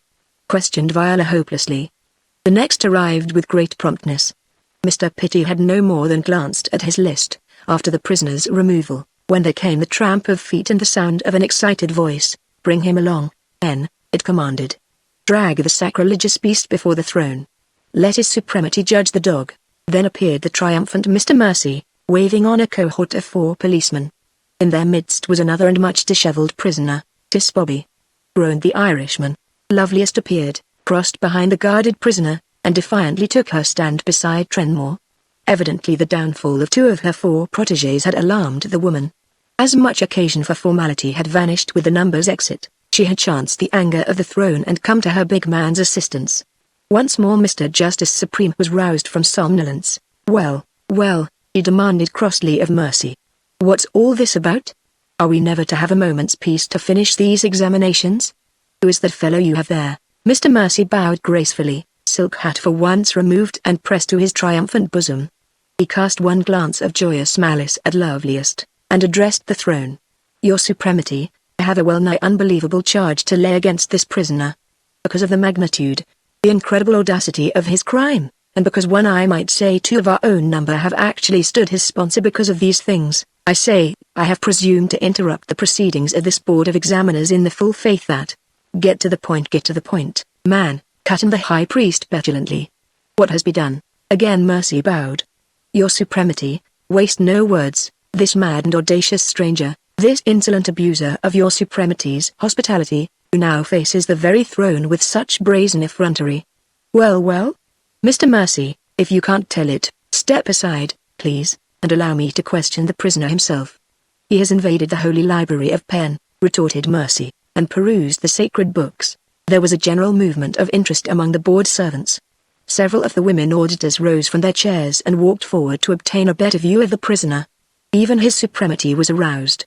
His face purpled with a rage greater than that awakened by the presumptuous numbers, his mouth worked horribly, and it was some moments before he could sufficiently control his voice to speak. How do you know this? He at last enunciated hoarsely. Because I caught him at it, replied Mercy unguardedly. You? You found him? What were you doing in the library? Mr. Mercy started and gasped at the trap in which he had caught himself. Why, I was passing by and the door was open. I looked in and, Your Supremacy, have I permission to speak? The interrupter was one of the police officers holding Drayton. Mercy turned upon him with furious face, but Justice Supreme waved him to silence. You may speak, 45. Mr. Mercy, I am conducting this inquiry.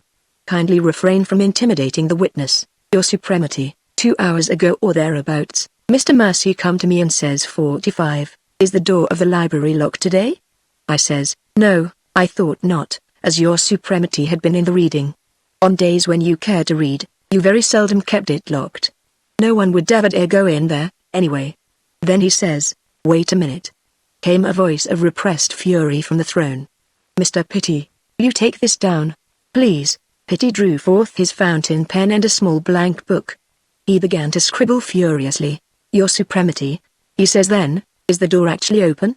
I didn't believe so, but I walked over into corridor 27 just to have a look. Of course the door was shut. Mr. Mercy, he followed right along behind. If I were you, he says, I'd open that door and turn on the fan at the end of the corridor. His Supremacy was complaining to me it was that stifling in the library it pretty near made him sick. Well, I thought it was a queer thing your Supremacy hadn't spoke to me if you wished the room ventilated. But Mr. Mercy, being one of the inner order, and of such high authority, I understand, snapped the high priest. Get on. You opened it?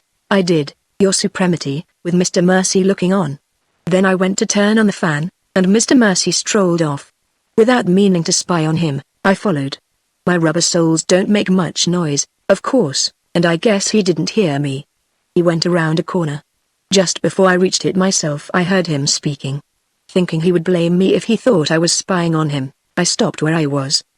He was talking to this prisoner here, as I found out later. First he says, were you looking for someone, Mr. Drayton? The prisoner, he says no. He was merely strolling around and got lost and can't find his way back to the green room. I'll take you there myself, says Mr. Mercy. But have you seen the library? At this a sort of gasp came from Mercy. He staggered slightly where he stood. He dared not interrupt, however, and the policeman continued. This Mr. Drayton says, no, he ain't saw it, but he'd be real glad to. In fact, there wasn't anything much he'd rather see. So Mr. Mercy says, you go on around that corner straight along the corridor and you'll come to it. The door is open and you can go right in. This Mr. Drayton says he's understood strangers was not allowed in there. Mr. Mercy says, oh, you're as good as a superlative already. This library is open to officials. The gentleman thanked him and come on around the corner and past me. But Mr. Mercy, he goes the other way. Mr. Justice Supreme interrupted, why did you not stop this man? Do you mean you allowed him to enter without any protest? I did, your Supremacy. Mr. Mercy is my superior, sir, and while I intended reporting to your Supremacy as I am doing now, it wasn't for me to interfere with his commands or permissions. The stranger, he went in the library. I stuck around, thinking I'd keep my eye on him, at least, to see that he didn't remove none of the books. That would be going it a little too strong. But he stayed and stayed. Once or twice I strolled by, and there he was, reading for all he was worth. Then, a while ago, Mr. Mercy comes hurrying along again. He stops short, like he was surprised. "Haven't you got that door shut yet?" he snaps at me. Before I could answer, he runs to the door, looks in, and shouts, "What's that fellow doing in there?" 45, go in there and get that man. Did you know he was there? Before I had a chance to say anything, he blows his whistle. 27 and 79 comes on the run. 63 got the later. We go in and grab this Mr. Drayton. He seems surprised like, and starts to say something about Mr. Mercy telling him to go right in and read. Mr. Mercy tells him to shut up, if he don't want rough handling, and he shuts up. Then Mr. Mercy orders us to bring the man here. That's all I have to say, Your Supremacy. If I have taken a liberty in reporting just at this time, don't be a fool, snarled His Supremacy. You are about the only honest man on the force and the one man I have never caught in a lie. Mr. Mercy, have you any defense? Simply that this is a fabrication on the part of number 45, drawled Mercy. Having passed through the various stages of rage, surprise, and fear, he had emerged in a mood of dangerous calm. I had occasion to discipline the fellow recently. This, I presume, is his revenge. Mr. Justice Supreme glared at him. His next words showed that while the servants as a body might be masters of the city, Mr. Justice Supreme was in turn their very arbitrary tyrant. Whether he held this power because of his own malignant personality, or because of hereditary authority, it was power absolute. Number 45 has made no mistake when he braved the certain wrath of Mr. Mercy and thereby gained the favor of His Supremacy. "Mr. Mercy," said the latter with snarling bluntness, "you are a liar and number 45 is not. Again and again you have recently overstepped the mark, thinking, perhaps, that I have no eyes and no ears but my own, and that they are growing defective with old age. We will go into your case fully at a more appropriate time and try to correct that impression. You will find that the exposing of state secrets to help along some petty intrigue of your own is not the light offense you appear to believe it. Let this prisoner be held as a witness. No, I do not care to have him held. One who has desecrated the realm of sacred knowledge cannot die too quickly. Cast him into the pit." A trifle pale, but entirely self-possessed, Drayton had stood silent. Even now, hearing that by this time monotonous decree, he made no attempt to defend himself. Indeed, he found composure for a certain whimsical reflection. Twice before he had been condemned to the pit: once, 2 days ago, by Judge Virtue, in this very temple; once, in a distant place and age, before a tribunal whose proceedings, though less promptly fatal, were strangely similar in spirit. And of the two, pen service was the kindlier. Its condemned neither endured imprisonment nor had time to suffer the bitterness of unjust disgrace. Breaking from her brother's sustaining arm, Violet Trenmore pushed her way between the police and caught Drayton's cold hand in hers. "Mr. Justice Supreme," she called, "may I make an appeal?" Drayton turned with a gesture of protest. "Viola," he said earnestly, "go back to your brother. You can do nothing for me. And do you think we would let you die alone?" she whispered fiercely. Mr. Justice Supreme gazed down upon her, and as he looked his loose old mouth spread in a ghastly smile. A gleam brightened his lecherous old eyes. "Are you the young lady who is destined to assume the title of loveliest? My nephew has spoken to me of you. He spoke very highly indeed. My own eyes confirm his claims for your fitness. Your examination is next on the list, I believe, and I assure you that you need fear nothing from your rival. You will make many friends, my child, and you must count me as one of the first." At the words, Lady Green Eyes, standing by Trenmore, gasped and turned very white beneath her rouge. Even before the high priest had finished, however, her green eyes were flashing. A surge of real color backed the artificial on her thin cheeks. With cat-like quickness she had comprehended the situation. As though he had grown suddenly loathsome, she drew away from Trenmore. "So," she spat out, "you were planning to betray me, were you? After all I have done for you, you meant to put that sly puss of a sister of yours in my place. You were planning to have me thrown in that very pit I saved you from such a little while ago. And I thought you were honest. Because you were so big and strong I took you for a real man. Bah! You are no better than the rest of these swine. You are no better than Mercy or Clever or any of the others." Her voice had steadily risen until every eye in the hall was focused upon them. Trenmore could say nothing. His face was suffused by a deep, burning flood of painful color. At this moment what had looked right and just enough when Cleverest proposed it appeared in a different light. No matter if the woman had planned a disagreeable future for Viola, she had also unquestionably saved the girl from a choice between death and dishonor, saved himself and Drayton from immediate destruction. What miasma of treachery existed in this ancient city that he, who who prided himself on his loyalty, has become so horribly infected. Up went his head in that old gesture of defiant decision. He strode to his sister's side, sweeping two policemen out of his way, and flung an arm about Viola and his friend together. "Your Honor," he thundered, "that lady yonder is right. We have been in danger of making ourselves no better than the servants of Pen. Heaven judge them for their sins and their murderings. No better than your Honor's self, and I take shame to admit it. But that is over. We three want no favors. We want nothing at all from any of you, save to go our way clean and straight.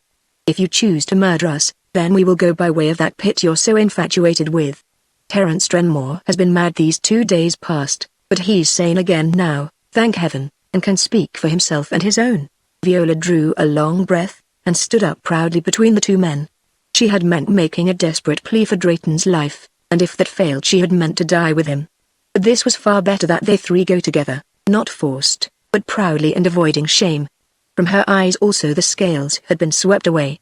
She knew now that this ending had been inevitable, that she could never have stood by and seen another woman, however hateful, murdered that she might go safe. The semi-amiable expression on the high priest's face twisted back to its habitual snarl. Cleverest stood glowering like a thundercloud. "Nephew," said Mr. Justice Supreme, "your clemency and kindness have been thrown away.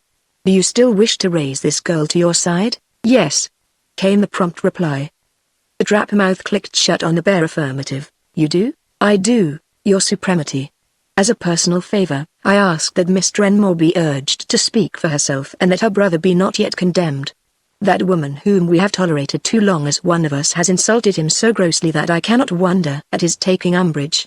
I ask that he leveled a thin forefinger at the indignant loveliest be removed beyond further power to poison with her venom, and that this girl and her brother be given time to consider before they hurl themselves to destruction. I even ask that you grant this other stranger, this Drayton, a reprieve that he may bid his friends farewell. It cannot be that he would wish so young and lovely a girl to share his fate. If he is a man he will urge his friends to accept the life, wealth, and high honors which Pen's service can bestow. Your Supremacy, may I hope that my prayer is granted?" The high priest bowed his head. It was clear that Cleverest had a tremendous influence with his uncle and a hold on Pen's service far stronger than was indicated by his official position. "You ask a great deal, my boy, but you always did that. After all, there can be no harm in granting your wish. The girl is too pretty to be the bride of the old war god.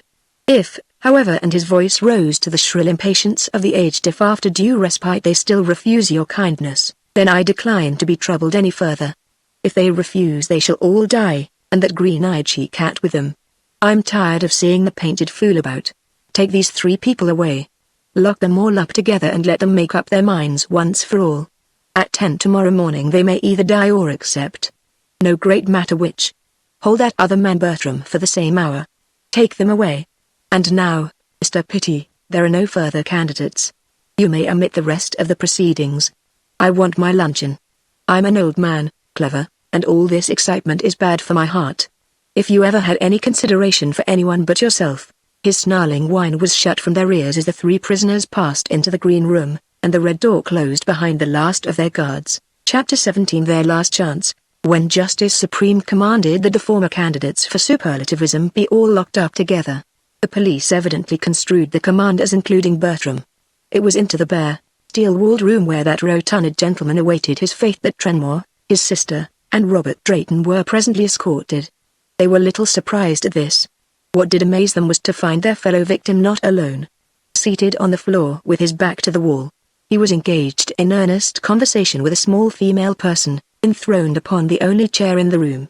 Moreover, the latter was wagging an admonitory finger at Bertram as if delivering a curtain lecture of the most approved domestic type. The chair comprised the entire furnishing of the cell. There was not even the mouldy straw, without which no medieval dungeon was complete. It might be merely a detention cell, or perhaps prisoners of the temple passed to their doom too swiftly to require sleeping accommodations. In costume Bertram's companion emulated the rainbow for color. Her large hat was bright green, lined with pink. She wore an old rose silk sweater over a soiled lace blouse, and crumpled blue linen skirt. Her hosiery was golden yellow, and her down at heel pumps had once been very elegant green buckskins. As the door clanged shut behind the newcomers, she turned upon them large inquiring eyes, whose size was accentuated by the thinness of her face. Her complexion, however, was as fine as Viola's own.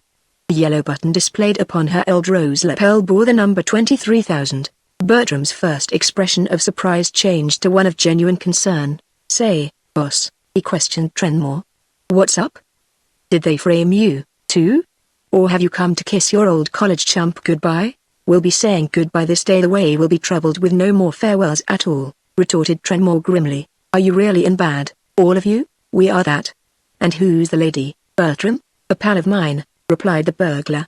Taking the small person's hand, he forthwith presented her.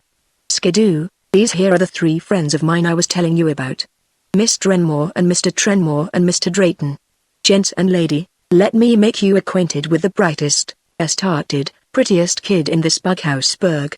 Her number is 23,000, that ain't no handle for a lady. I call her Miss Skidoo."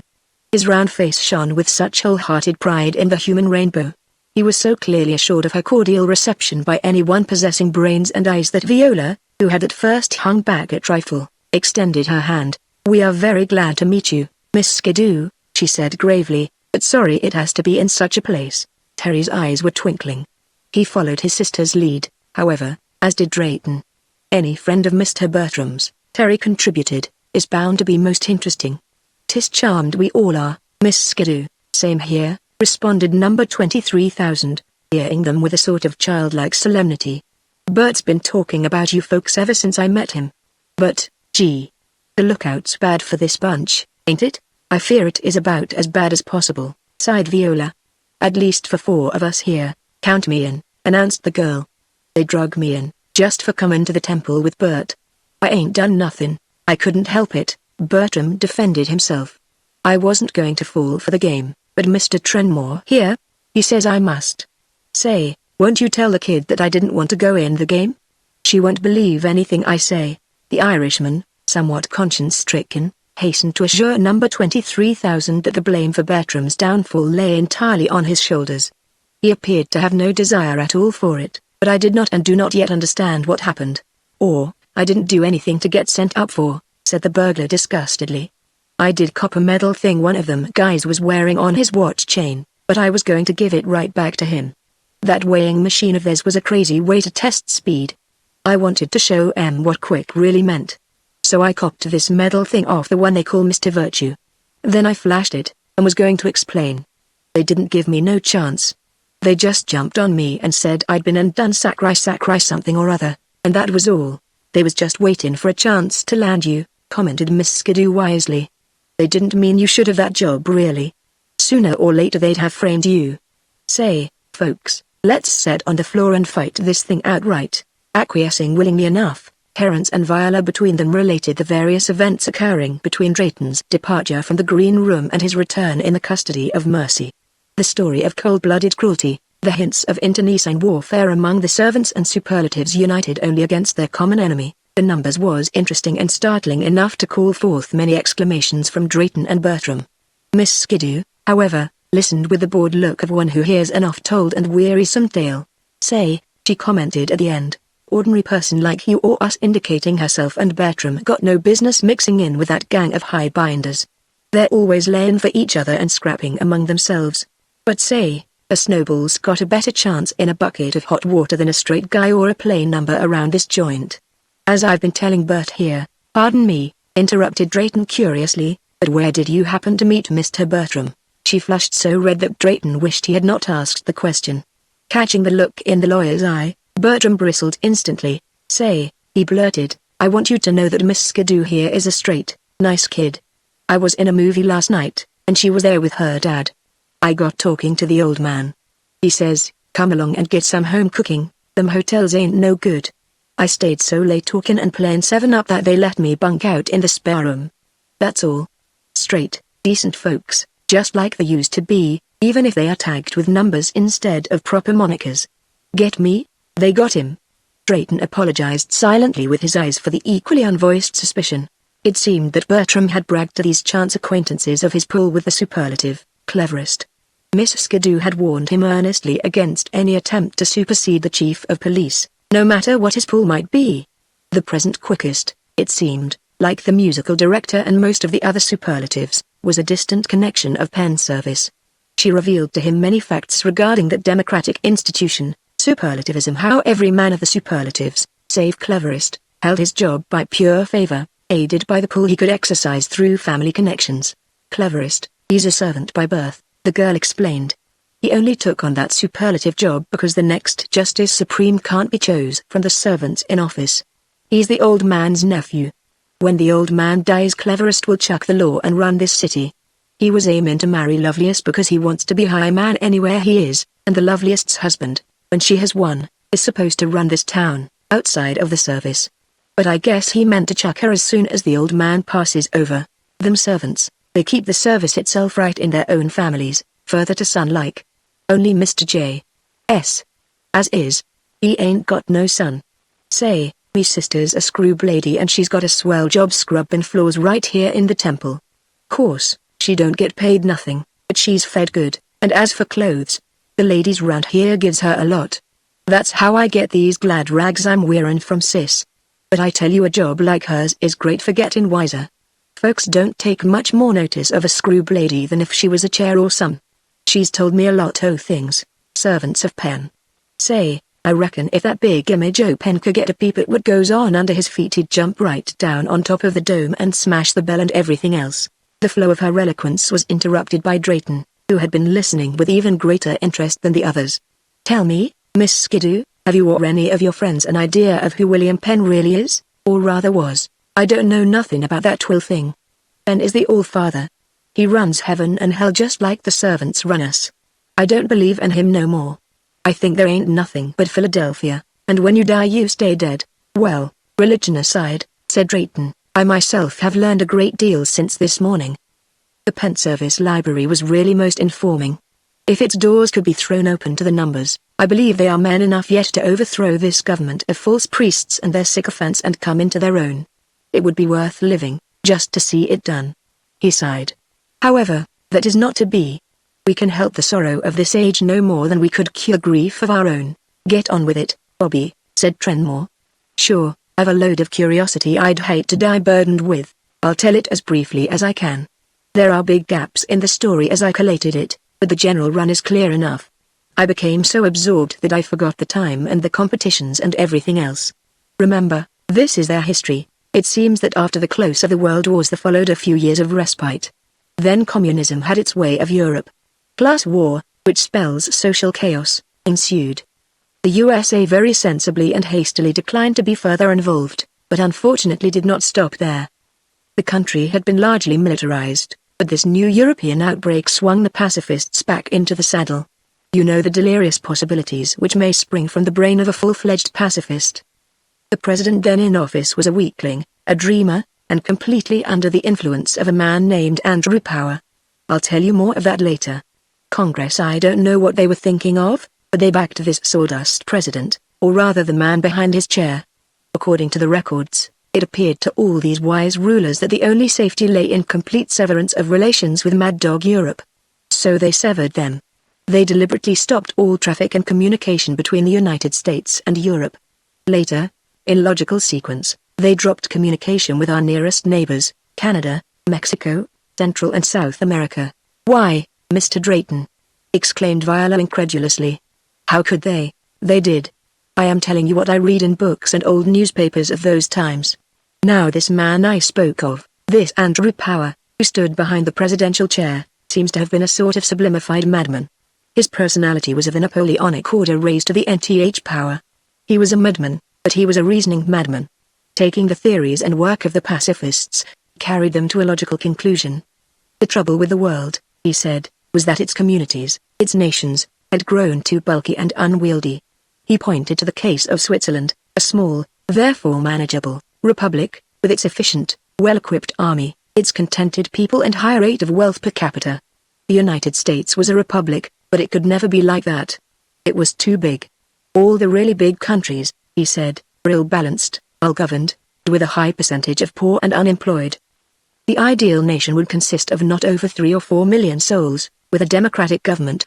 It should be completely isolated from the world in a space compelling it to keep the population within that limit of 3 or 4 million. Each state in the Union, he argued, was a potential ideal republic, given the isolation which was apparently but only apparently impossible. But, cried Viola, her eyes wide and incredulous, That was 100 times worse than the secession of the South from the North. I have told you, replied Drayton wearily, that this man was mad. The whole world, I think, was mad. In this country, too, communism had been lifting its disorganizing clamor. The madman carried the mad people with him. State by state, it seemed, they might handle what was daily becoming more ungovernable. If some states were rotten, let them rot alone, not infect the others. It was necessary to redistribute the population, but that does not appear to have troubled their maniacal energy. There were riots and battles. What sane people remained objected strenuously to the whole scheme. But power, this Andrew Power, who stood behind the president, had the majority with him. I think that many clever, wealthy men foresaw opportunities for absolute despotism under open colors. At any rate, the scheme was carried out, each state accepting a population within its powers to feed. But that meant the end of civilization, the end of exchange. Oh, they arranged for exchange of products in a limited degree, but all other intercommunication, all exchange of ideas or moving about of people from one state to another, was cut off under heavy penalty. Their coastline, man, their coastline? Broke in Trenmore. What was Europe doing then? I don't know. The history of the world ends in that library with the isolation of Pennsylvania. For all I know, the nations of Europe may have emulated the Kilkenny cats and devoured one another, or perhaps they are still fighting. Anyway, what these people call Philadelphia and its environing suburbs really includes the whole of Pennsylvania. They began here under a sort of commission government, but the contractor gang Philadelphia was always, peculiarly. He never told them, however, what it was that Philadelphia was peculiar in. There came a sound at the door. The heavy bolts slid back, and a man entered, partly closing the door behind him. The man was cleverest. For an instant he stood, arms folded, glaring majestically upon them. The captives rose and faced him with more or less composure. Had the high priest's nephew come to announce an advance of execution or to offer them further terms? You've stared long enough, said Trenmore brusquely. What is it you want with us?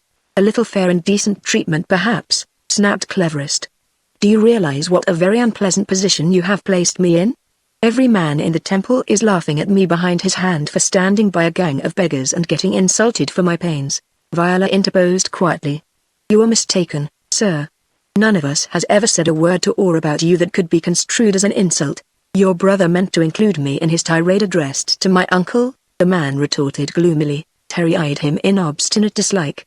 You led me to forget my honor, sir, and conspire against a woman. I'm not blaming you so much as myself, but 'twas a dirty deal, and well you know it. You were ready enough at the time, sneered Cleverest with more truth than was pleasant.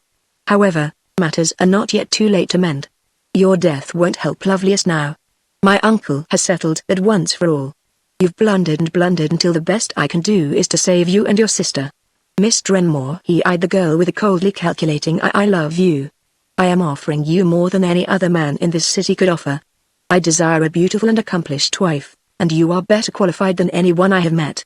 If you marry me you will be not merely Loveliest, which is in one sense an empty title, but the future Mrs. Justice Supreme, unless, replied Viola very coolly and not at all impressed, you should see fit to depose me before your uncle's death. You could do that, couldn't you? His face expressed surprise, mingled with a kind of vulpine admiration. You knew all the time, he exclaimed with a laugh, and hid it from me.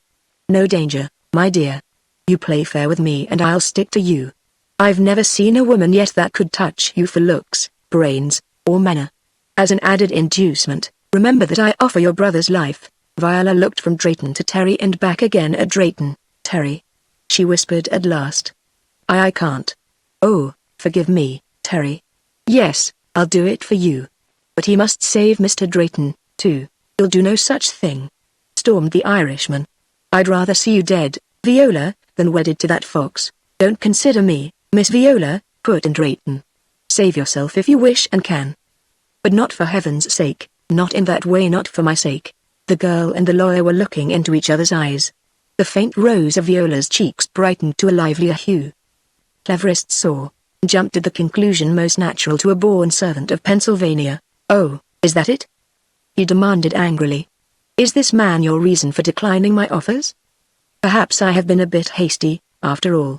The wife of Justice Supreme can have had no former lovers, dead or living. Viola uttered a little, horrified cry. The pink flush became a burning flood of color. Drayton sprang, but Terry was before him. 1 second later the superlative's body crashed against the steel wall of the cell and dropped in a limp heap to the floor.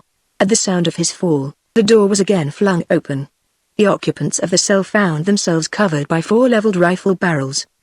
Cleverest had not come here alone, and it looked as if the guards were in a mood to fire upon them and clear the cell of life forthwith. But finding, upon examination, that their superior was merely stunned and had suffered no broken bones, they decided to leave punishment to their masters. With many threats they retired, bearing the insensible Cleverest with them. "That settles it," said Drayton. "Nobody can ever mistake your feelings toward them, Terry. I only wish that I'd killed him," growled the Irishman. It was 7 p.m., and they were beginning to wonder if pen service wasted not even bread and water on condemned prisoners, when the door bolts again clicked smoothly. "Our supper at last," commented Terry with satisfaction. He was mistaken.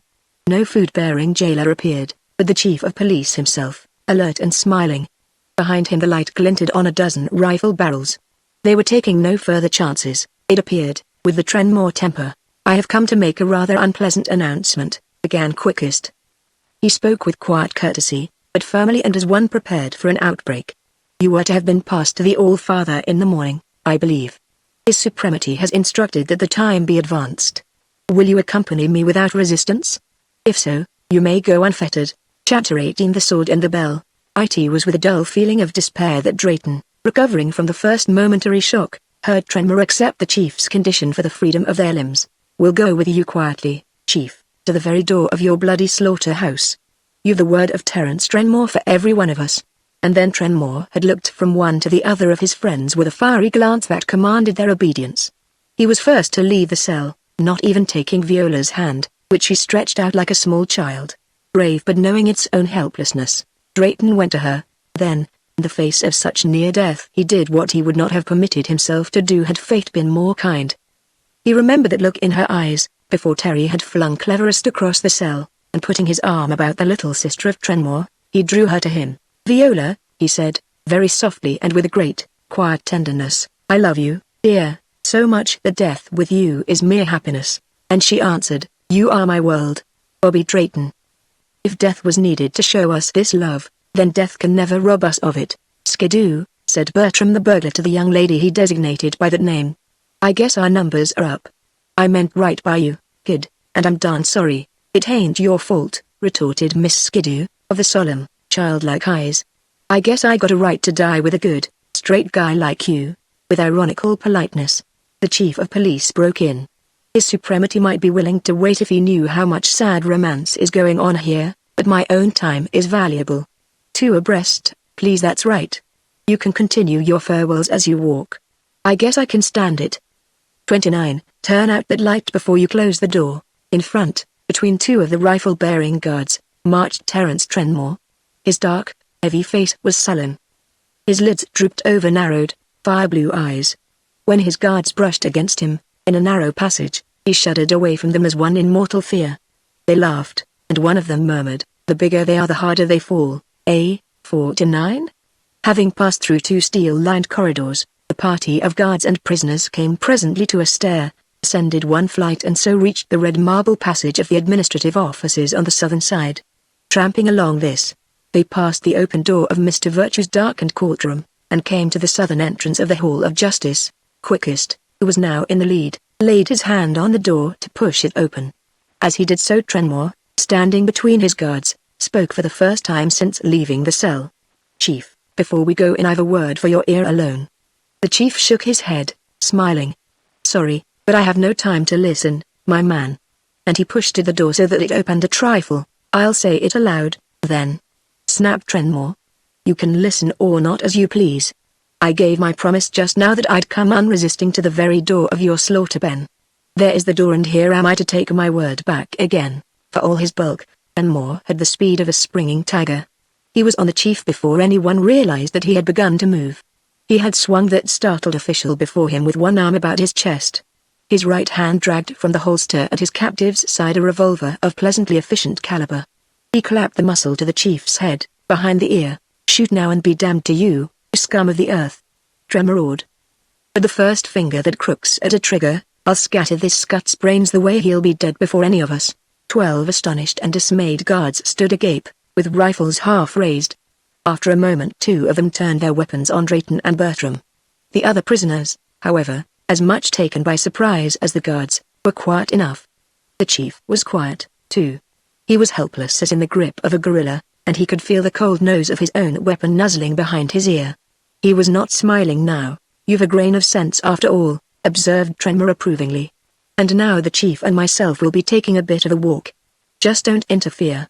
And don't you harm the hair of a head of one of my friends, mind that now." He began sidling along the wall, still holding his human shield before him. In a moment more he had regained the red corridor and begun backing down it. After him came the guards. One of them, on a sudden thought, dashed back to the golden door and through it. "Your friend's gone for help," said Trenmore to the chief conversationally. "He's a bright lad and I'd counsel you to advance him. You need help the way you'd sell your mouse of a soul to get it, don't you, my fine policeman? Don't you? Answer me, you scum." "Why yes," gasped the chief. The breath was half squeezed out of him, and his feet stumbled and dragged as he backed with his relentless captor along the corridor. And still the guards followed, step for step, rifles half raised, and in their midst the prisoners. A minute and Trenmore had reached a break in the red wall. Beyond it was a short flight of stairs. Terry backed around the corner. With a little rush, a pursuing guard came after. They found him halfway up the flight, still dragging their reluctant chief. He had reached the landing at the top. Behind it was an arched doorway, of which the heavy bronze doors stood open, fastened back flat to the wall. Feeling with his foot for the floor catch, Trenmore found it and trod down. The door, released, swung out a trifle. Standing to one side and again feeling backward with his foot, Terry caught the edge with his toe and gave the door a pull. It moved easily on well-oiled hinges. Next instant, without once having turned his back on the guard, he was able to get his shoulder behind the door and push it to. The other door he treated in the same way, leaving an aperture between. Then, without warning and with lightning speed, he lowered the gun, stooped, picked the chief up by the ankles and collar, gave him one mighty swing and pitched him headlong down upon his allies. The hurtling body struck 2 of the foremost, knocking them backward. There were shouts, and somebody's rifle exploded accidentally. Another guard fired intentionally toward the stairhead. But the space there was empty. The bullet splashed on the innocent bronze nose of a cupid in bas-relief, flying across a door shut tight and already bolted from the inside. Trenmore, panting on the little balcony of the threat of pen, congratulated himself that earlier in the day he had observed those doors and those strangely placed inner bolts. Already men were banging and shouting outside, but Trenmore only chuckled. "They'll need dynamite for that little job," he murmured happily. "I'm thinking the servants put those doors there for just the purpose they're now serving. Sword, you were made for the hand of a man, not the grip of this cold metal thing." He was examining the bronze fist that held the great sword upright. Though the heavy door shook and clanged to the besiegers' futile blows, he was cool as if alone in the temple. He had not yet even glanced down into the Hall of Justice. Across the knuckles of the hand of pen ran a tiny line, green-edged with verdigris. It was a flaw, a crack in the age-old bronze. His inspection completed, Trenmore sprang into action with a sudden wholeheartedness which was a disconcerting factor in his makeup. Throwing off his coat he removed a large handkerchief from the pocket, wadded it in his right hand and grasped the blade high up. Seizing the pommel in his left hand, slowly but with gathering force, twisted at the sword. It did not move. His white shirt stood out in bulging lumps over his laboring shoulders. His face went dark red. The purple veins rose and throbbed on a forehead beaded with great drops of perspiration. He did not jerk or heave at the thing. He merely twisted, and the leverage was terrific. There came a loud crack, like the report of a pistol. Within the wall something dropped clanging, and the sword gave way so suddenly that Trenmore was hurled to the floor. Picking himself up, he calmly resumed his coat and stooped for the famous weapon. Not only had the bronze hand fallen in 2 pieces, freeing the grip, but the whole wrist had broken loose from the wall, leaving only a blank black hole. Trenmore was not concerned for the mechanism so ruthlessly shattered. He cared only for the shining prisoner he had released. He raised it with both hands to the roughened grip. As he did so the yellow light from the dome slid flame-like down the long blade. It was a weight for any 2 ordinary men to carry. The Irishman swung it up and over his shoulder with hardly an effort. "You're a heavy one, my beauty, and no mistake," he muttered. "Even Terence Trenmore would not care to swing you many times together. But that which you struck would never strike back, I'm thinking." And then at last, with the sword on his shoulder, he turned and looked down from the railing. The blows on the door had ceased. He now perceived the reason. Midway across the hall, with upturned faces and raised rifles, waited every man of the prison guard he had so successfully eluded. Trenmore's appearance was greeted with shouts and a scattering volley. Unhurt but considerably startled, he skipped back. "Powers o' darkness!" he gasped. "I'm a fool, or I'd have expected it. And now what am I to do? Will you tell me that, sword of battle?" But the sword was silent. He was safe where he now stood, for the balcony was high enough and deep enough to be out of range from any place on the floor. And it was made of metal too heavy for bullets to penetrate. "They'll not use those machine guns," reflected Trenmore, "for they couldn't and not hit the bell. But if they've the brains of a rat, and they have just about that, they'll send riflemen up where the guns are placed and pick me off like a cat on a wall. Before they do that, we'll rush it, sword o' beauty. And if they fire on us after, well, they'll hit their own bell, and that's a thing I don't think they'll want. Now, then." Balancing the sword on his shoulder, he dashed at the rail and vaulted to the narrow plank bridge left by the electricians. Though it bent and swayed sickeningly under the double weight of Trenmore and the huge sword, he ran its length as if it were a brick causeway. A moment later he brought up clinging to the scaffold about the bell. His speed had not averted another volley, but all the harm done was to the golden carvings on the wall around the balcony. "You're but poor marksman," growled Trenmore between his teeth. "You've a beautiful target now, though. The question is, will you dare shoot at it?" The guards scattered and spread out. Several men aimed at Trenmore on the bell, but a sharp command caused them to lower their weapons. The word came from none other than the chief himself, who now walked to a place whence he could look up at Trenmore and Trenmore down at him. If the chief's fall had injured him, he showed no signs of it. "Praise heaven, your neck wasn't broke at all, chief," called the Irishman cheerfully. "I was afeard for you, so I could scarce do my work, but I got me a pretty plaything for all that, that the chief might see." He raised the sword and balanced it in his hands. How did you get that?" "From the hand of Penn," came the Irishman's gay reply. "Sure, for all he was a Quaker, Penn's the kind-hearted old gentleman that would never withhold a weapon from a lad in a tight place," and he swung the sword about his head till it glittered like a wheel of fire. "'Twill make a world o' noise when it strikes the bell." "Eh, my little policeman? You must not, you dare not!" shrieked Quickest. The last shred of his composure had dropped off like a torn cloak. He at least seemed to share the superstition of the numbers with regard to the old threat of Pennsylvania. Trenmore, however, felt that he had given the police sufficient attention. He was casting for bigger fish than they. Why had his bait not yet been taken? The bell, scaffolding and all, swung alarmingly against the electrician's tethering ropes, but Trenmore cautiously made his way a step or so along the planking. There was the dais, and before it yawned the pit, open again and glaring upward like a red eye set in the milk-white floor. Close by, under guard, stood his 4 companions watching the bell with anxious eyes. Drayton and Viola greeted Terry's appearance with a cheer and waved their hands encouragingly. In response, Terry raised the sword, called a hearty greeting, and looked at the dais. On the throne sat that decrepit, hateful figure, Mr. Justice Supreme. There sat also every one of the servants who had witnessed the examinations, earlier in the day, including Mr. Mercy, looking depressed but interested. Cleverest was there, too, standing beside his uncle. Then Trenmore spoke, with the great voice of an angel of doom. "You devils below there," he shouted. "Take heed to my words. I've a warning to give you." There came a deafening roar behind him. Glancing over his shoulder, he saw a billowing, greenish cloud issuing from the balcony. It cleared slowly, revealing a pair of explosion-shattered doors, sagging from their hinges. A crowd of his enemies poured through the aperture and onto the balcony. At the rail, however, they paused. Glaring across at Trenmore, "Sword o' battle," he murmured softly. "Do you not wish they may try to cross on our bridge?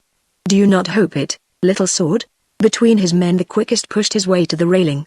He had secured another revolver and he leveled it at Trenmore. "Surrender, my man, or you'll be shot where you stand," came his terse command. "Surrender, is it? And why don't you shoot me, then?" "Sure, am I not a condemned man, Chief, darling? His Supremacy has instructed me to grant you a reprieve if you will surrender." "There has already been damage enough done," said Trenmore. "I'll wager my life against your marksmanship, Chief. Shoot now. And see if you can kill Terence Trenmore before he can strike the bell." Once more he heaved up the sword. The chief turned pale and lowered his own weapon. "You are a madman," he shouted. "Strike that bell and your friends and you will perish with the rest of us. A quick death and a happy one. In dying we'll rid the earth of its worst scum, if all they say is true." "No, no, little man. I'll not come over to you. And if you shoot, you'll strike the bell yourself in a small way or cause me to do it in earnest. I've no time to be exchanging pleasantries. I'll just guard my back and go on with my business." He brought the sword crashing down on the frail bridge. With a splintering sound it broke loose. Trenmore's end fell to the floor, carrying with it some of the scaffolding. Trenmore barely saved himself from going down. Regaining his footing neatly, he waved a hand at the furious chief and climbed around the bell to a place where it partly shielded him from the balcony. Thence he could face his more important enemies on the dais. "You'll pardon me," he shouted. There was a small interruption. "Now, tell me, you old scoundrel on the throne there, have I the upper hand, or have I not?" Chapter 19 Trenmore Strikes. It was Cleverest who replied, scornfully and with no sign of fear. "You fool," he cried, "strike the bell if you like. Do you think we care for that? We are waiting for you to be brought down here to die with these other vermin, and is that the way you regard it?" inquired Trenmore with a laugh, but his heart sank. He was bluffing on a large and glorious scale, and if the bluff was to be called, he might as well leap from his place and be done with it. However, the Irishman was a firm believer in the motto, "Fight to a finish whatever the odds." "Then I'll strike and settle the matter," he added defiantly. Just beyond where he stood, the red bell was naked of scaffolding. He swung up the sword for a great blow. But there was at least one man in the hall whose faith was equal to that of the numbers themselves. That man was Mr. Justice Supreme, High Servant of Pennsylvania. As the sword flashed up, the old man leapt from his chair. With galvanic energy and upraised, claw-like hands, he stumbled to the edge of the dais. "No, no, no!" he shrieked.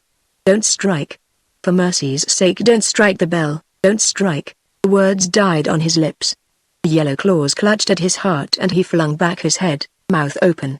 As his knees sagged under him, Cleverest barely saved his uncle from falling to the pavement below. Holding the limp form in his arms, he felt for the old man's heart. Then he laid him down on the dais and turned to the servants. "Gentlemen," he said very solemnly, "Mr. Justice Supreme has passed to the arms of Penn." Every man on the platform rose and gravely removed his high hat, then, with the utmost tranquility, reseated himself. Full tribute to the dead having been rendered, business might proceed as before. Cleverest turned again and shook his fist at Trenmore. "It is you who have done this," he cried. "It is you who shall pay for it.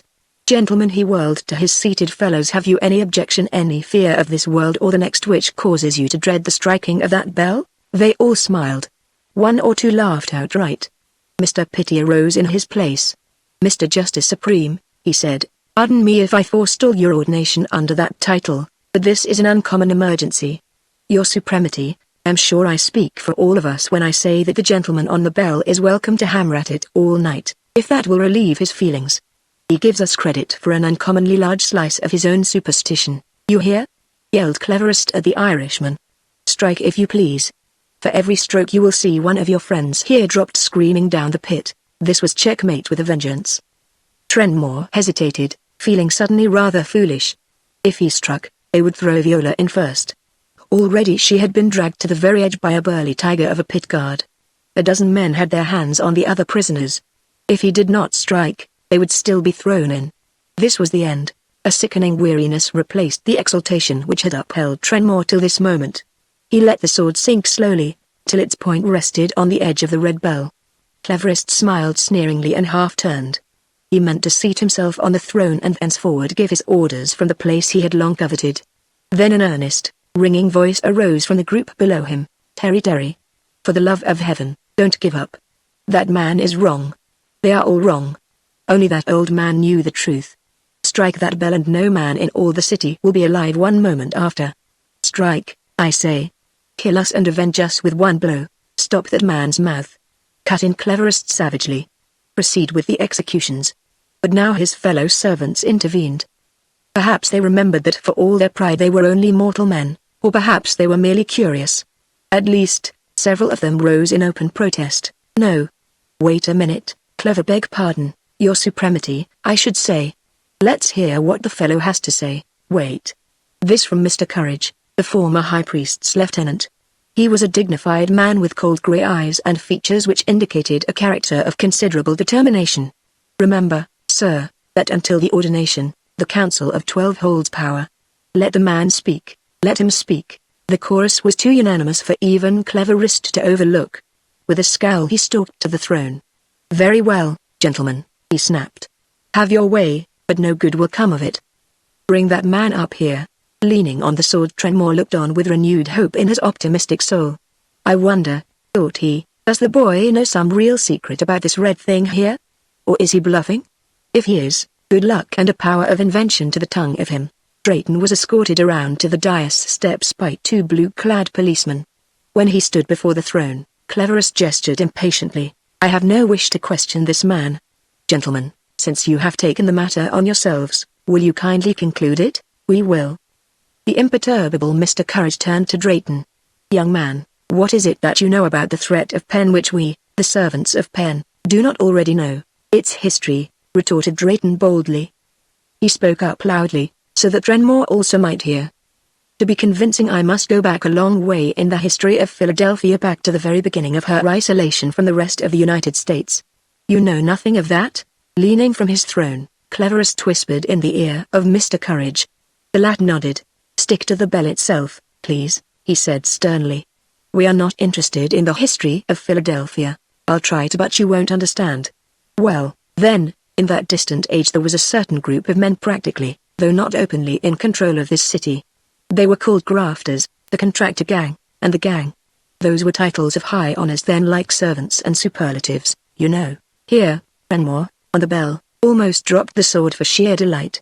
"These grafters," continued Drayton, "got hold of a man who had made a certain discovery. He was professor of physics in a university here. You know, or rather probably you don't know, that all matter in its atomic structure vibrates, and that different sorts of energy waves can affect that vibration. I am no physicist myself, and I can't tell you this in scientific terms. As I understood it, however, he discovered a combination of metals which, when treated in a certain way, would give off sound waves of the exact length of the vibration, not of atoms, but of the electrons. That is to say, this is madness," broke in Cerberus impatiently. "It is a jargon of senseless words." "Tell us about the bell," seconded Mr. Courage. "And yes, the bell came from half a dozen other servants." "I am telling you of the bell," protested Drayton. "But you are too ignorant to grasp even a simple idea of it. Perhaps you can understand if I put it another way. This professor had discovered a secret power by which metal, reverberating to a blow, might destroy not only other metal but human flesh, clothes, wood, marble, the very air you breathe. And these grafters, of whom you yourselves are the lineal descendants, forced the man to use his discovery for their benefit. With refined irony they took the old Liberty Bell. They had it recast. They made this professor recast the Liberty Bell itself, with other metal, and in his new secret way recast it as a much larger bell. It came out red as blood. Then they built this dome. They said Philadelphia should have the most glorious city hall in the world. They hung the bell there and they put the sword there. And then they set guards at the doors, and guns behind those panels. They invited the leading citizens to a demonstration. They forced the professor to play showman to his discovery, but they betrayed him so that his precautions for his own safety were annulled at the critical moment. Before the citizens' horrified eyes the professor, and the little gong he used for the experiment, and all the solid matter around it dissolved, disintegrated, vanished. He stood right there, where your pit yawns now. When he was gone there was a hole in the pavement as if made by a great explosion, and they, the grafters, set themselves up as masters of the city under threat of its complete destruction. They called themselves the servants of Pennsylvania. They curtailed the education of the people as needless and too expensive. When the people complained, they placated them by abolishing all grades above the primary and turning the schools into dance halls and free-moving picture theaters. City Hall they remodeled into a luxurious clubhouse where they themselves lived and reveled. 2 generations later, generations of unschooled, iron-ruled citizens in Penn had become a god. The poor, good old Quaker. His servants made him the god of lust, of vice, of drunkenness, of every sort of foul debauchery. The servants were his priests and this his temple. In mockery they named themselves for the cardinal virtues: mercy, pity, justice, love. But they were tyrants without mercy, revelers in vice. Stop. The command came from a livid, furious Cleverist, and the hand of a policeman cut off Drayton's flow of eloquence effectively. Cleverist was not the only angry man present. Drayton faced 8 servants who would have cheerfully torn him to pieces. "Mr. Courage," Cleverist turned whitely to his uncle's lieutenant, "are you satisfied now, or do you desire further insult from this lying dog who would blacken the name of Penn and of Penn service?" "You were right, sir," conceded courage. I had not supposed that the brain of a human being could compass such a tissue of lies and blasphemy. We cannot be too quickly rid of the whole sacrilegious horde. Now was Cleverest's hour of triumph. With sickening certainty, Brayton realized that he had carried his tirade too far. He had not convinced, only enraged. Nothing but death remained. He wrenched his face away from the officer's hand. "Strike, Terry!" he shouted. "I have spoken only the truth. Strike!" Then did Terence Tremor raise the sword of pen in good earnest. The fury that had been in him this hour past rose in his heart like boiling lava. Though he believed, no more than the servants, he must strike at something. He could reach nothing human. There was the red bell. As the sword swung up, even the disbelieving servants stared fascinated. The police and pit guards dropped their prisoners and raised one beast-like wail of fear. Up welled the sword and descended, a yellow flash of flame. It rose again. A strange reverberation shook the air. It was not like the note of a bell, nor of a gong, nor of any man-made thing. It was more than sound, worse than sound. It was a feeling, an emotion, the sickening pang of a spirit trenching itself from a body racked with pain. Every living being in that great place save one dropped where he was, and lay writhing feebly beneath the awful, echoing dome. But Trenmore, standing against the bell itself, did not fall. Perhaps he was too close to be affected. Perhaps the scaffolding which pressed on the bell, preventing its full reverberation, broke the sound waves for him. At least he still stood, and now he seemed to be peering through a crimson haze of fury. Though after that first blow he might have brought even Pent Service to terms, he cared not to temporize. He cared only to destroy. Again he brought down the sword with all his terrible strength. His foothold sagged beneath him. Looking upward he beheld an awe-inspiring thing. The golden dome of justice was sinking, crumpling inward. It was growing transparent, like a sheet of gold leaf beaten too thin. A moment later and he could see through it on upward. He saw the high, grey-white tower, its illuminated clock face, and still above that the circle of white lights about the feet of Pennsylvania. He saw the huge statue sway and stagger like a drunken man. Beneath it the tower began to bend like a tallow candle set in an oven thrice heated. A warning quiver shot through the scaffold. With one yell of sheer, savage delight, Trenmore heaved up the sword. For the third and last time it smote the blood-red threat of pen. Then the air was sucked out of his lungs, sight was wiped from his eyes. His muscles relaxed and he lost all power to feel, but he knew in the deathless soul of him that his body was falling and that the created world had dissolved, disintegrated into formless chaos. Chapter 20 Transferred home. Trenmore fell but not into the empty void created when the red bell dissolved itself, its temple and its world. He struck feet first on some kind of hard surface, jarred in every bone and nerve by the impact. As light flashed up all around him, he staggered against a man. The next incident can only be explained by the fact that Trenmore was still seeing red. The fight had been by no means knocked out of him by the recent catastrophe. He grasped one fact and one only. The man against whom he had stumbled wore a black coat and a silk hat, a cursed insignia of pen service. Promptly grappling with this individual, they went to the pavement together. While Terry reached for his adversary's throat, the latter let out yell after yell of terror and dismay. It was fortunate that the Irishman had been so thoroughly shaken by his fall that his customary efficiency was somewhat impaired. Two scandalized policemen dashing upon the struggling pair were able to pull him off before he could inflict more than a bad fright upon his victim. Dragged to his knees, Trenmore shook his head like an angry bull of the wild Irish breed. He got his feet under him and rose so suddenly that the policemen lost their grip, thrown off like a couple of terriers. Then would bloody battle have raged indeed in the very precincts of law and order, had not a new figure rushed up and fairly flung itself into Trenmore's arms. It was a small figure to quell so huge an adversary. Even the maddest of Irishmen, however, could hardly go on fighting while a pair of slim arms reached for his neck, a soft cheek pressed against his coat, and a loved voice cried softly, "Look about you. Terry, oh, Terry. Look about you." Folding an arm about Viola, Trenmore dashed a hand across his eyes and at last did look. On four sides rose the grey, irregular, many-windowed walls of a huge building. Beneath his feet lay a pavement of uneven grey concrete. The place was bright with the white glare of electric lights. Where had been the four doors of the temple, he saw through open archways to the streets beyond. Above was no golden dome, but the open starlit sky. Up toward it pointed a high, grey tower, almost white in the rays of a searchlight somewhere on the lower walls. The tower was surmounted by the foreshortened but identifiable statue of William Penn, not falling but very solid and majestically beneficent as usual. Then Trenmore became aware of a nasal, high-pitched voice. "I tell you I've got to catch my train," it wailed. "Arrest that lunatic or let him go, just as you please. But if you make me miss that train, you'll regret it. Your own men there will testify that I did nothing. I was simply hurrying through the public buildings on my way to Broad Street Station. Then that wild man jumped on me from behind. Chief Hannigan is my brother-in-law.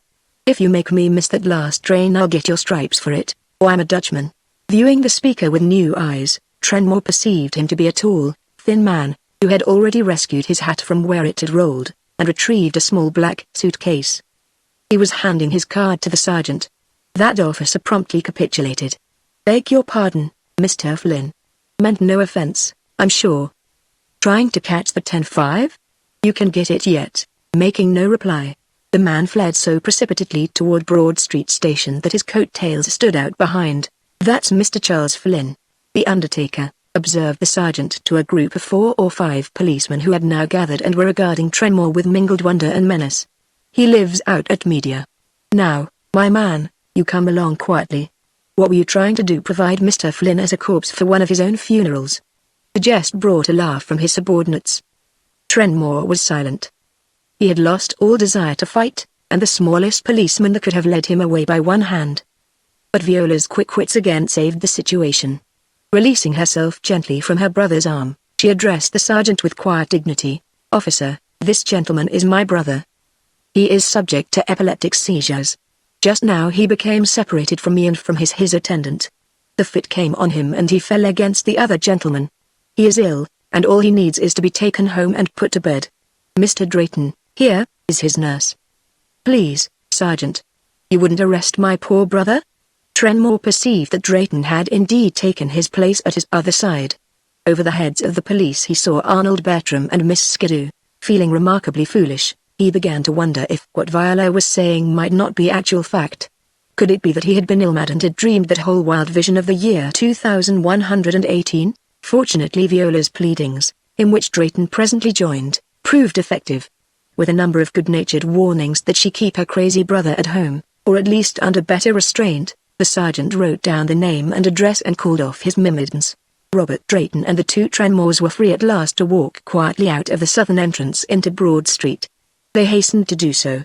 They had, in fact, seen quite enough of Philadelphia City Hall, in any century. Behind followed Bertram and his companion.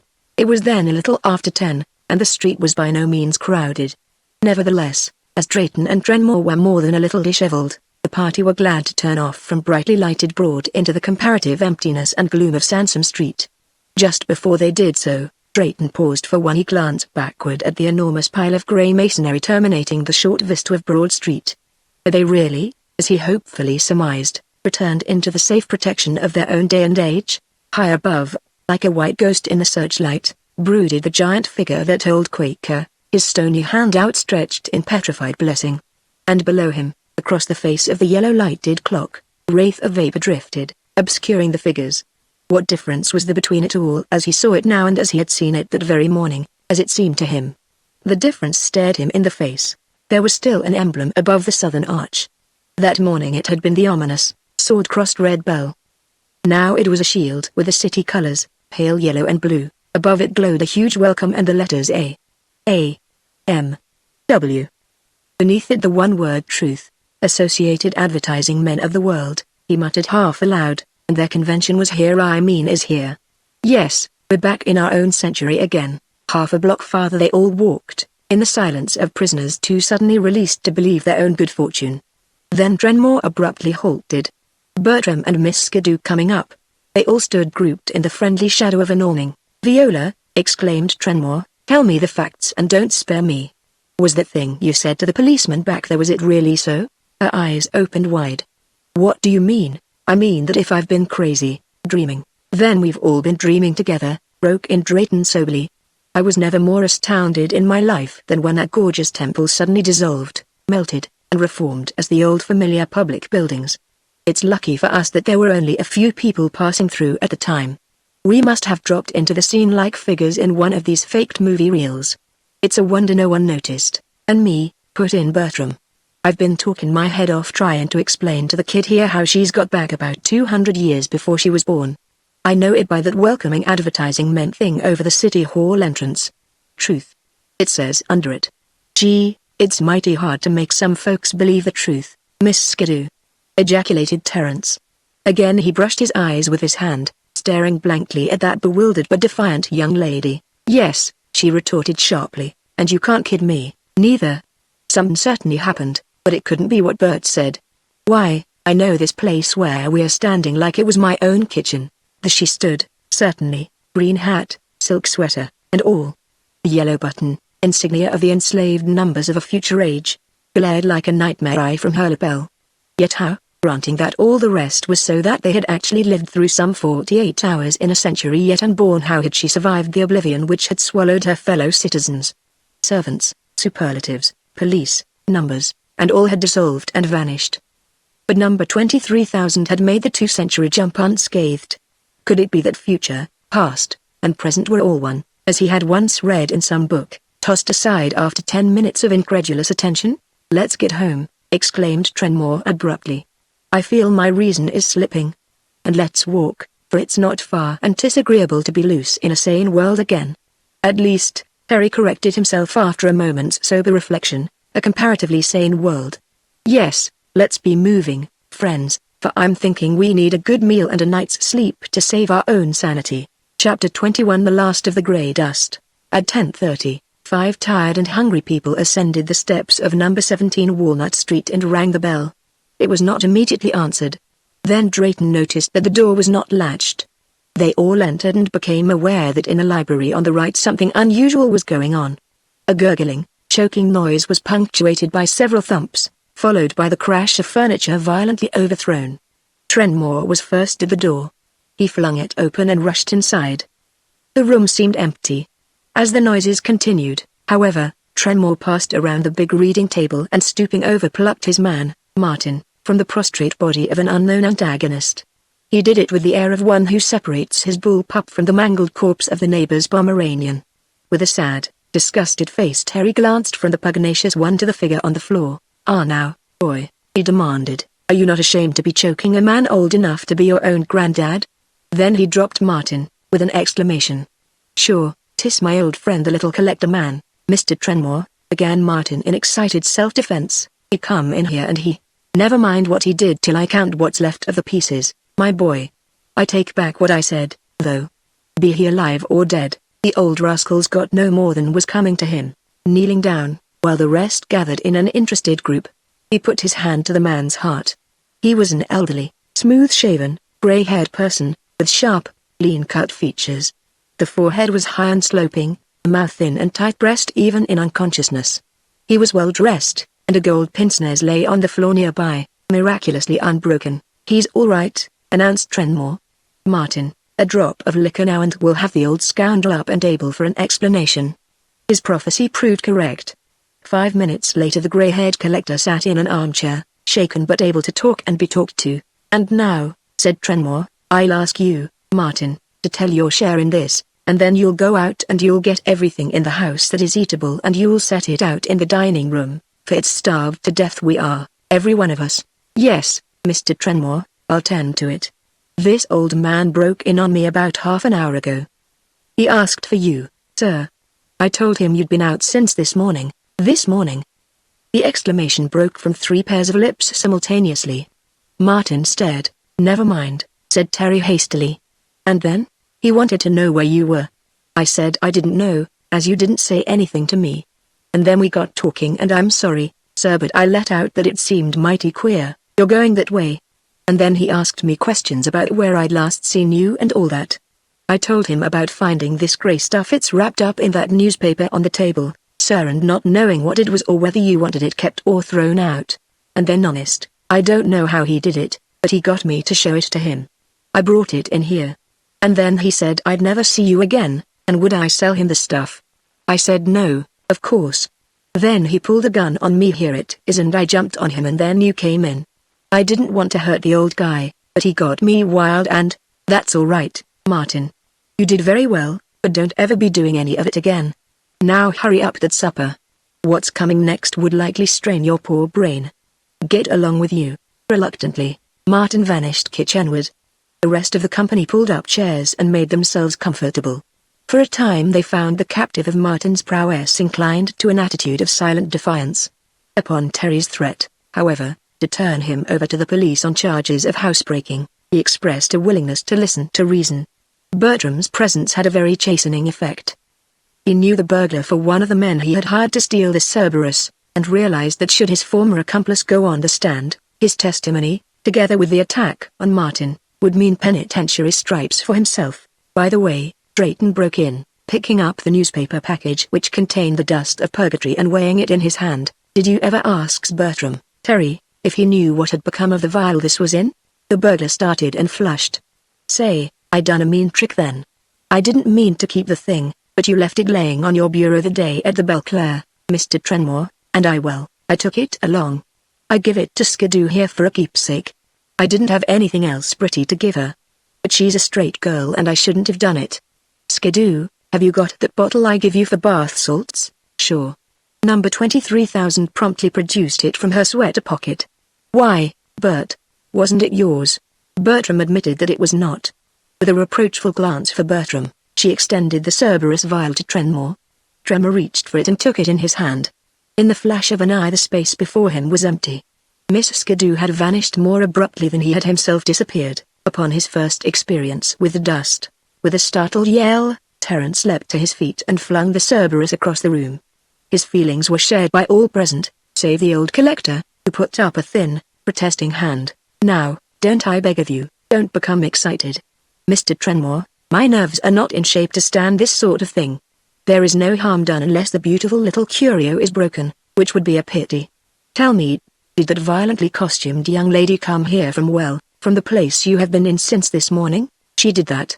Then she has simply returned there," announced the collector, and he settled placidly back in his chair. But Bertram, who had been stricken temporarily dumb and paralyzed by the abrupt vanishment of his beloved kid, gave vent to one anguished cry of grief and rage. Springing upon Drayton, he wrenched from him the newspaper packet. "What the deuce are you doing?" exclaimed the lawyer. "You let me alone," panted the burglar, backing away. "I want a dose of this dust, that's what. I'm going after Skidoo, I am, you are not." Trenmore pounced on him and recovered the dangerous package. "You poor little maniac," he said. "Do you think that I rang the red bell in that temple for nothing? Don't you realize that the place where we were isn't anywhere now, wherever it was before?" A moment the burglar stood cogitating this puzzling statement, his face the picture of woe. Then he sank slowly into a chair and dropped his head in his hands. "The brightest kid," he muttered despairingly. "The best kid, and now she's nothing. Hell, beg pardon, lady, but this is fierce. I don't care what happens now." They all sincerely pitied him. However, there is no known remedy for the loss of a sweetheart who has melted into the circumambient atmosphere, and as he repulsed their sympathy with almost savage impatience, they once more turned their attention to the gray-haired collector. Trenmore began by asking his name. The old fellow fumbled in his pockets a moment. "I find I have left my card case," he said, "but I am Phineas Dodd Scarborough. By profession I am an oculist. I am willing to tell you the history and nature of that dust. In order that I may do so intelligently, however, I must ask that you first relate your own experience with it." There seemed nothing unreasonable in this request. Beginning with the first uncapping of the vial, they unfolded their remarkable narrative. Long before that tale was done, Martin had announced supper. The collector adjourned with them to the dining room. Bertram, however, declined, saying that he had no appetite and preferred to stay where he was. So he was left alone, hunched over in his chair, a figure of sorrow inconsolable. Trenmore took the precaution of bringing the packet of dust into the dining room, and so, concluded Trenmore over the coffee cups, we got back to our own day again, and a very good job it was. I'd sooner put up with any hardships of our own time, than live out my life in the year 2118. Phineas Scarborough sniffed scornfully at Terry's last remark. "The year fiddlesticks," he exclaimed impatiently. "You might, if you had used that powder intelligently, have reached a plane where the vibration was so rapid that a year there was the equivalent of one day here. That, however, is the only form of trick you could play with time. To talk of time as a dimension through which one might travel is the merest nonsense. Time is not a dimension. It is a sequence, or rather a comparative sequence, of vibrations." Trenmore threw up his hand. Man, don't confuse us that way. we'll be worse off than we are now. The sun rose and set at least twice while we were there, said Drayton. And if it was not the year 2118, then what was it and where were we?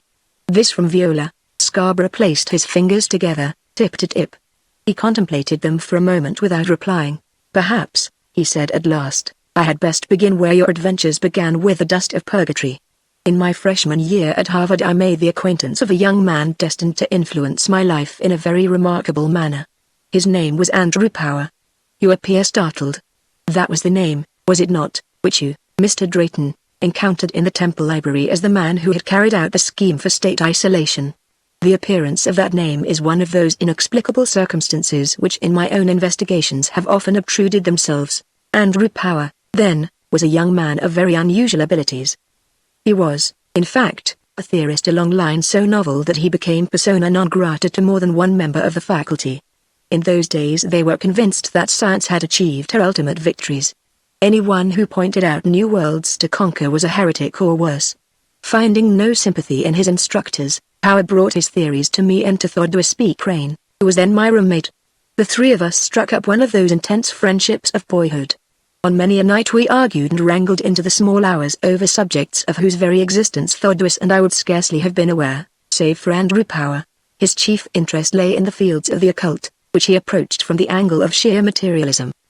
To expound his theories even in brief would require more time than you, I am sure, would care to expend in listening. Enough that he was deeply interested in the Eastern religions. He was born in India, by the way, and had studied under some of their greatest pundits and contended that their mysticism was based on scientifically demonstrable facts, in spite of himself. Trenmore yawned. Was the man never going to reach the dust?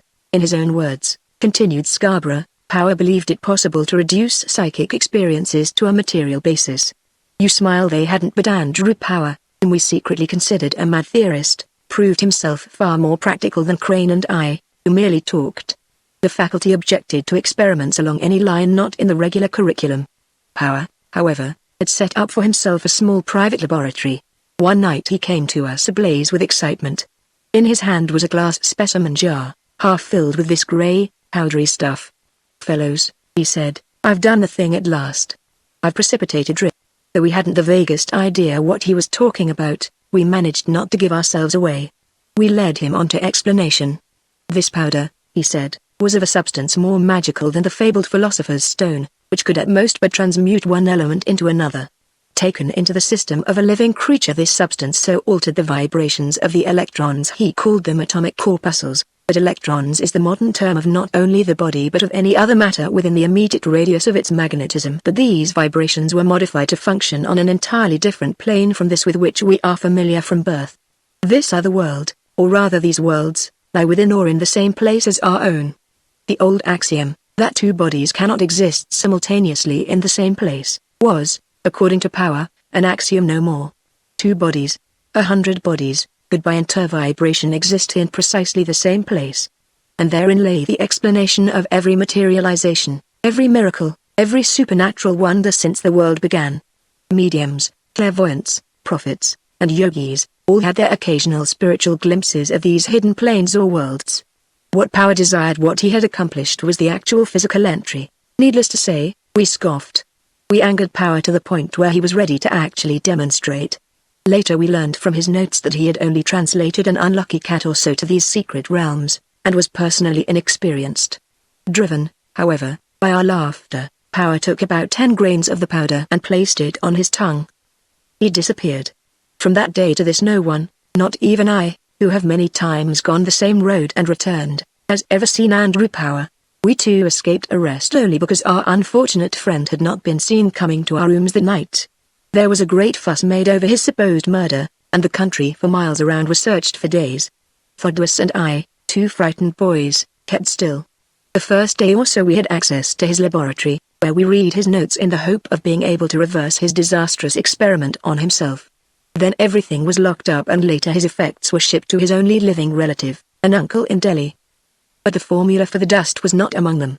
That, before my eyes and in the face of my frantic protest, Thaddeus Crane had destroyed. He would have destroyed the powder also, had I not persuaded him that it was our moral duty to hold it in case of Andrew Power's return. He was always a bit afraid of Andrew. In the face of that contingency he suddenly saw his arbitrary act with the formula in its true light.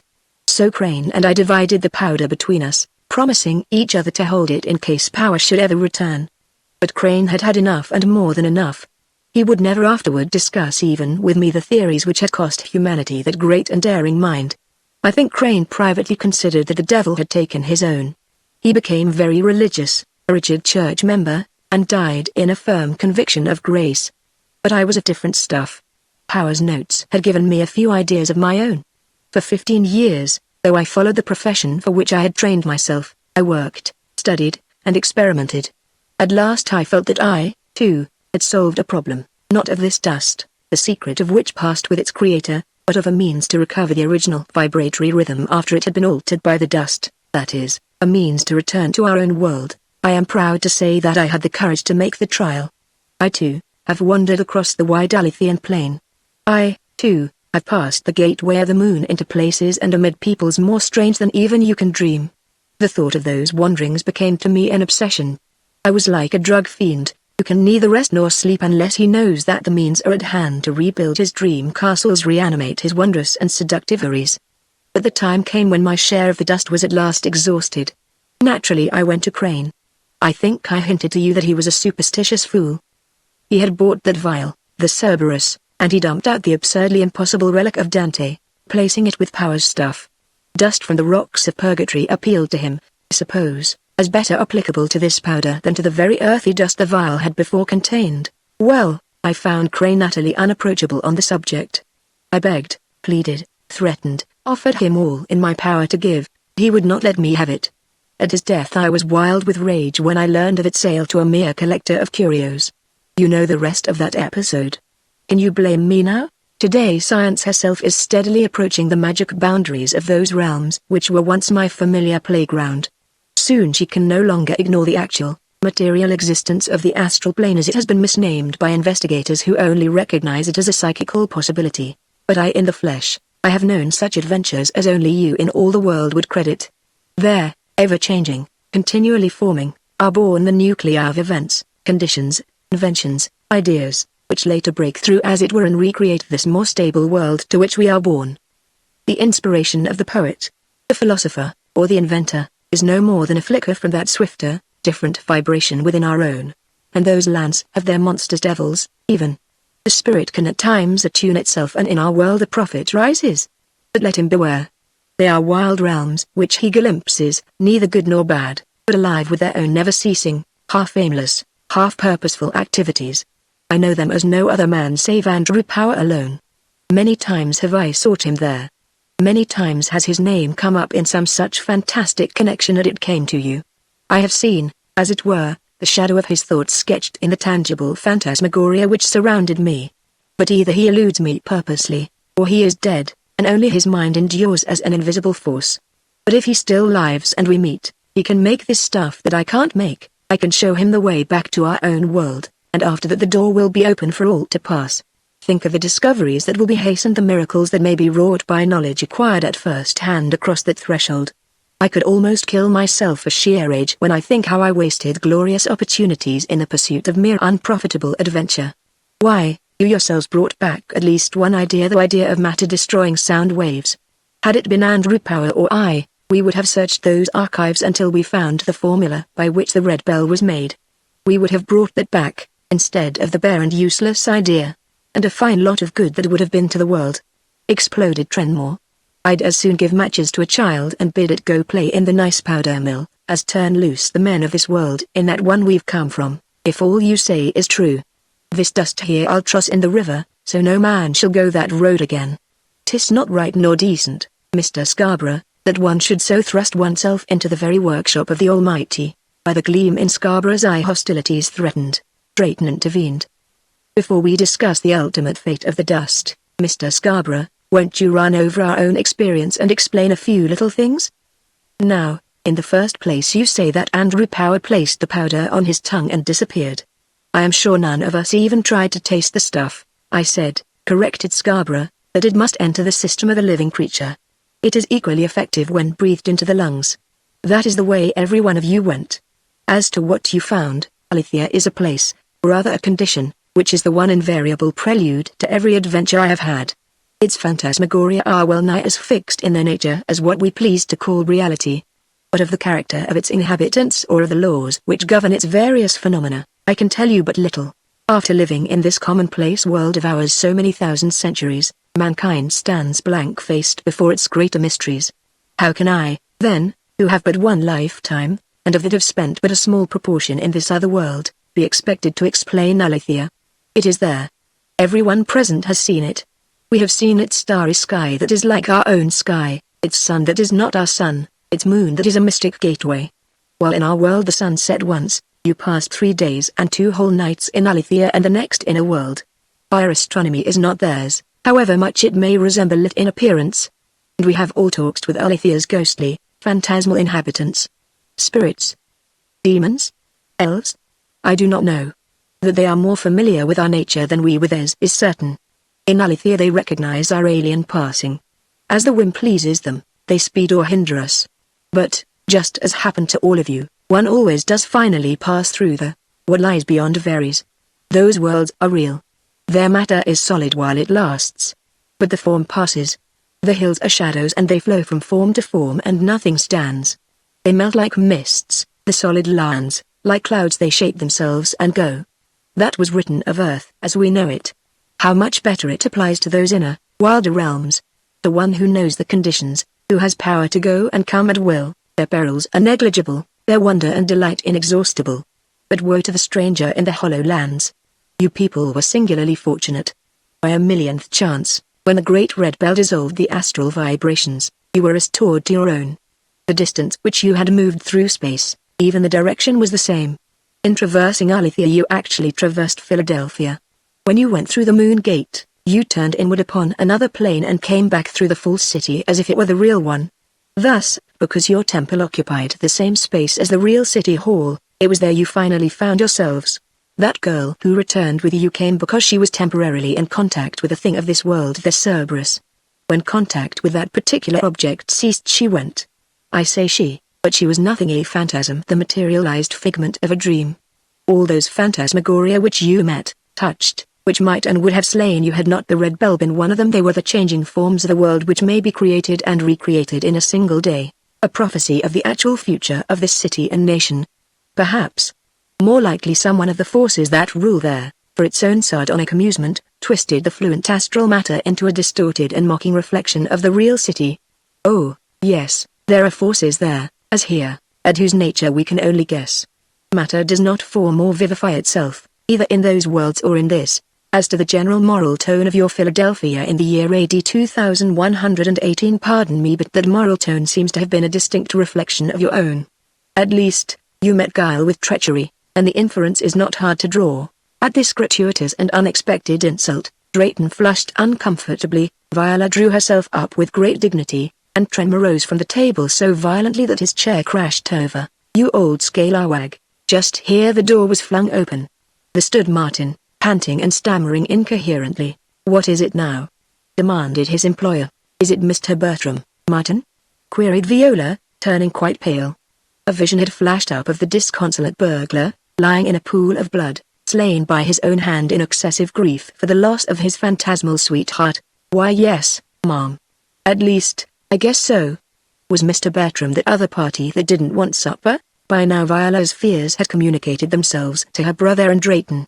Without pausing, all three pushed past Martin and reached the library. Bertram's chair was empty. His body was nowhere in sight. Trenmore turned on Martin. Where is he, then? I don't know, sir.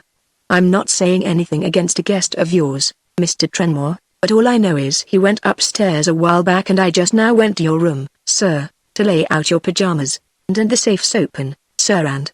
But Trenmore waited for no more. He bounded up the stairs 3 steps at a time. Martin's tale proved only too true. The silk curtain was pushed back, the steel door in the wall swung wide, and the floor was as littered as that of the 3rd-floor bedroom upon Drayton's first awakening in this much burglarized house. The money, moaned Martin, wringing his hands. All the money I saw you put in the yesterday, it's gone. Trenmore was rapidly running over the leather boxes, trays, and the like which were scattered about. He rose with a sigh of relief. At least, he's taken nothing else. The money was only a couple of hundred that I can spare, but these trinkets of mine I could not easily replace. I don't believe it was Bertram, broke in Viola, with the eager loyalty of youth for one who has been, if not a friend, at least a companion. He couldn't rob you, Terry, after all we've been through together. What's this? Drayton had picked up a folded scrap of paper from the dresser. Why, it's addressed to you, Terry. The Irishman took the paper, hastily opened it, and read. Dear Mr. Trenmore, I heard what Mr. Scarborough said. Skidoo wasn't anything. Then I ain't anything either. I was going to go straight, but what's the use? I need this money worse than you. Goodby. B. To the astonishment of all present, Trenmore's face suddenly cleared, and with a whoop of joy he rushed toward the door. Moral tone, is it? Wait till I show this to the old scalawag below there. Now whom will he blame for the moral tone, when he reads this letter? And I never thought of Bertram, the thieving little crook. Waving the missive triumphantly, he thundered down the stairs. Viola burst into almost hysterical laughter, and Drayton was forced to laugh with her. That shot of Scarborough's rankled, he said. Let's go down and hear them argue it out. In the dining room, however, yet another surprise awaited them. Terry was there, a picture of chagrin, but no Scarborough. The old villain skipped out, he said disgustedly, while we were tearing about after the other scoundrel. And what's worse, he took the dust with him. Well, I'd not chase after either of them if 'twas to win me a kingdom. Very thoughtfully the three made their way to the library. Drayton picked up the crystal vial which Trenmore had flung away. One of its silver heads was dented to a yet more savage expression. Otherwise the Cerberus was unharmed. He offered it to Trenmore, but his friend waved the vial aside. I don't want it, he said grimly. Sure. Bobby my lad, I think I'll just give the thing to yourself and Viola for a wedding present if you fear no ill luck from it. A wedding present? Stammered Drayton. See here, Terry, Viola, child, I love you too well to marry you. You don't know of the disgrace into which I have fallen, nor, far worse, of the infamy of which I discovered myself capable. On the edge of death and in those strange surroundings, it didn't seem to matter so much, but we are back in a real world again, and by heaven, I think for me the other was the better place. Viola went to him and with her two hands on his arm looked up into his face. Bobby, she said, I know what you mean. My brother told me of your sorrows and griefs, while we stood waiting for the examinations to begin, in the green room of the temple. He told me everything. Do you think I love you the less that you have suffered? You don't understand, he said hoarsely. Somehow he held himself from taking her in his arms. He looked at Trenmore, but that large, discreet gentleman had wandered over to the window and was staring out into the night. Drayton choked. You might as well marry that thief Bertram. He forced out, marry Bertram. She laughed softly and hid the flush of her cheek against his coat. Why, but so I would marry Bertram did I love him as I love you, Bobby, darling. No attempt to persuade him of his own moral innocence could have had the least effect. That last naive assertion, however, was too much for Drayton. His arms swept about her. Trenmore, looking over his shoulder, grinned and hastily resumed his scrutiny of the empty pavement outside. And so, he murmured, we'll just take our worlds as we find them, Bobby, my lad. And we'll see what can be done out there in Cincinnati. The scoundrels that downed him have gold. But I've gold myself. We'll give them a chance to down a fighting Irishman. And maybe who knows ? There's a red bell hung for them, too, in the Dome of Justice. We'll go spy out the land and think well and then strike hard. The way they'll be wishing they'd crept in their holes and stayed there. And with a smile of pleased anticipation for that Olympian battle he sniffed afar, Trenmore turned to the immediate and more difficult task of exerting his Celtic wit and eloquence to persuade Robert Drayton to let him undertake it.